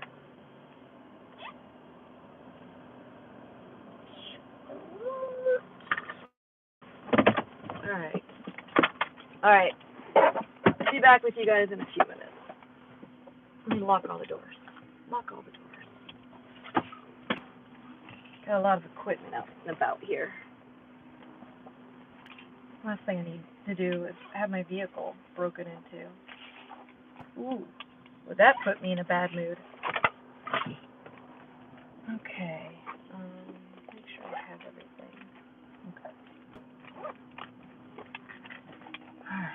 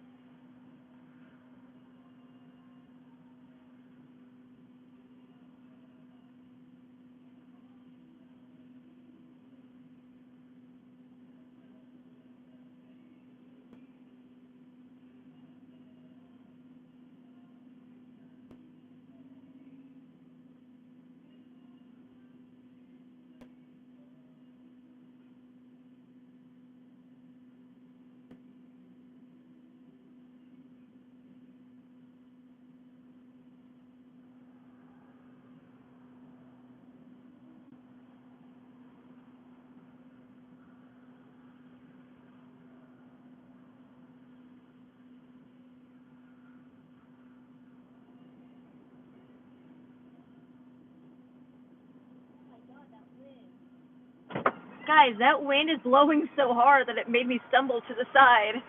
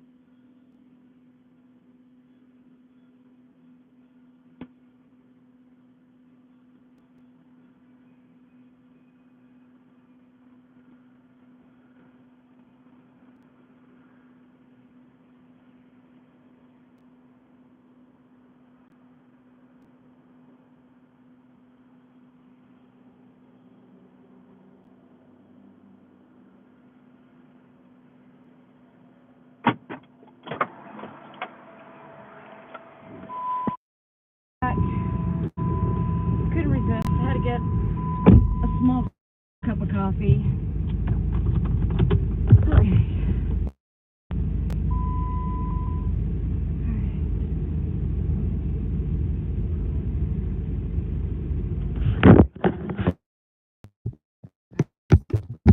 Parking spot, and let's look at. Is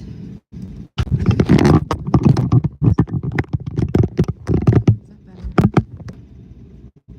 I gotta say, I'm like not a whole super impressed with the quality of this video, but let's find a parking spot. Literally, like, pull ahead. I'll start looking at some. Okay. So what we got going on everything. So take this off me.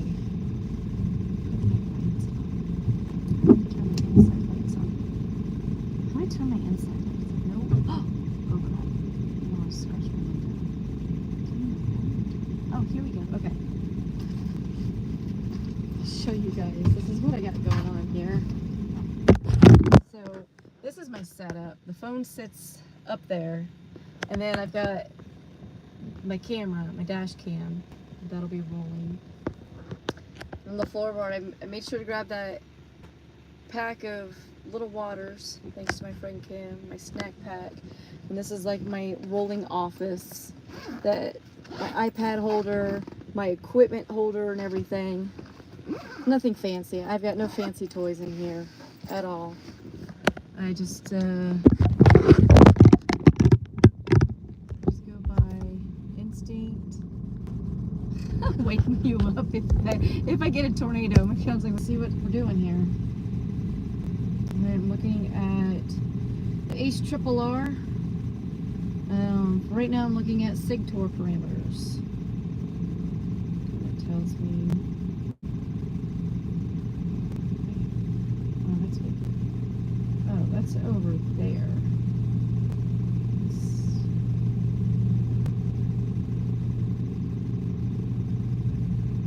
It's here in Illinois. What is that? It's 4Z. Oh, helps if I turn my pen on. Okay.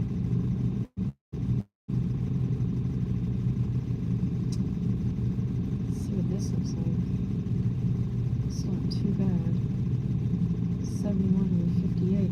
Right now, currently where I'm at, it is 68 degrees.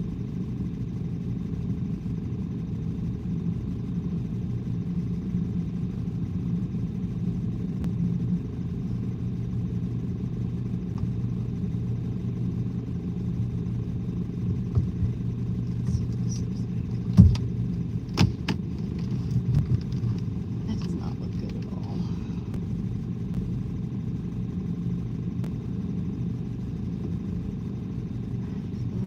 It's crazy.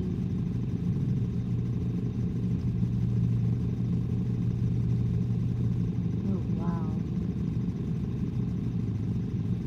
That looks to fire up there. Holy cow.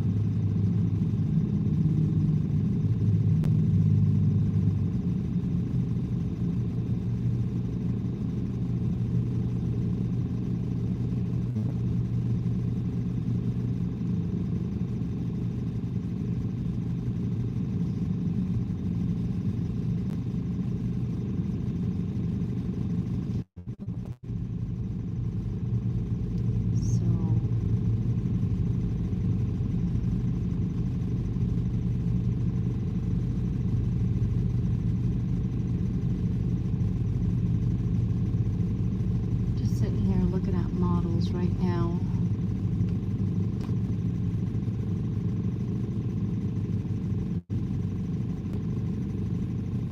So I'm guessing if I'm in Kentucky, then I'm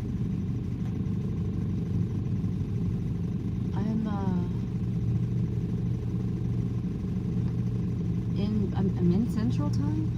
I really gotta figure out where this time zone changes. It's kind of messing me up.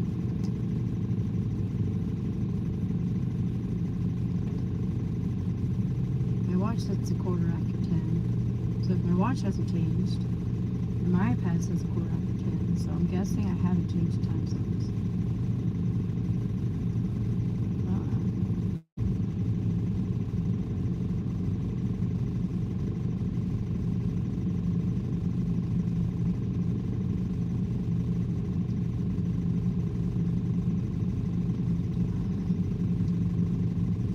Oh, I gotta download this app for the GoPro onto my iPad too, so that way I can control it from my iPad. But right now I'm looking at models for helicity streaks. I know I can see, let's put cities.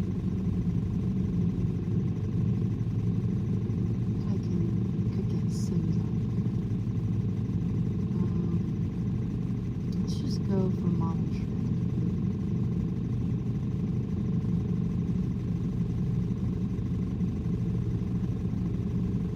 See how that plays out.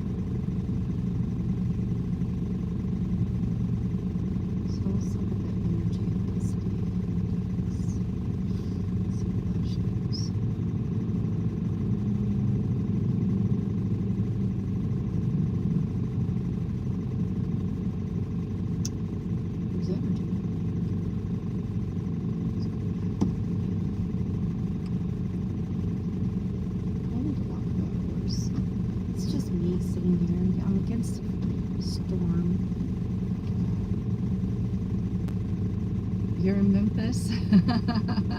Yeah, just sitting at a gas station, Will, just looking at models right now. I mean, I've got some time to kill. It seems like this line was getting slower, and originally it was supposed to be coming through around 11, but it's now been pushed back to about midnight, 1 a.m. It's sit and wait, right? Or it's a hurry up and wait. That's all you can do.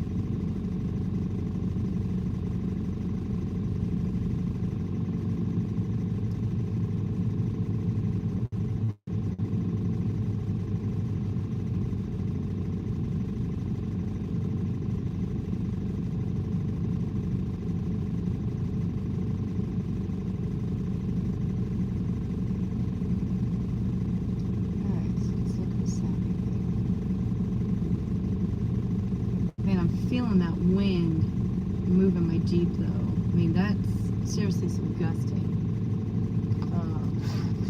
I have my handheld odometer. Not the only fancy equipment I own.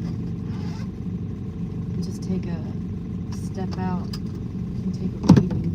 See what the wind's gusting up to. Gosh.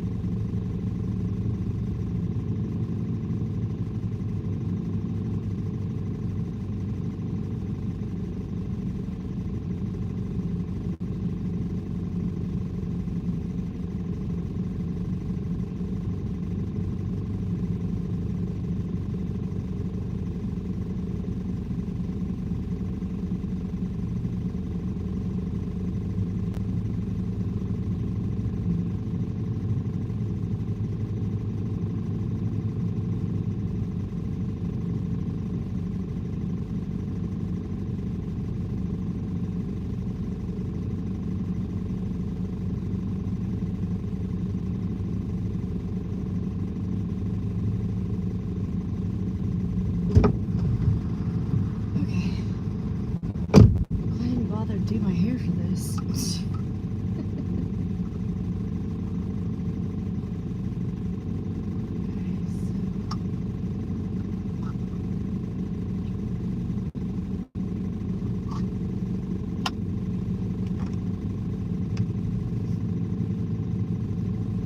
chilly.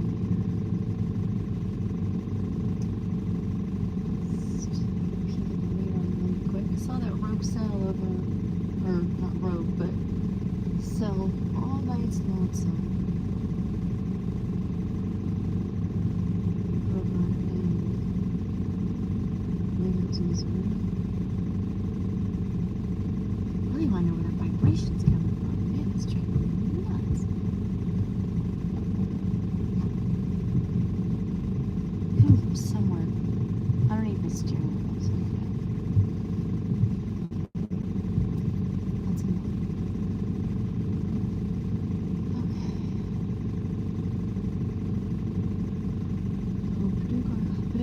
Showing that cell up there in Missouri.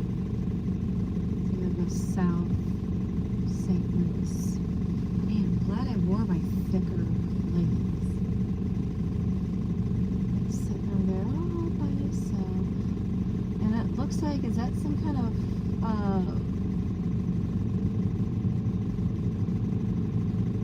is this like creating like a outflow boundary? Seen on from St. Louis radar.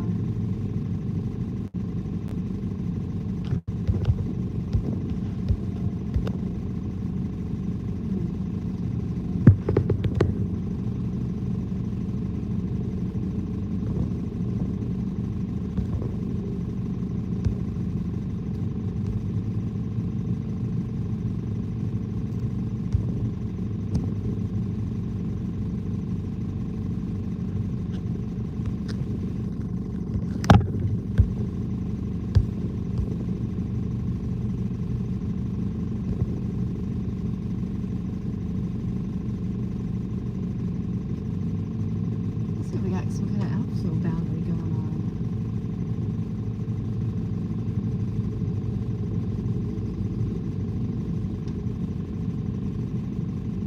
So where I'm sitting, we got dew points in the upper 50s. Hoping that they would come back up some. Or they at least come up to 60.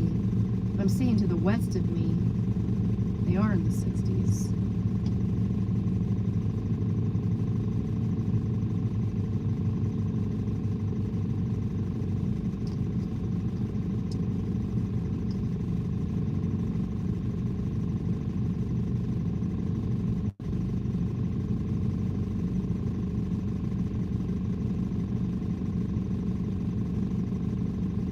Nice little settle that everybody's seeing. Elbow?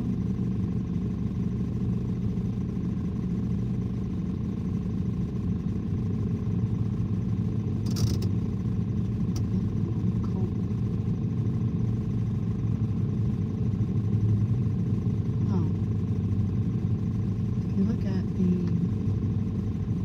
St. Louis, this is an outflow.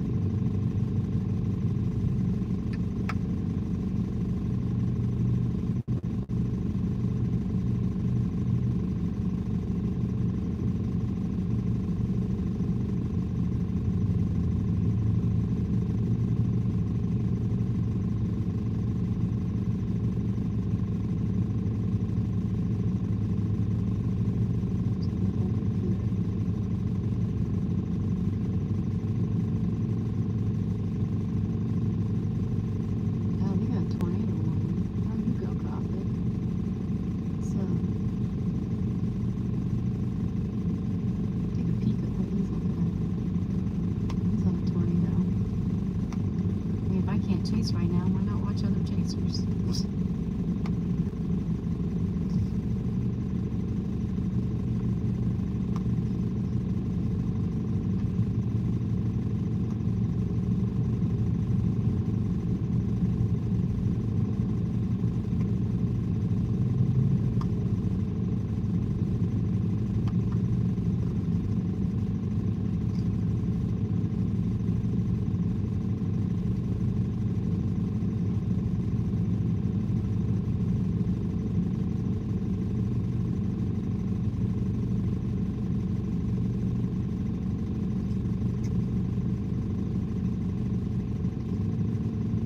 Okay, so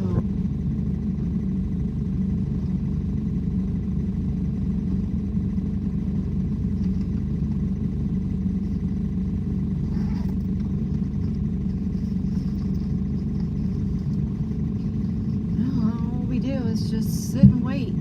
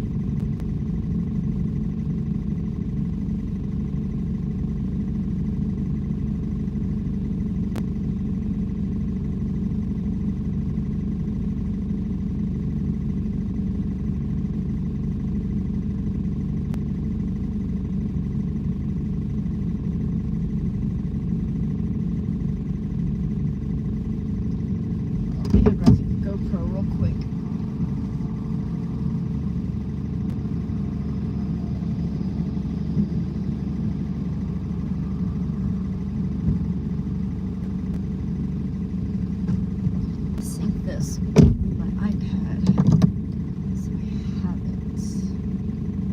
Go back. Turn on. Okay, so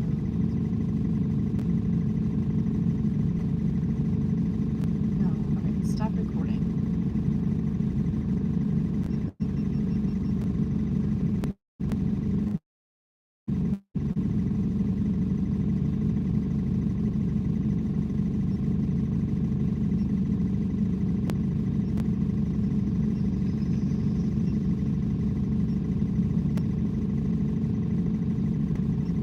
Come on, go back to done. Done. Okay. Go to Wi-Fi. Okay. Connect.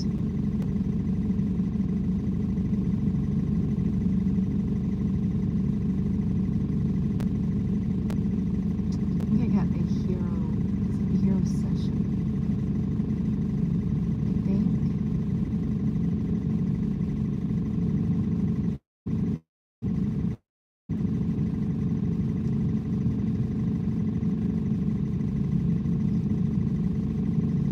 What's the menu? Camera settings.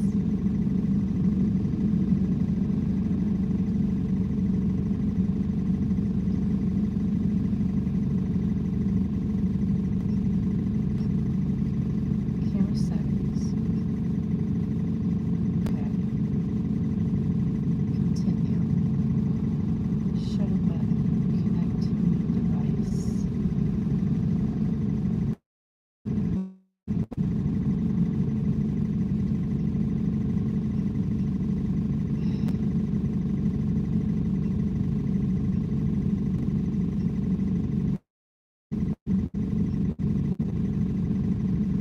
Add new. App.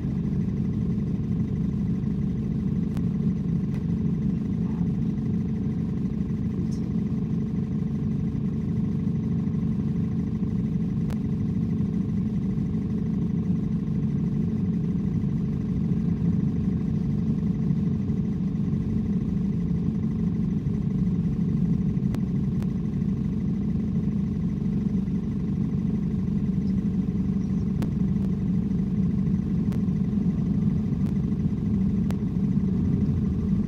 Oh my God, that wind.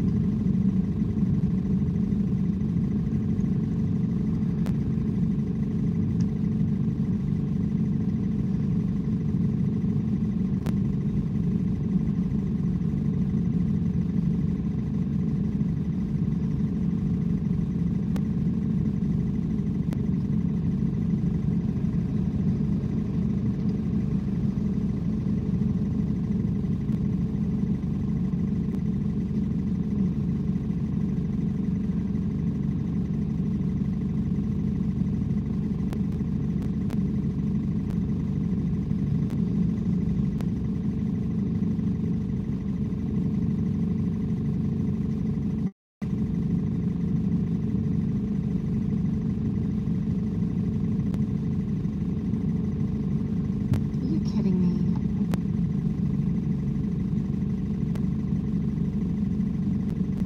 So am I gonna be able to do this from my phone? Hey, is anybody watching right now? If you can, comment that you are, please. I need to test something out. I'm trying to get this GoPro. I can quit touching the front of it. This GoPro. I'm trying to get it connected to my AirPod, but I need to test something. So if you're watching, let me know, please.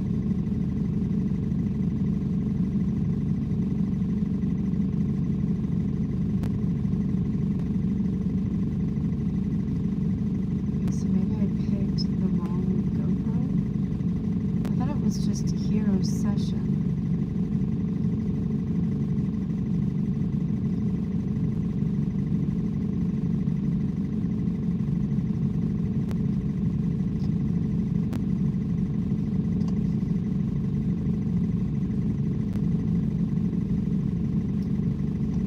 Perfect. Okay.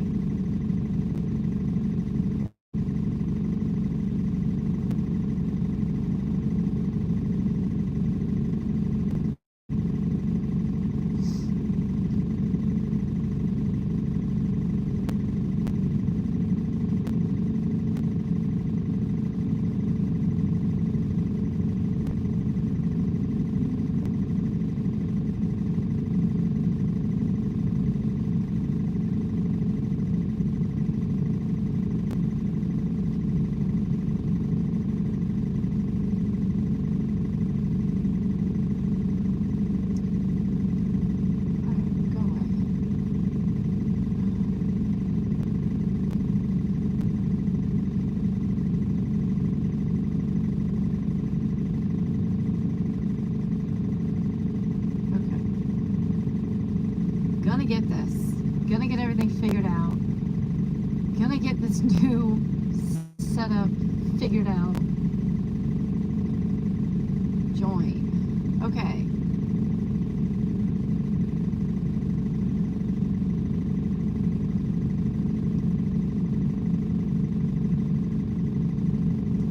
Okay.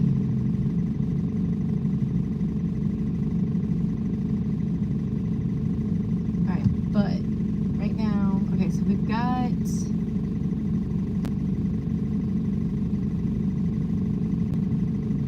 we've got this figured out, so now we can power off. Perfect. So when we're ready to live or to video, then we can. We're set to go on that. Okay. Alright, so let's check the radar again.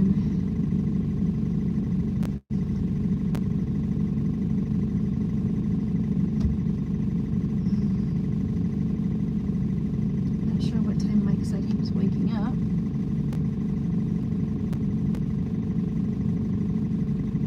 We got storms firing in central Indiana and in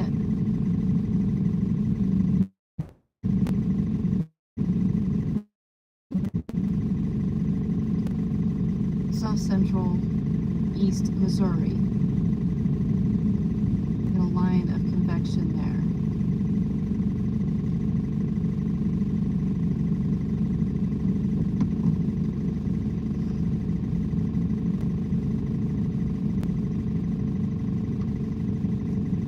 Looks like the low is stationed over St. Louis right now. The storm's firing up over Effingham.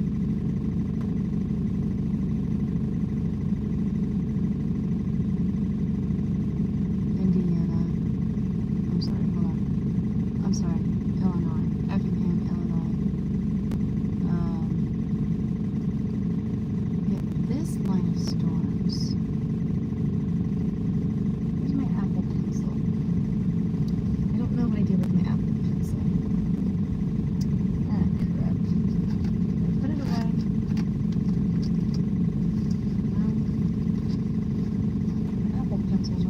Here it is. Found it. Okay. Okay, so let's look at, we got storms.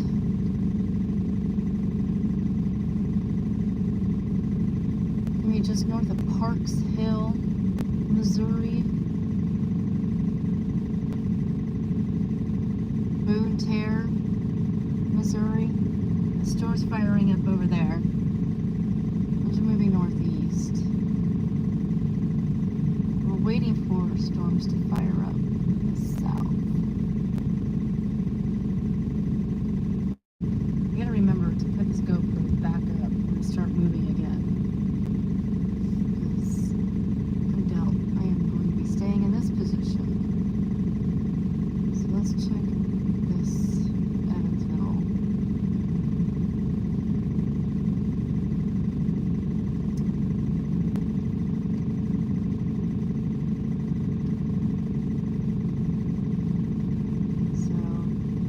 Line of storms has moved south of St. Louis. Got a couple of cells.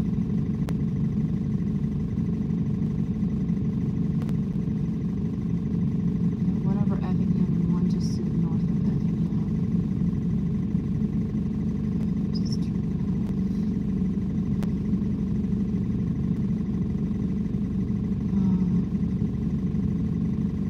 off. So we're still kind of at a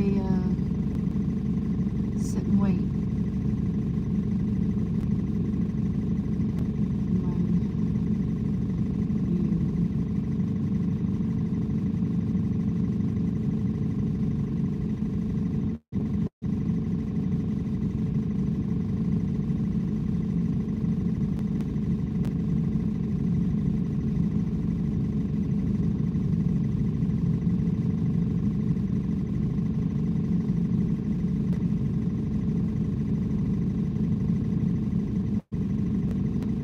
Starting to talk about next week's weather. Can we just get through today? Can we just get through today? this week.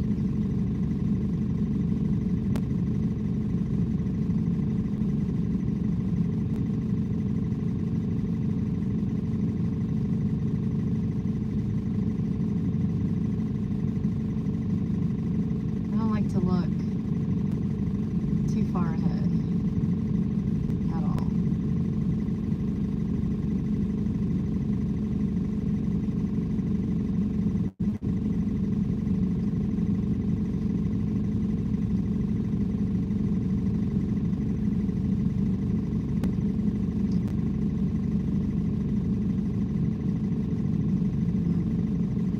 Let's take a peek and see what Timmer's doing right now.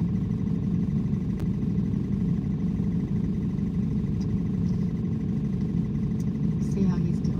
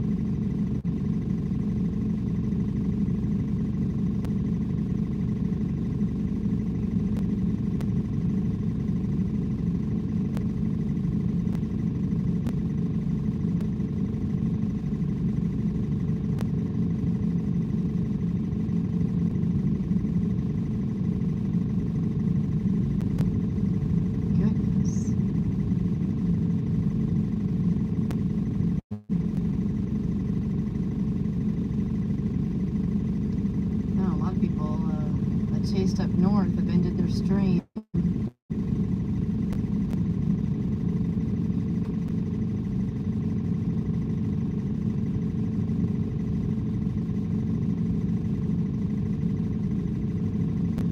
And we're just getting underway here soon with our chase. Yeah, I wouldn't chase all the way up that way.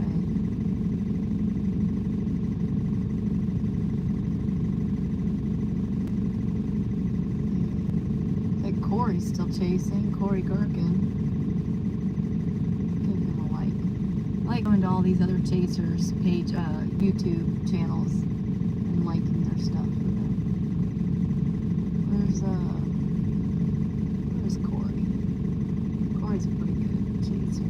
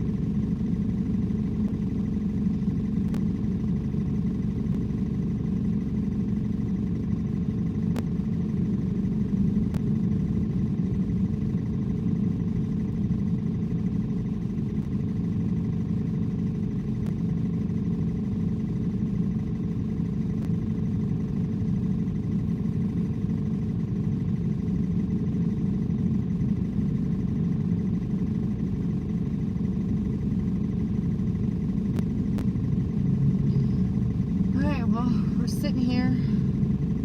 We just gotta wait for storms to fire off in our area. Sitting over here in Henderson, Kentucky right now, on the south side of the Ohio River. Came down here to get cheaper gas, and sitting at a gas station, Thornton's gas station. Got a cup of coffee and gassed up Jeepers. She got a full tank and be ready to roll. Man, I've already done about 220 miles on this trip. Temperatures are still in the 70s up here. The dew point's still it's in the high 80s or 50s. I was hoping it would make it up to 60, but it hasn't quite yet.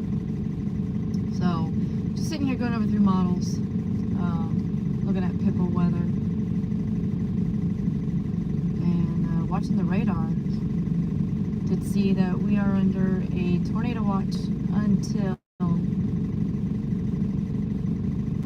6 a.m. tomorrow morning. So whether I am in Eastern or Central time, 26, but I don't know for sure. So yeah, I'm just sitting here, kind of just waiting right now, things to get going.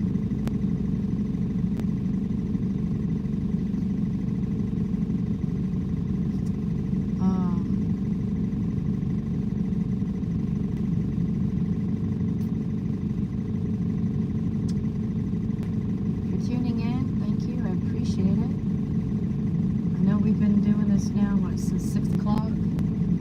Just kind of just waiting.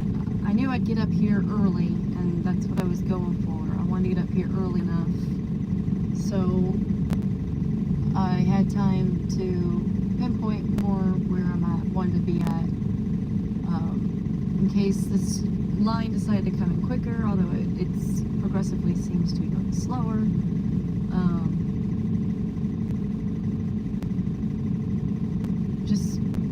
Just sitting and waiting right now. I'm watching this line south of St. Louis. It's just north of Fredericktown, Missouri side. Kind of looks like it's going to be coming into Indiana, southern Indiana. Going northeast though. A little intensity in the middle of it.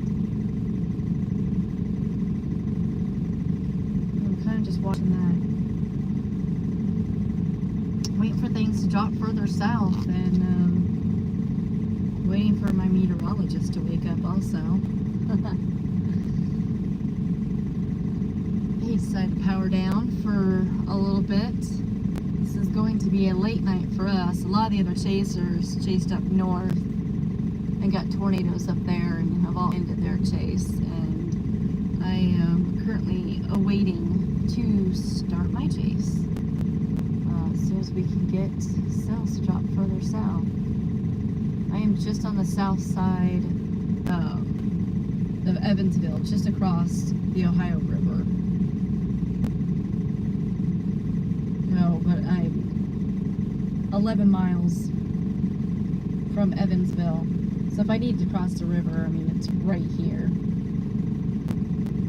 That's not going to be an issue if I needed to cross back over.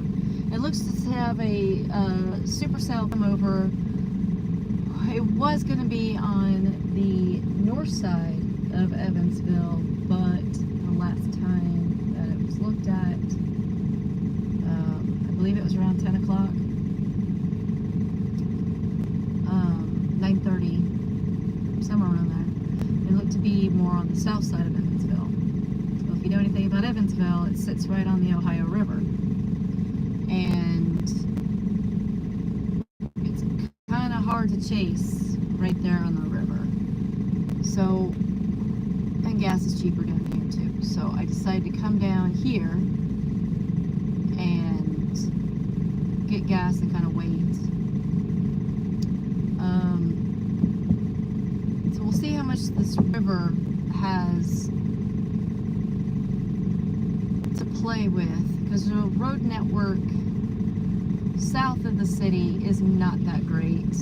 It kind of in between where I'm at in Henderson, Kentucky, between here and Evansville, it's just not great.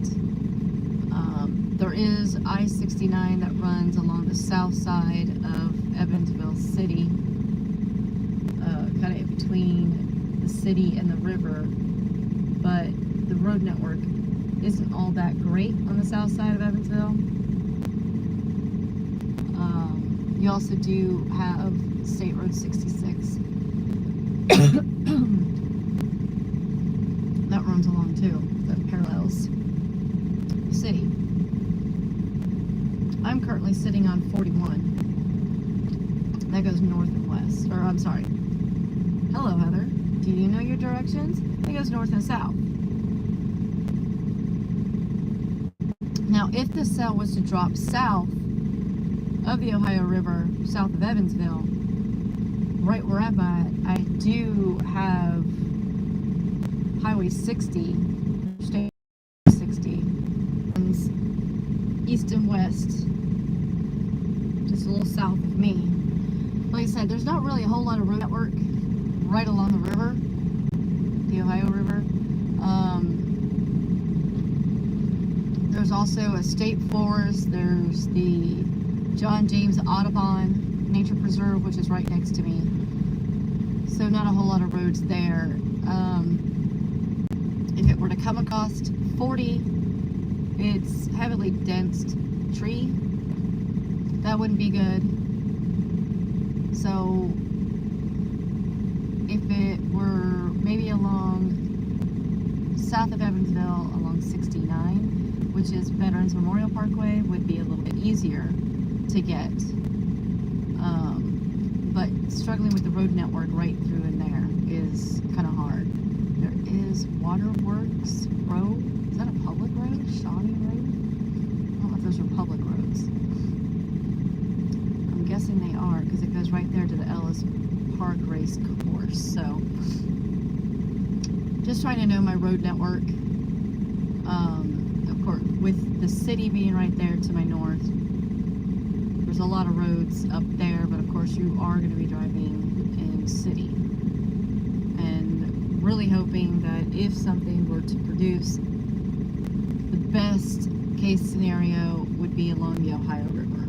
So, for me, to get visual, because of the tree population, but it's not really populated. There's not a whole lot of homes on there, since there is the preserve and all that, as well as the natural forest, so, or state forest. So those are my road networks. 60, going east-west, I can go all the way up to Evansville and hit State Road 61, or just a little bit south and hit 60. It's kind of where my options lie for right now. If I can get something along 40, that would be great, but just not a whole lot of options.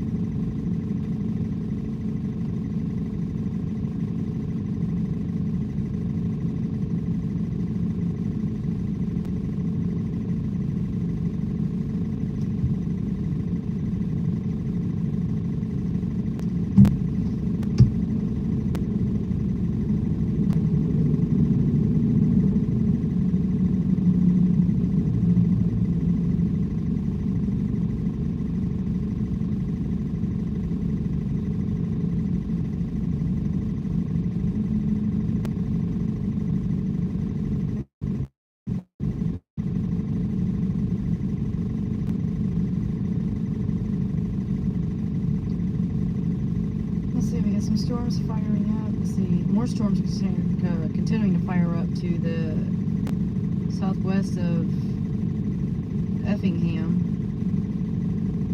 in Illinois. There is that line of storms trying to fire up still. Looks like now it's just north of St. Genevieve, kind of to the northwest of it. It's still pretty warm here though.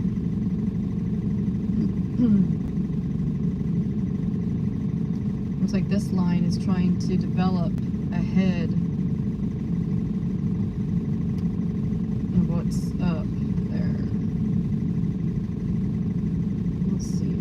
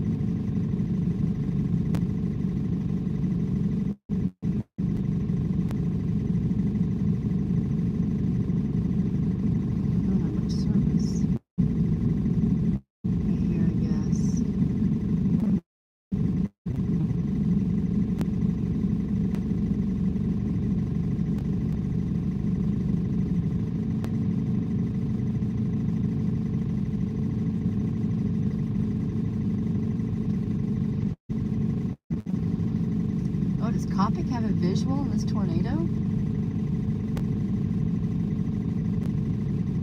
Man, the lightning up there is intense.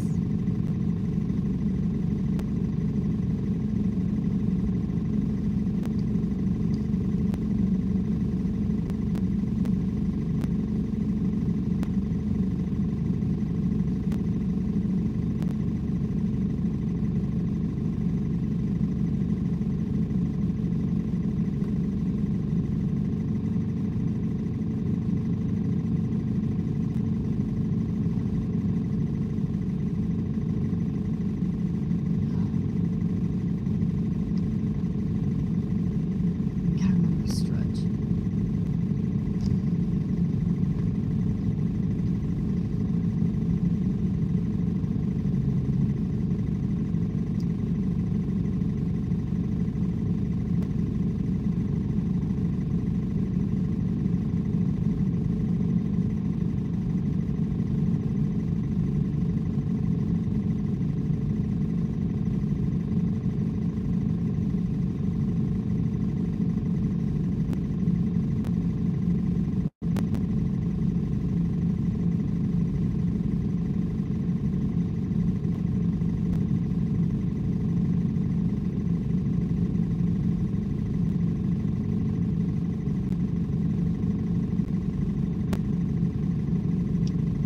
Well, if anyone's popping in and hasn't hit the like and subscribe button,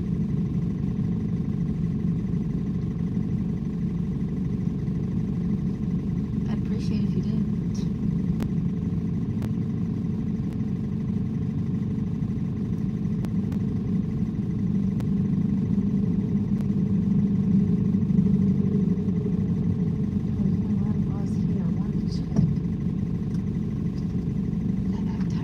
Sensor went off again. I think it's the sensor. I think I'm going to go check that tire again real quick.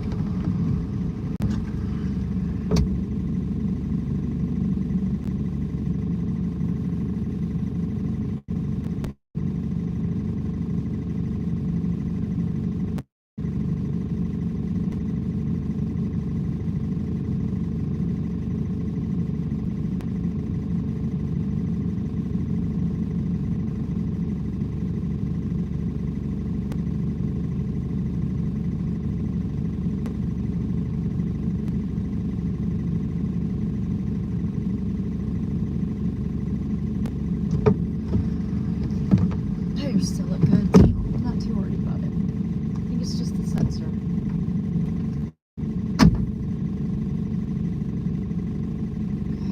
This Copic doesn't have service.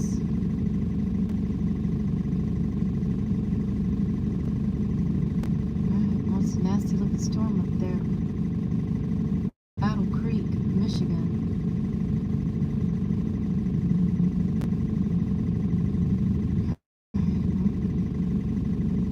Just keep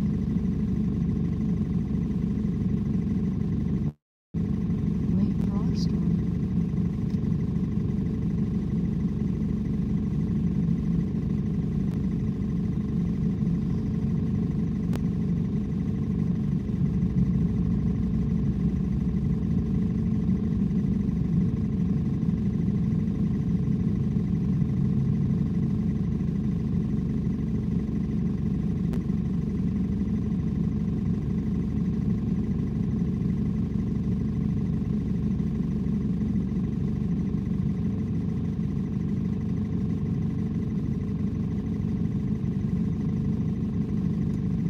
So I'm guessing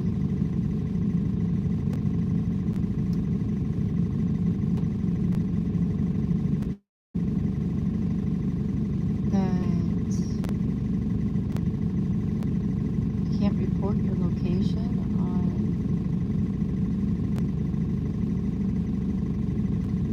let me look. It shows my location.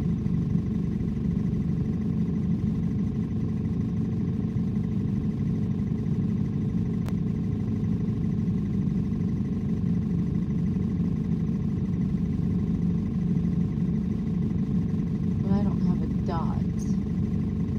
I don't think.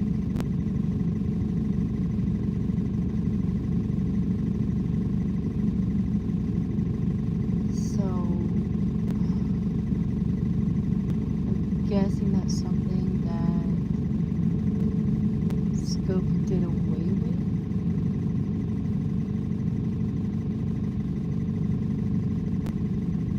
Hold on, I turned that off. So yeah, it just shows. I heard someone say something about that earlier, that if you haven't made a report in the last 6 months or something like that, then it won't show your dot. And I don't do reports like that. I'll do MPing reports, but I kind of quit doing away with spotter reports, because every time my report would get flagged, so I did away with it.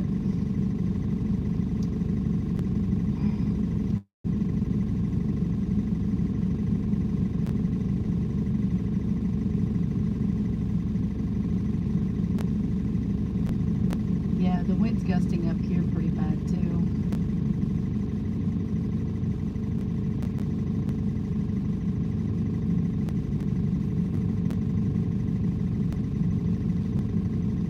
I'm just doing the old fun sit and wait for storms to fire.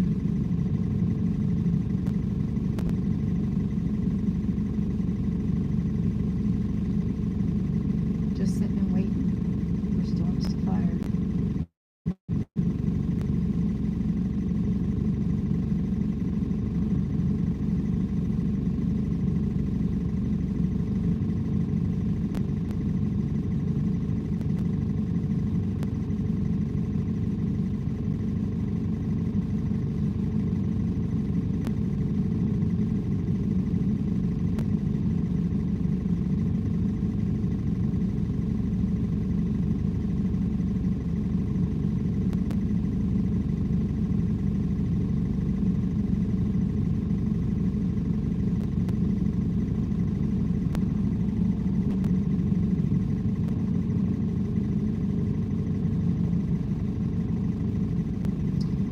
Alright, so we've got a cell. It's now crossed over into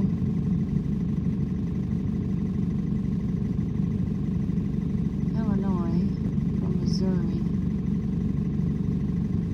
This is coming up on Redbud in Illinois. Everything's still to the northwest of me, but it's kind of it's starting to drop south. We're still just sitting and waiting for storms.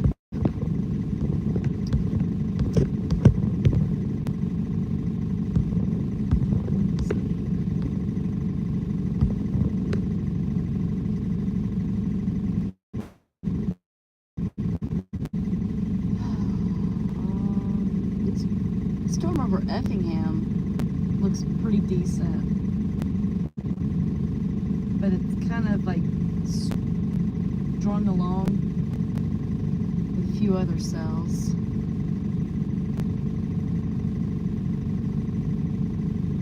Other than that, I really don't see anything coming into our area yet.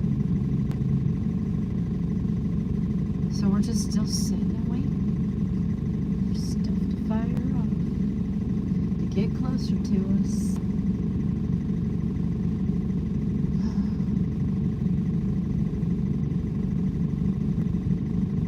I guess it's better to sit and wait than to miss. So, I mean, it is what it is. That's the fun part of storm chasing, is you hurry up and wait.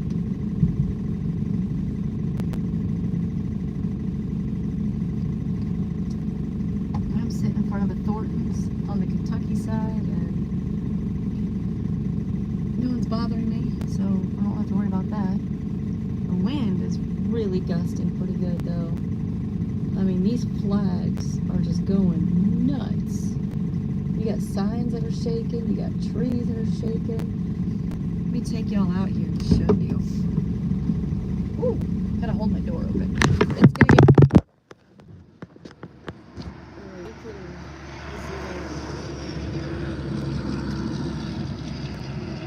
I mean, the flags are just ripping. And you got this sign here.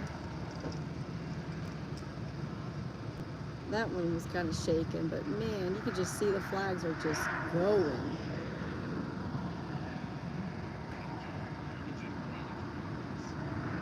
Pretty gusty. It's only gonna pick up.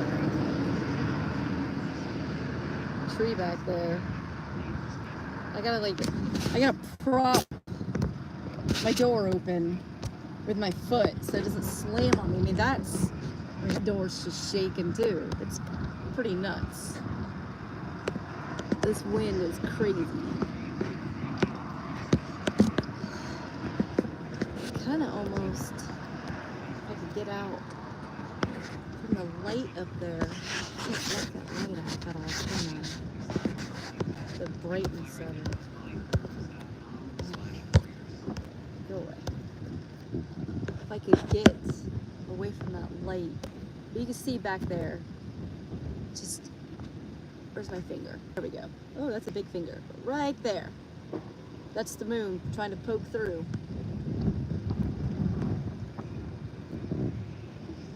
That light is like, it's trying to block that light some.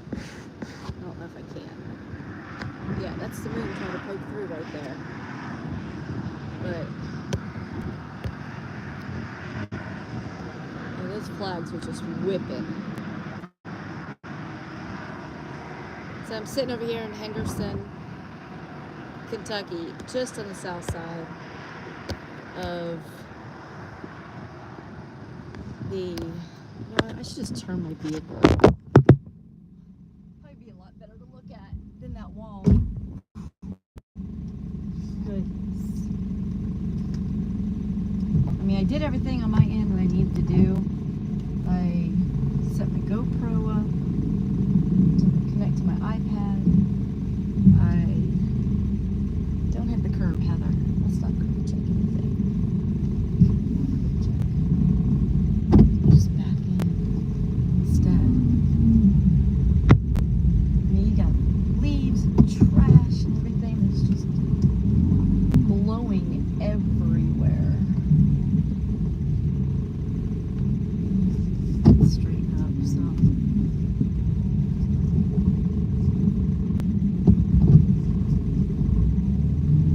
I don't know how these paper towels aren't blowing everywhere.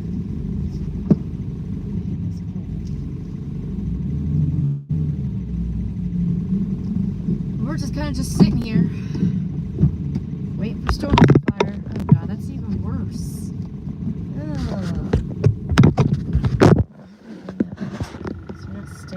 So all those spots, I have a clean windshield. That is clean. Those are all pits in my windshield from previous storm chases.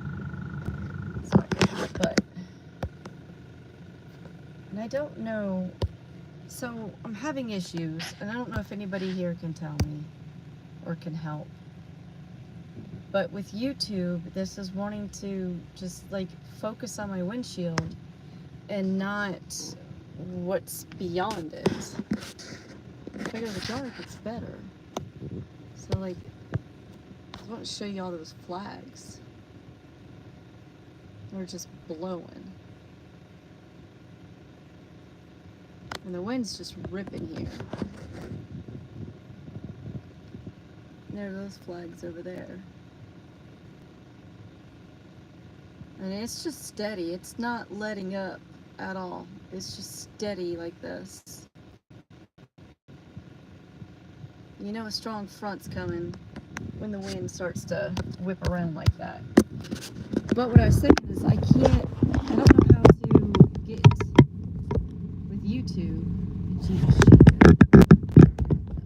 not focus on my windshield and focus what's beyond it. And it's like an autofocus on it. And to change it. I guess tomorrow I'm going to have to do kind of a deeper dive and figure out how I can change, if I can actually manual focus or not. What that does. Oh, it's a highlight. I don't want to save highlights. Not of this. But I guess I can't go into the settings once I've already started my stream, so that's another issue I'm facing. So, kind of just stuck like Chuck right now.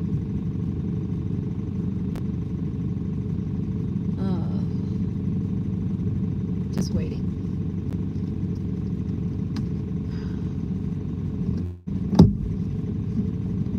I was hoping to be able to like show you something better than my windshield. God, nobody would. It looks like dandruff all over my windshield. It's not.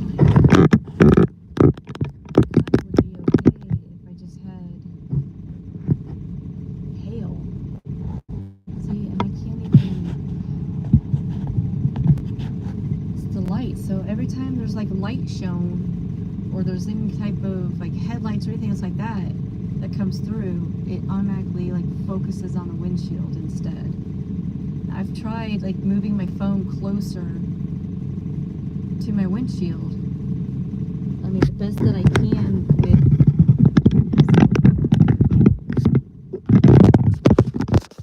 with this is the type of phone holder that I'm using.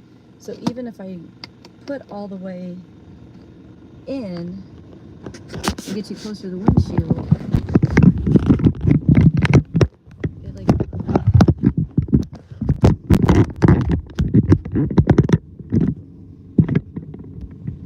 see, it still has to focus on the windshield.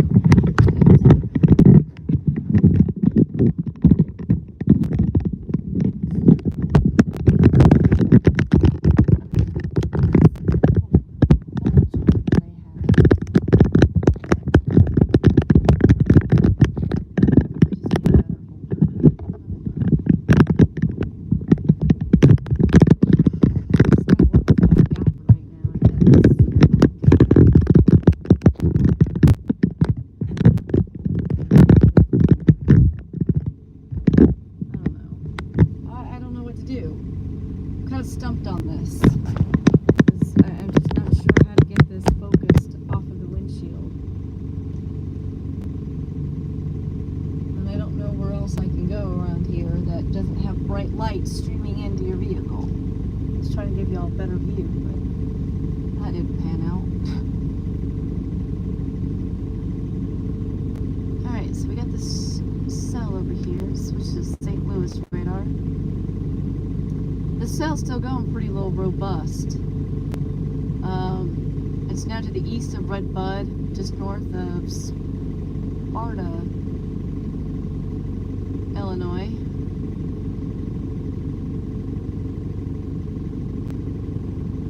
On a northeast track.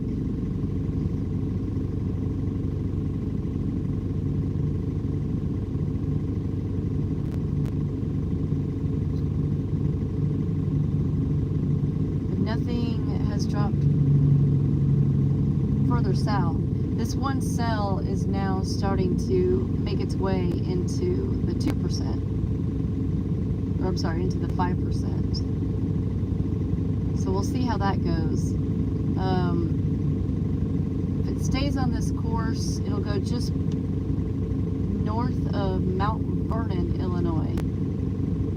It's starting to get some lightning strikes on it. See, it's getting further away from that radar, but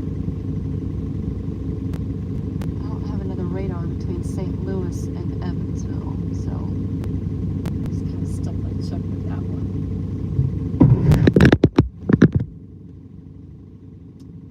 I gotta figure this out.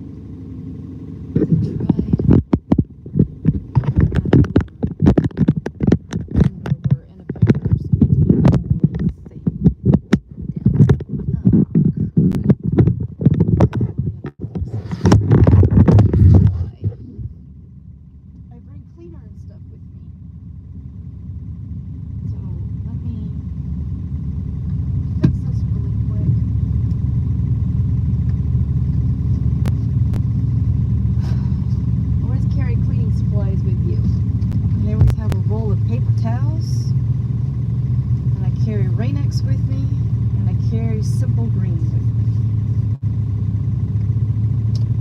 I've gone through too many chases where I've needed it. So let's just clean this pretty. That's where it was previously suctioned on.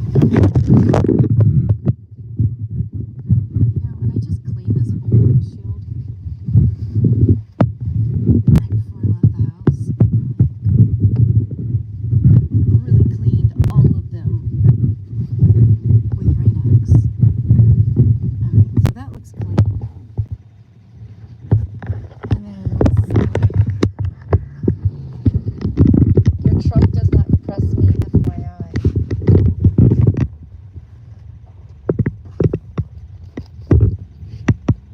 So let's spray a little on this and see if I can get this part clean that connects to the window. It's like sometimes it gets, like, I guess crap or something like that on it. I thought I cleaned this really good earlier, but I guess not. I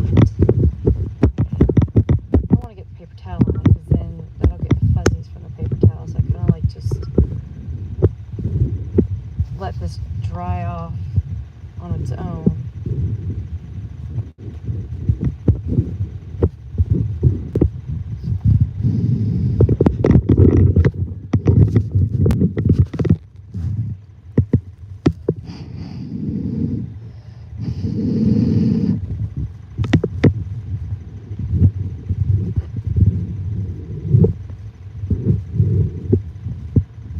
I don't know if that's dry enough.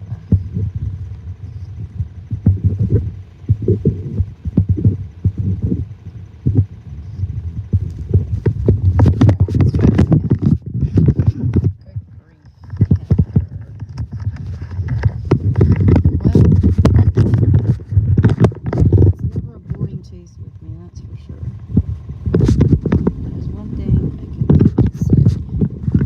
It's never boring with me. See? Ha! It was there for a second.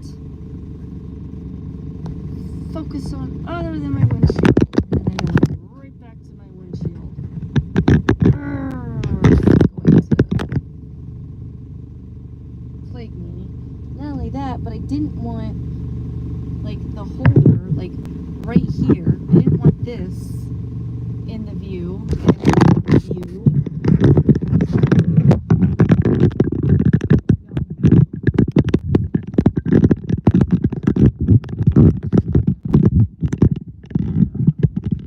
Just do that.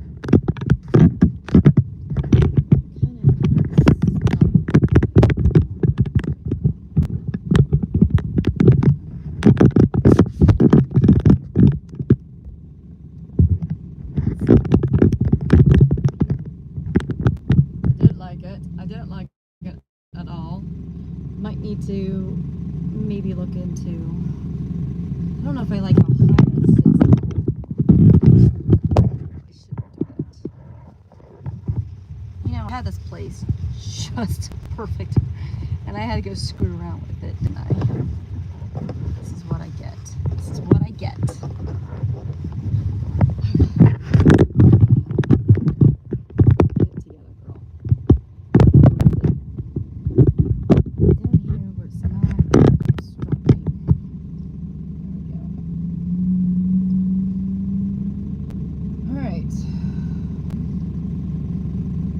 Look, we're still waiting for storms to fire.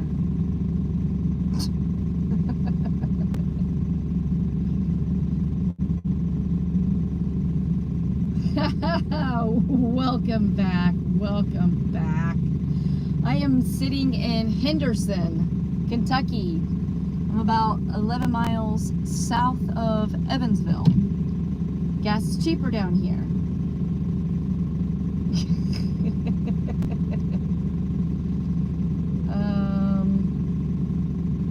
Echo's showing up just south of me. Well, I don't see anything south of me. Alright. Okay. Since Mike, you're on here,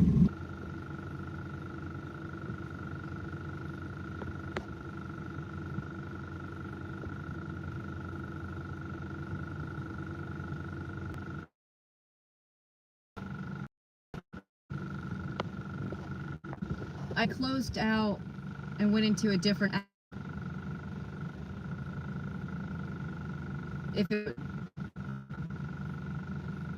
If it would still stream or not.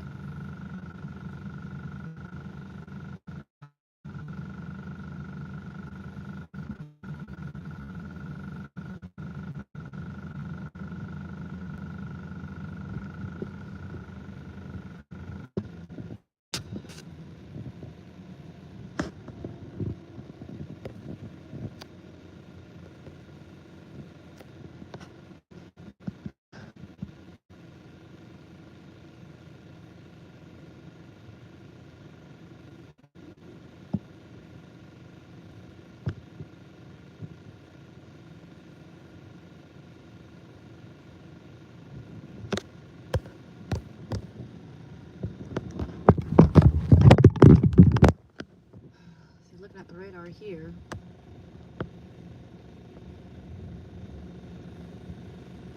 And I see this storm.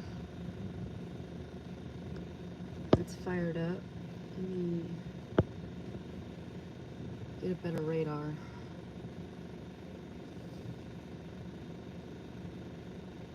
Maybe. Okay.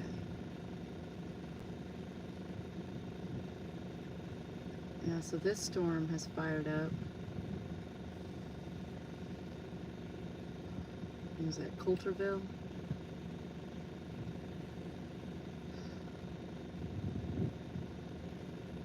That's a nice one up there. And we're gonna refresh.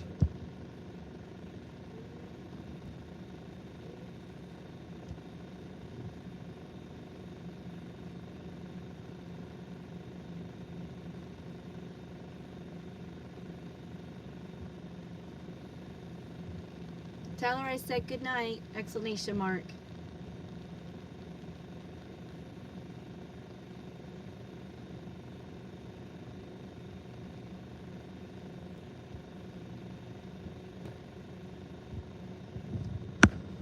Alright, so we're waiting for these storms somewhere along this line to start drifting south. But what we're also seeing is some precip down here. Now I don't know if this cap is going to break or not.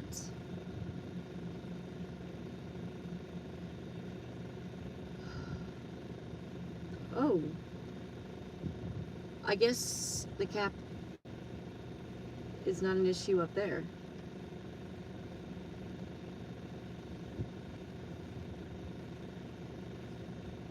And there it is. That's north of me. So those cells will move out of the area, but we're hoping that maybe something along that line, knowing how that is, and that was able to break. And I mean, that's not honestly that far from me, that far north. I mean, too far to get up and go get, but depending on if this cell can have that same energy, tap into that same energy. It's a big, I don't know right now.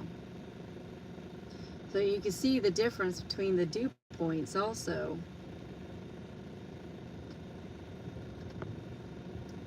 Ours are still stuck at 58. Our temperature is still good, but our dew point's still stuck at 58.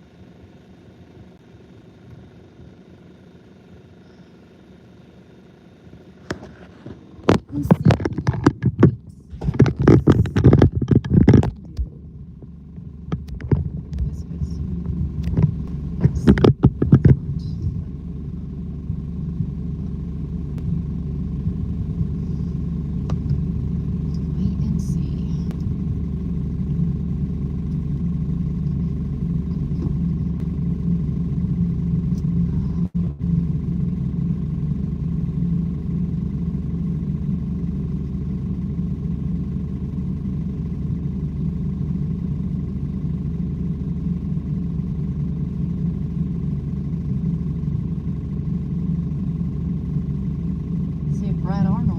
intercept this tornado.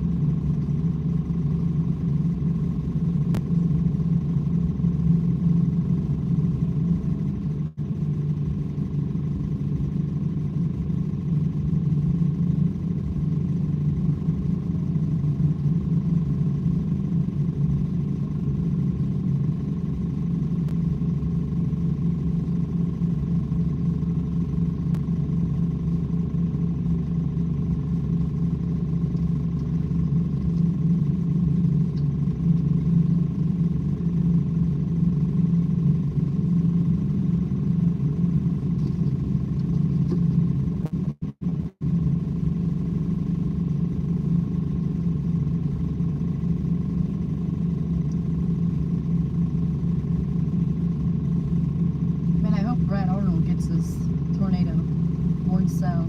It's coming directly to him. Was that Terre Haute, just south of it? Looks like he's on the same road I'm on. I'm all about rooting for other chasers.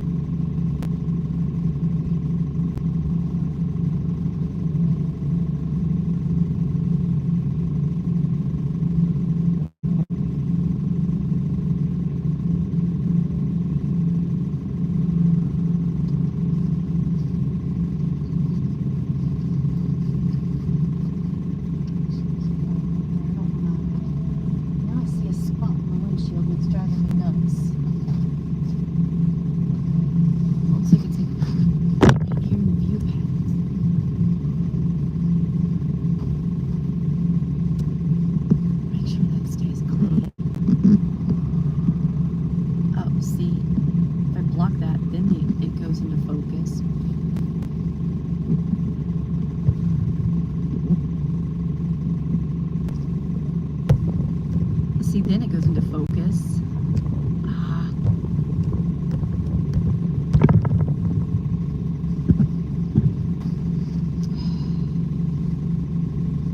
That make a difference.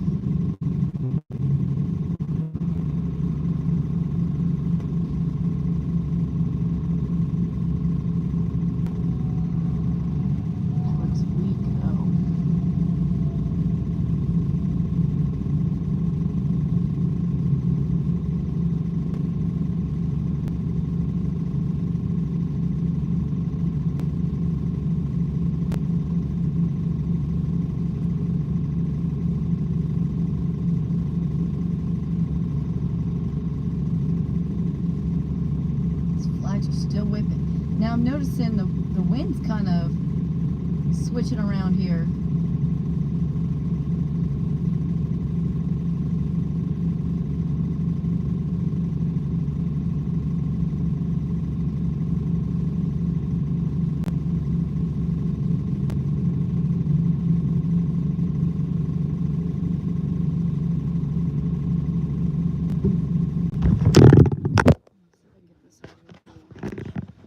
Notice the wind's kind of switching around a little bit.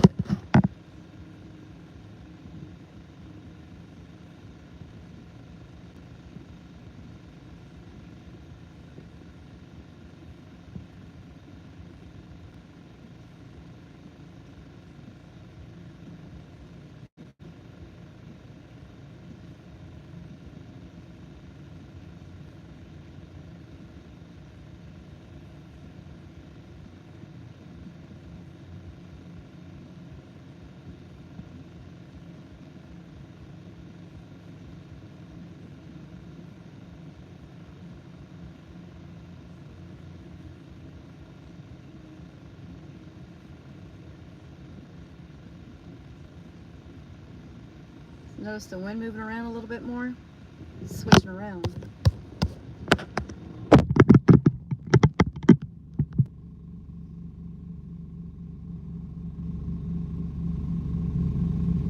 Alright, let me open up Twitter.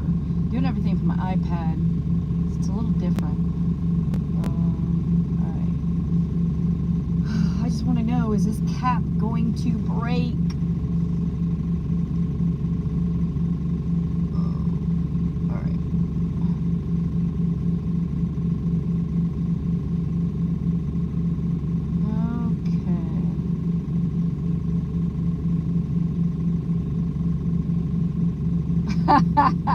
Is that, what are you eating? Y'all gotta see this.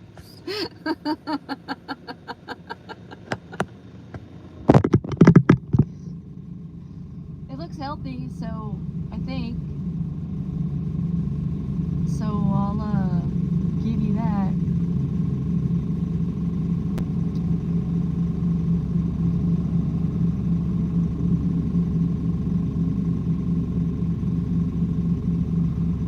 I moved my phone holder. I was trying to see if I could get it better, maybe closer to the windshield, so it would stop focusing on the windshield and light, and that's the problem I'm having currently.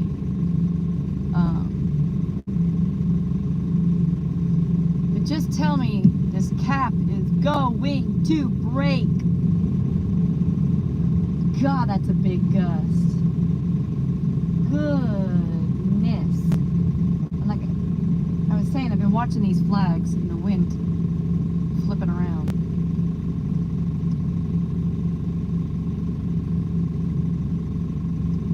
So, let's see. Yeah, Terre Haute, Indiana, that tornado that's going up that way is pretty significant.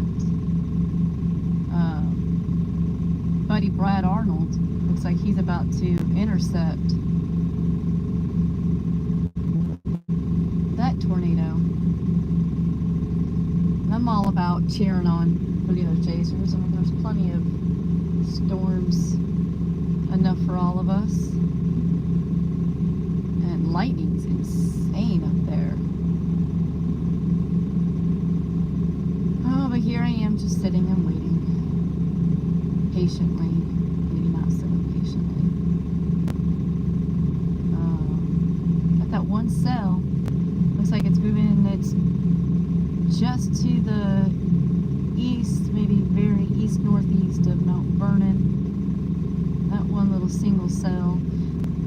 Kind of doesn't really seem to be doing a whole lot, though. I've been watching it since it was in the Missouri state, and it kind of really isn't doing anything. Which, again, that kind of concerns me a little bit. Further north, near Panna, moving into Shelbyville, Illinois, that looks to be pretty robust. Looks like they're going to severe out that cell going into Terre Haute.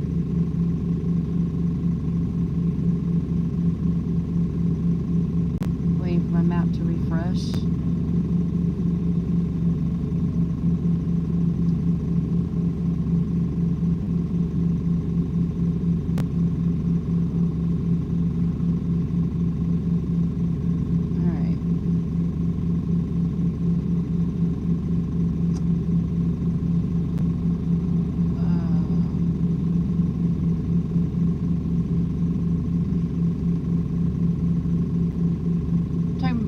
Okay, I see it. I see it. It's just on the west side of 69.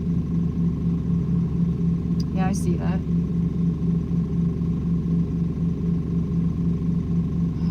Yeah, let's see. Yeah, if this cap can break, that'll be great. Great news. Hopefully. Got another lightning strike on this cell just to the west of Mount Vernon.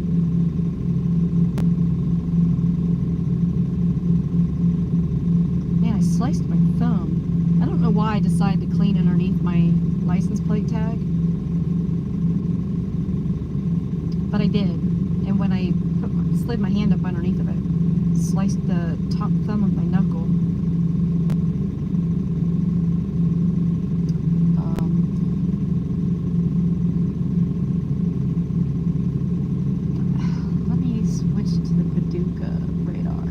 I'm not seeing anything. Just on the west side of Frederickstown, you got a little cell. It's just now starting to show up. I don't know if St. Louis will pick it up. Let's check that. Yeah. So just to the west of Frederickstown, Missouri, you got a little blip starting to show up.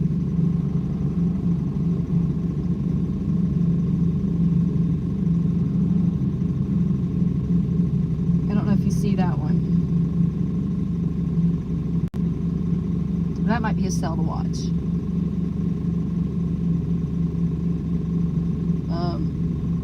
Temperature is still holding at 71 in Evansville.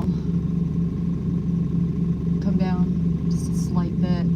Dew points are still holding strong at 58.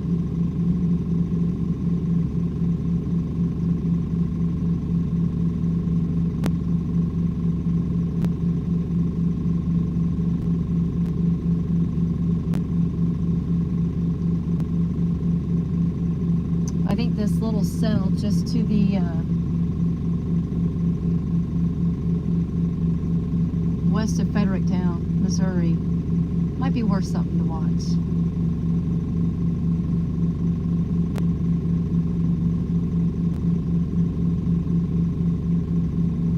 That's a robust little cell up there. Man, looks like it's traveling along Interstate 70.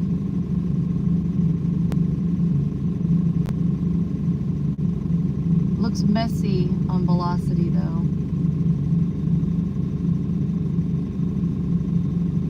Yeah, that's disorganized. Looks like it's on the dying side. But I mean, that's a pretty robust looking little cell right there though. But north of me, it doesn't matter. I think I am going to keep watch, see what happens over here as this cell from Missouri that can fire up and head over will let me know if this cap breaks.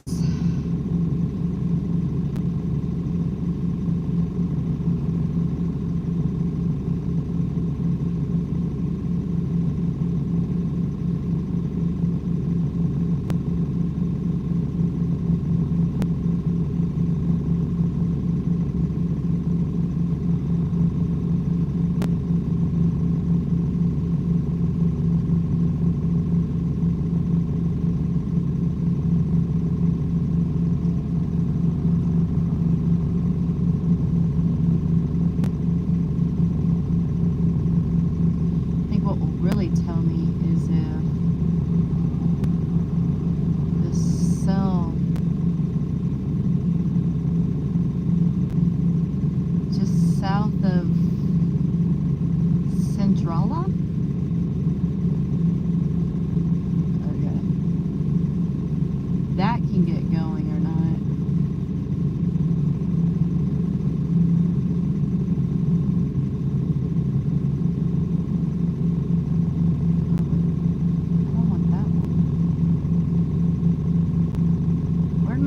Go. Quick, come back, come back. Here we are. Okay.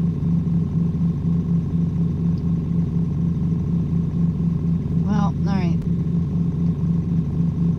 Fredericktown, that doesn't look all that great. That kind of like petered out.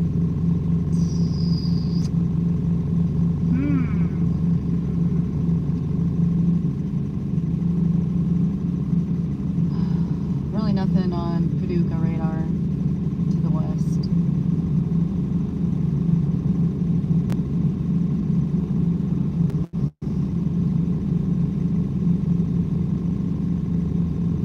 I do see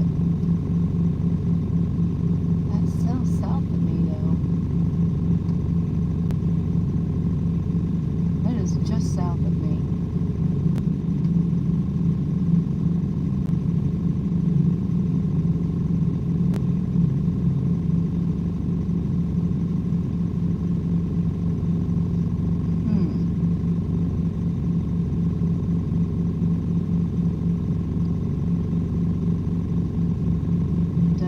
Look all that impressive right now around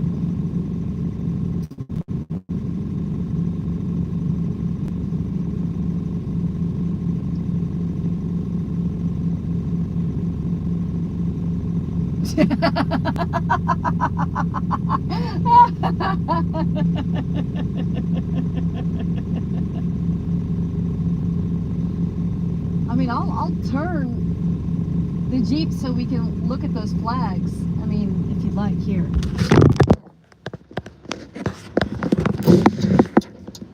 Oh yeah. They're just a whip it good.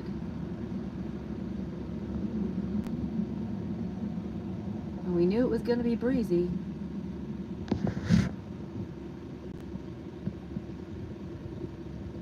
But look at the way it just shifts.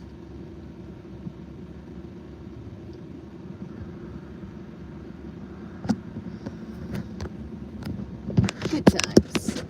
Gas station fun.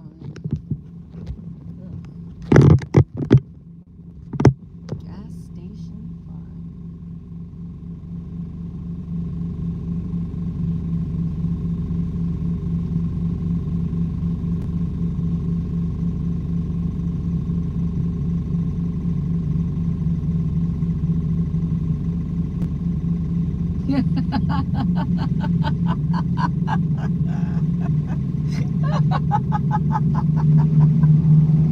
I'm typing my responses on my watch, and I don't even know how to type that.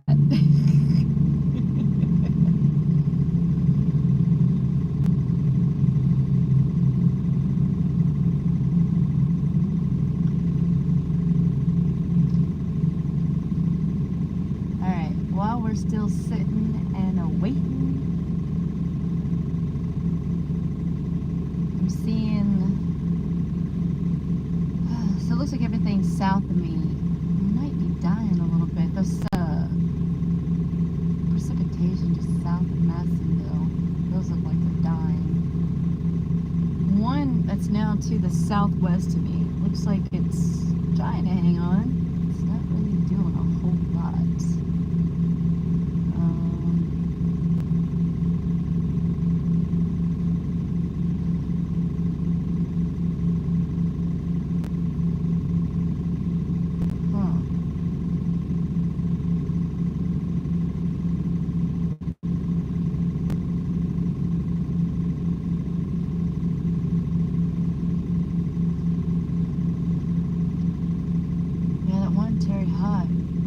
Good looking cell. I mean, a little disorganized.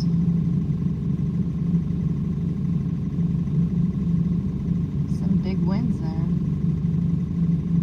But just doesn't look all that impressive. It does. I had some hail in it earlier, but that just...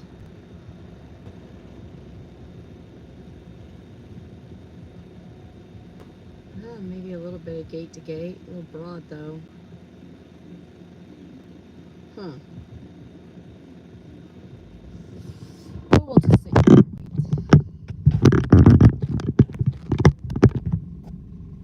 Never said I was a very patient person.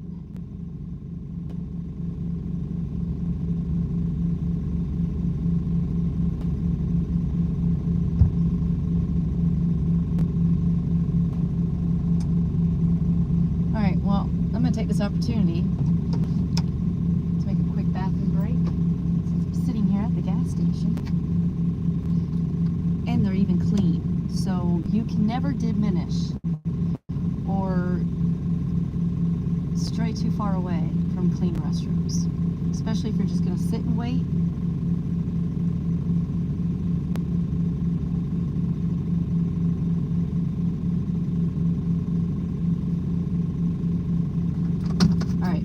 I will be right back. I'm going to leave you here. And hopefully no one steals my vehicle.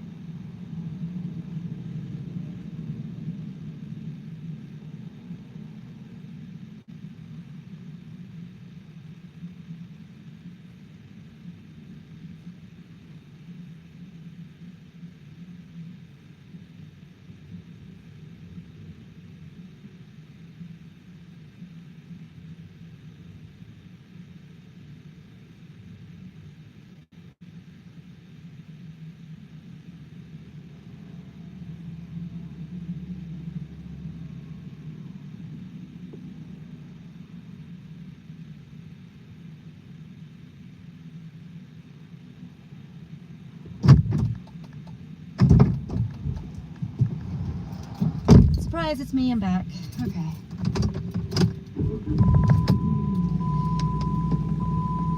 The gas station clerks were a little concerned and worried. So, doing due diligence. Kind of let them know that, hey, as of right now, we don't see anything. Let's see, what's going on with this cell over here? Cell north of Mount Vernon does not seem to be thriving.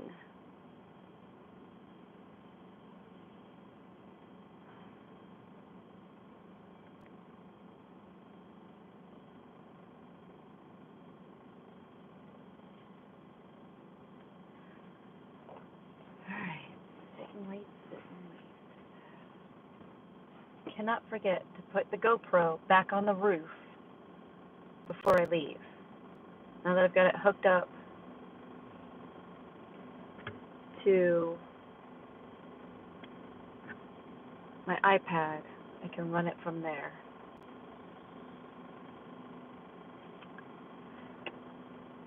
Yeah, this just doesn't look to be a thriving environment right now.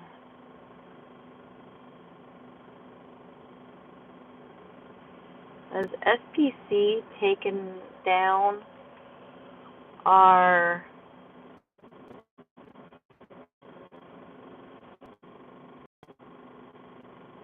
if I can get the rest?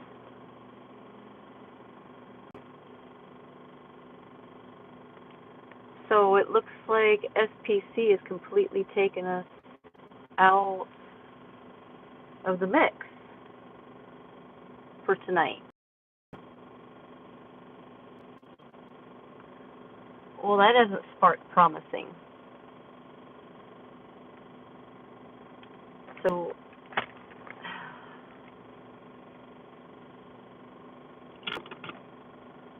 they've taken us out. They've put the 5% over here. And whereas we were in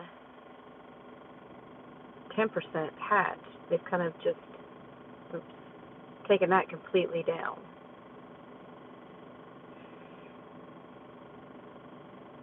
Let's pull them up. Let's see what they have to say.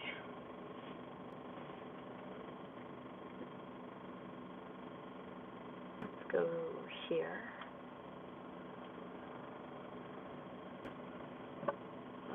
SPC.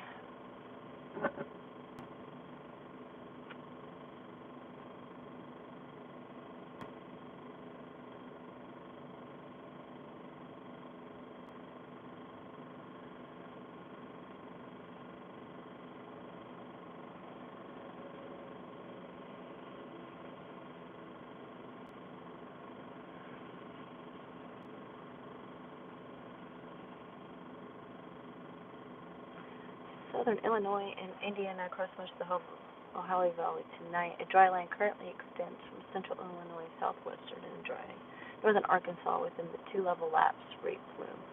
Although further south from the surface low, mid-level temperatures remain quite cool, resulting in a steep lap rate. In addition, boundary layer E remains robust, lower 60-degree dew points contributing to around 1,000 kilograms. Furthermore, the potential boundary layer moisturing will occur ahead of the cold front of Arkansas.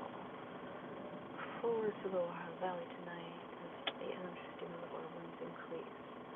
Low-level winds may veer. Forecast storm motions are expected to be over 50 knots, which may allow for storms to remain just on or even ahead of the cold front, and a segment of SNRH is forecast to remain over.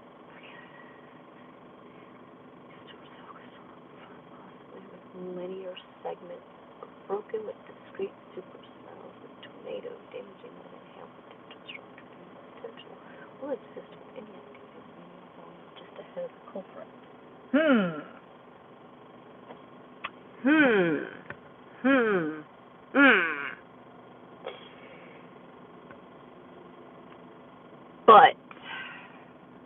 But reading that, okay. But what I'm seeing,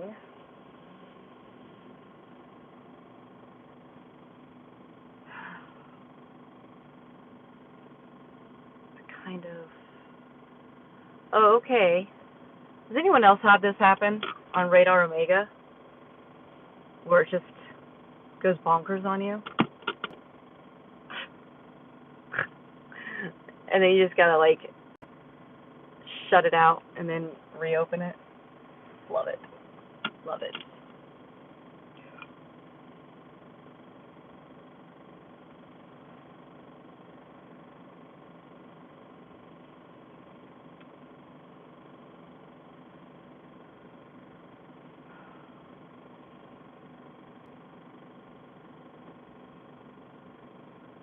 I don't know if this cap's gonna break.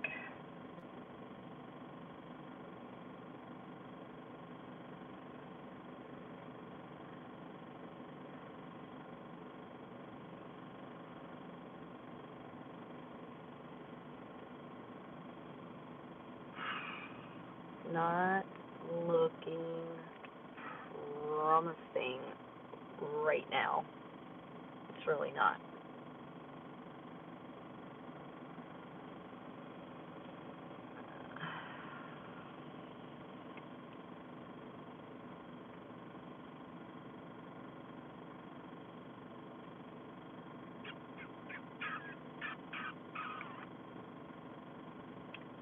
Cell north of Mount Vernon just kind of isn't doing anything.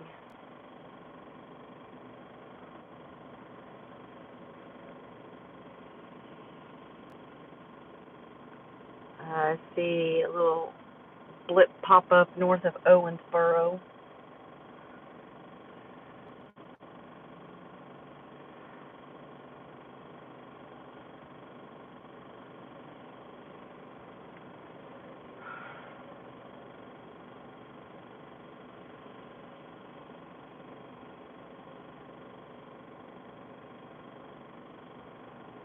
Okay. I mean, I'm okay with moving south. I mean, the only problem is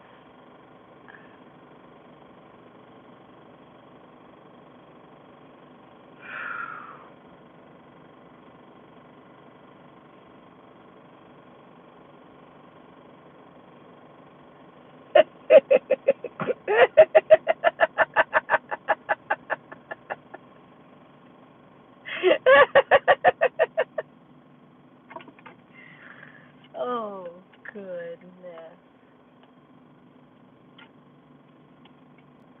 So what I'm looking at is, yeah, there are some cells to the south of me. So you got this one right here in Owensboro that popped up, and you got a little bit of down here, a little bit of blips. And now you got this one further south.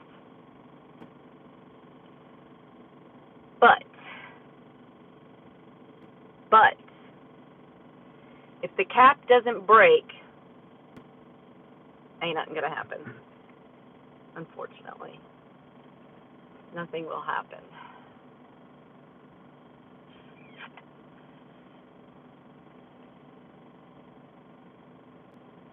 That one up there is still looking pretty darn good.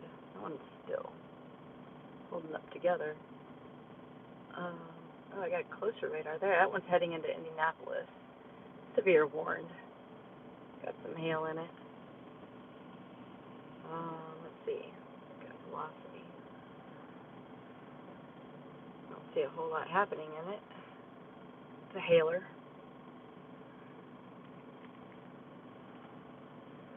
But that's about it. It's got some lightning in it. Looks pretty. A little strung out though.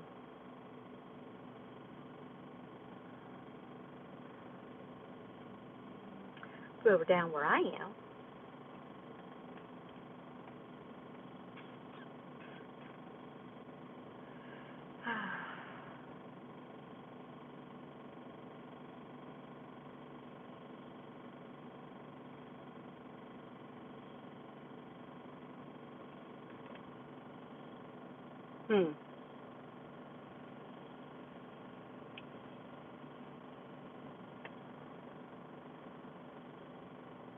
I mean, we could go further south.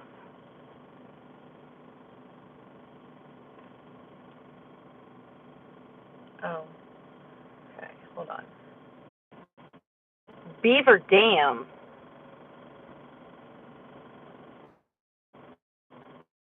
Okay, so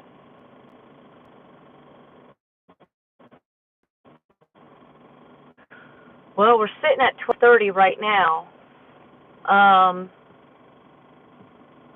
could go down to Madisonville, but if that first image is correct, wouldn't that put it around Beaver Dam? That would be just to the east of Madisonville. That would be road 62 and 165.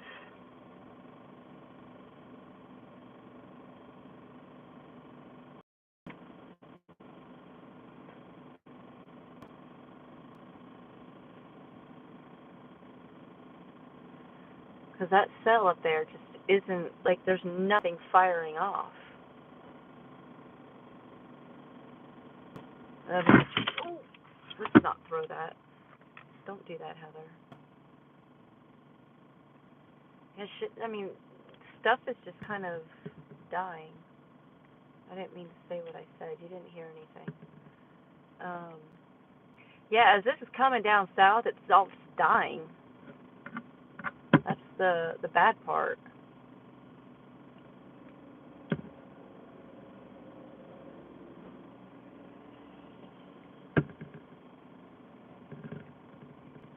I think this cap just may be too strong.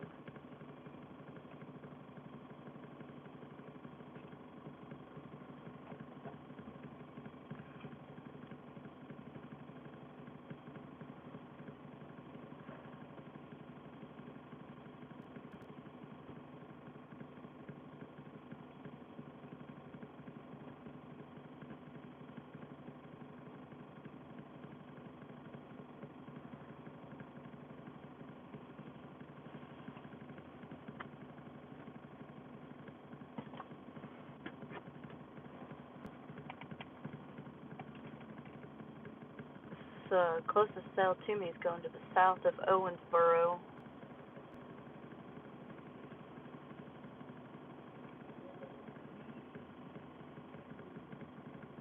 Yeah, even that's just kind of dying.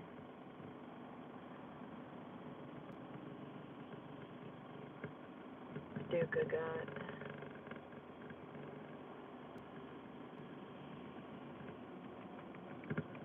Thinking that HRRR just might be overdoing it. And that's typically what I use day of chase. But hold on, let's pull up Pivotal.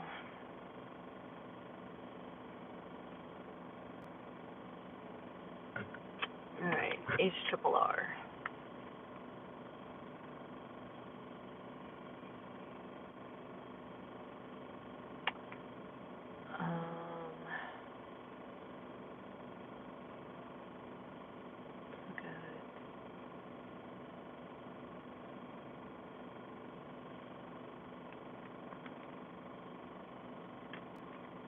If my iPad would hurry up.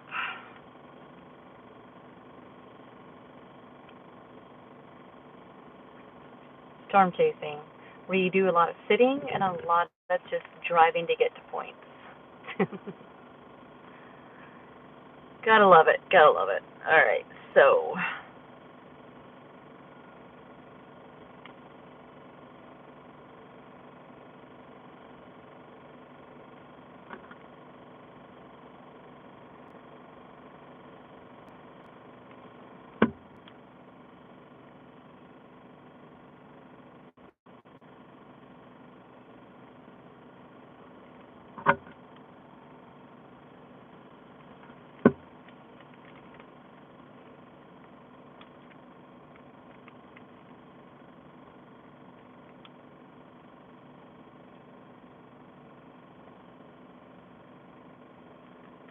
pick a sounding.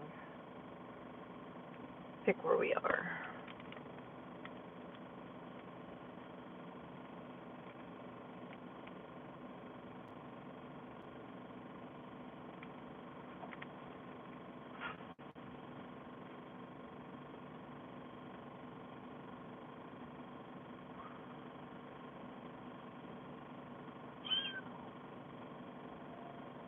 Damn. Well, that doesn't look all that great, to be honest with you.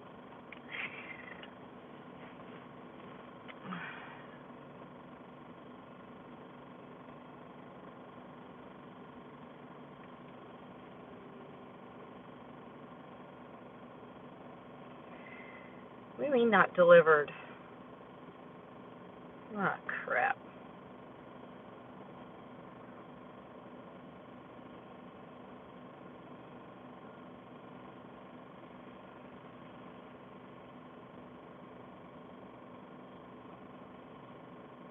Tell me my text messages aren't going through. Rude. Photo looks like crap.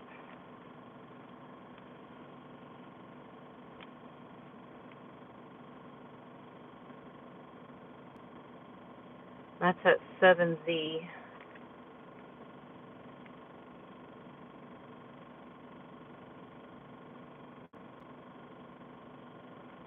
That storm relative Felicity.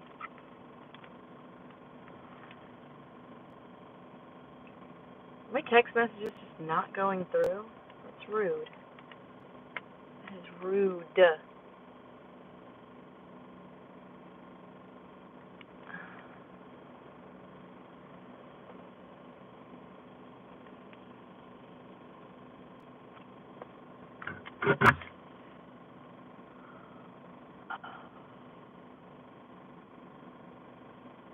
That's a whole lot of air being sucked in.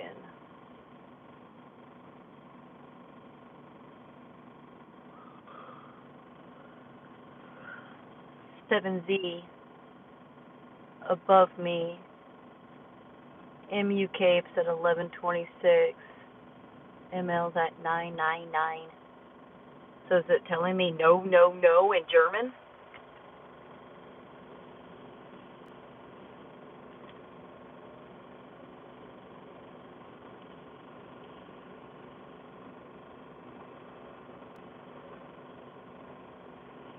Alright, so do you want me to jog down to Madisonville?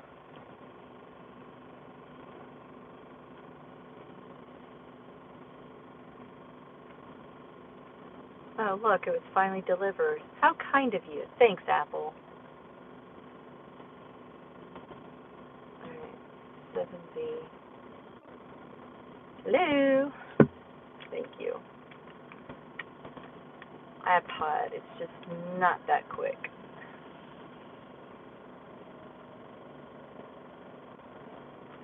Alright, so let's look at 8Z.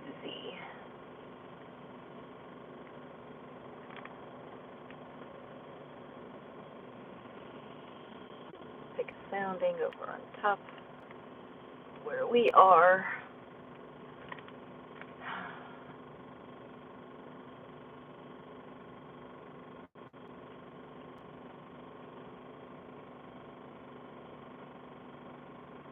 You can do it! Come on, iPad, you can do it! That does not look good. That is capped.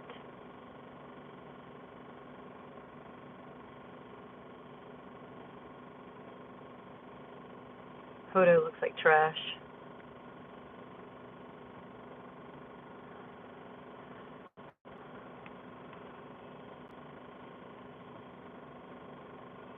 So, let me look.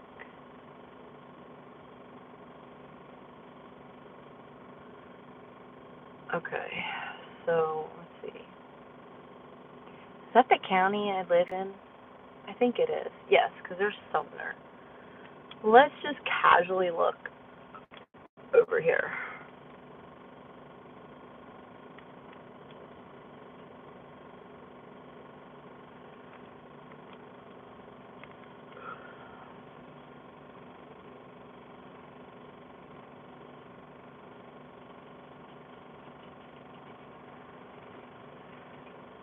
No.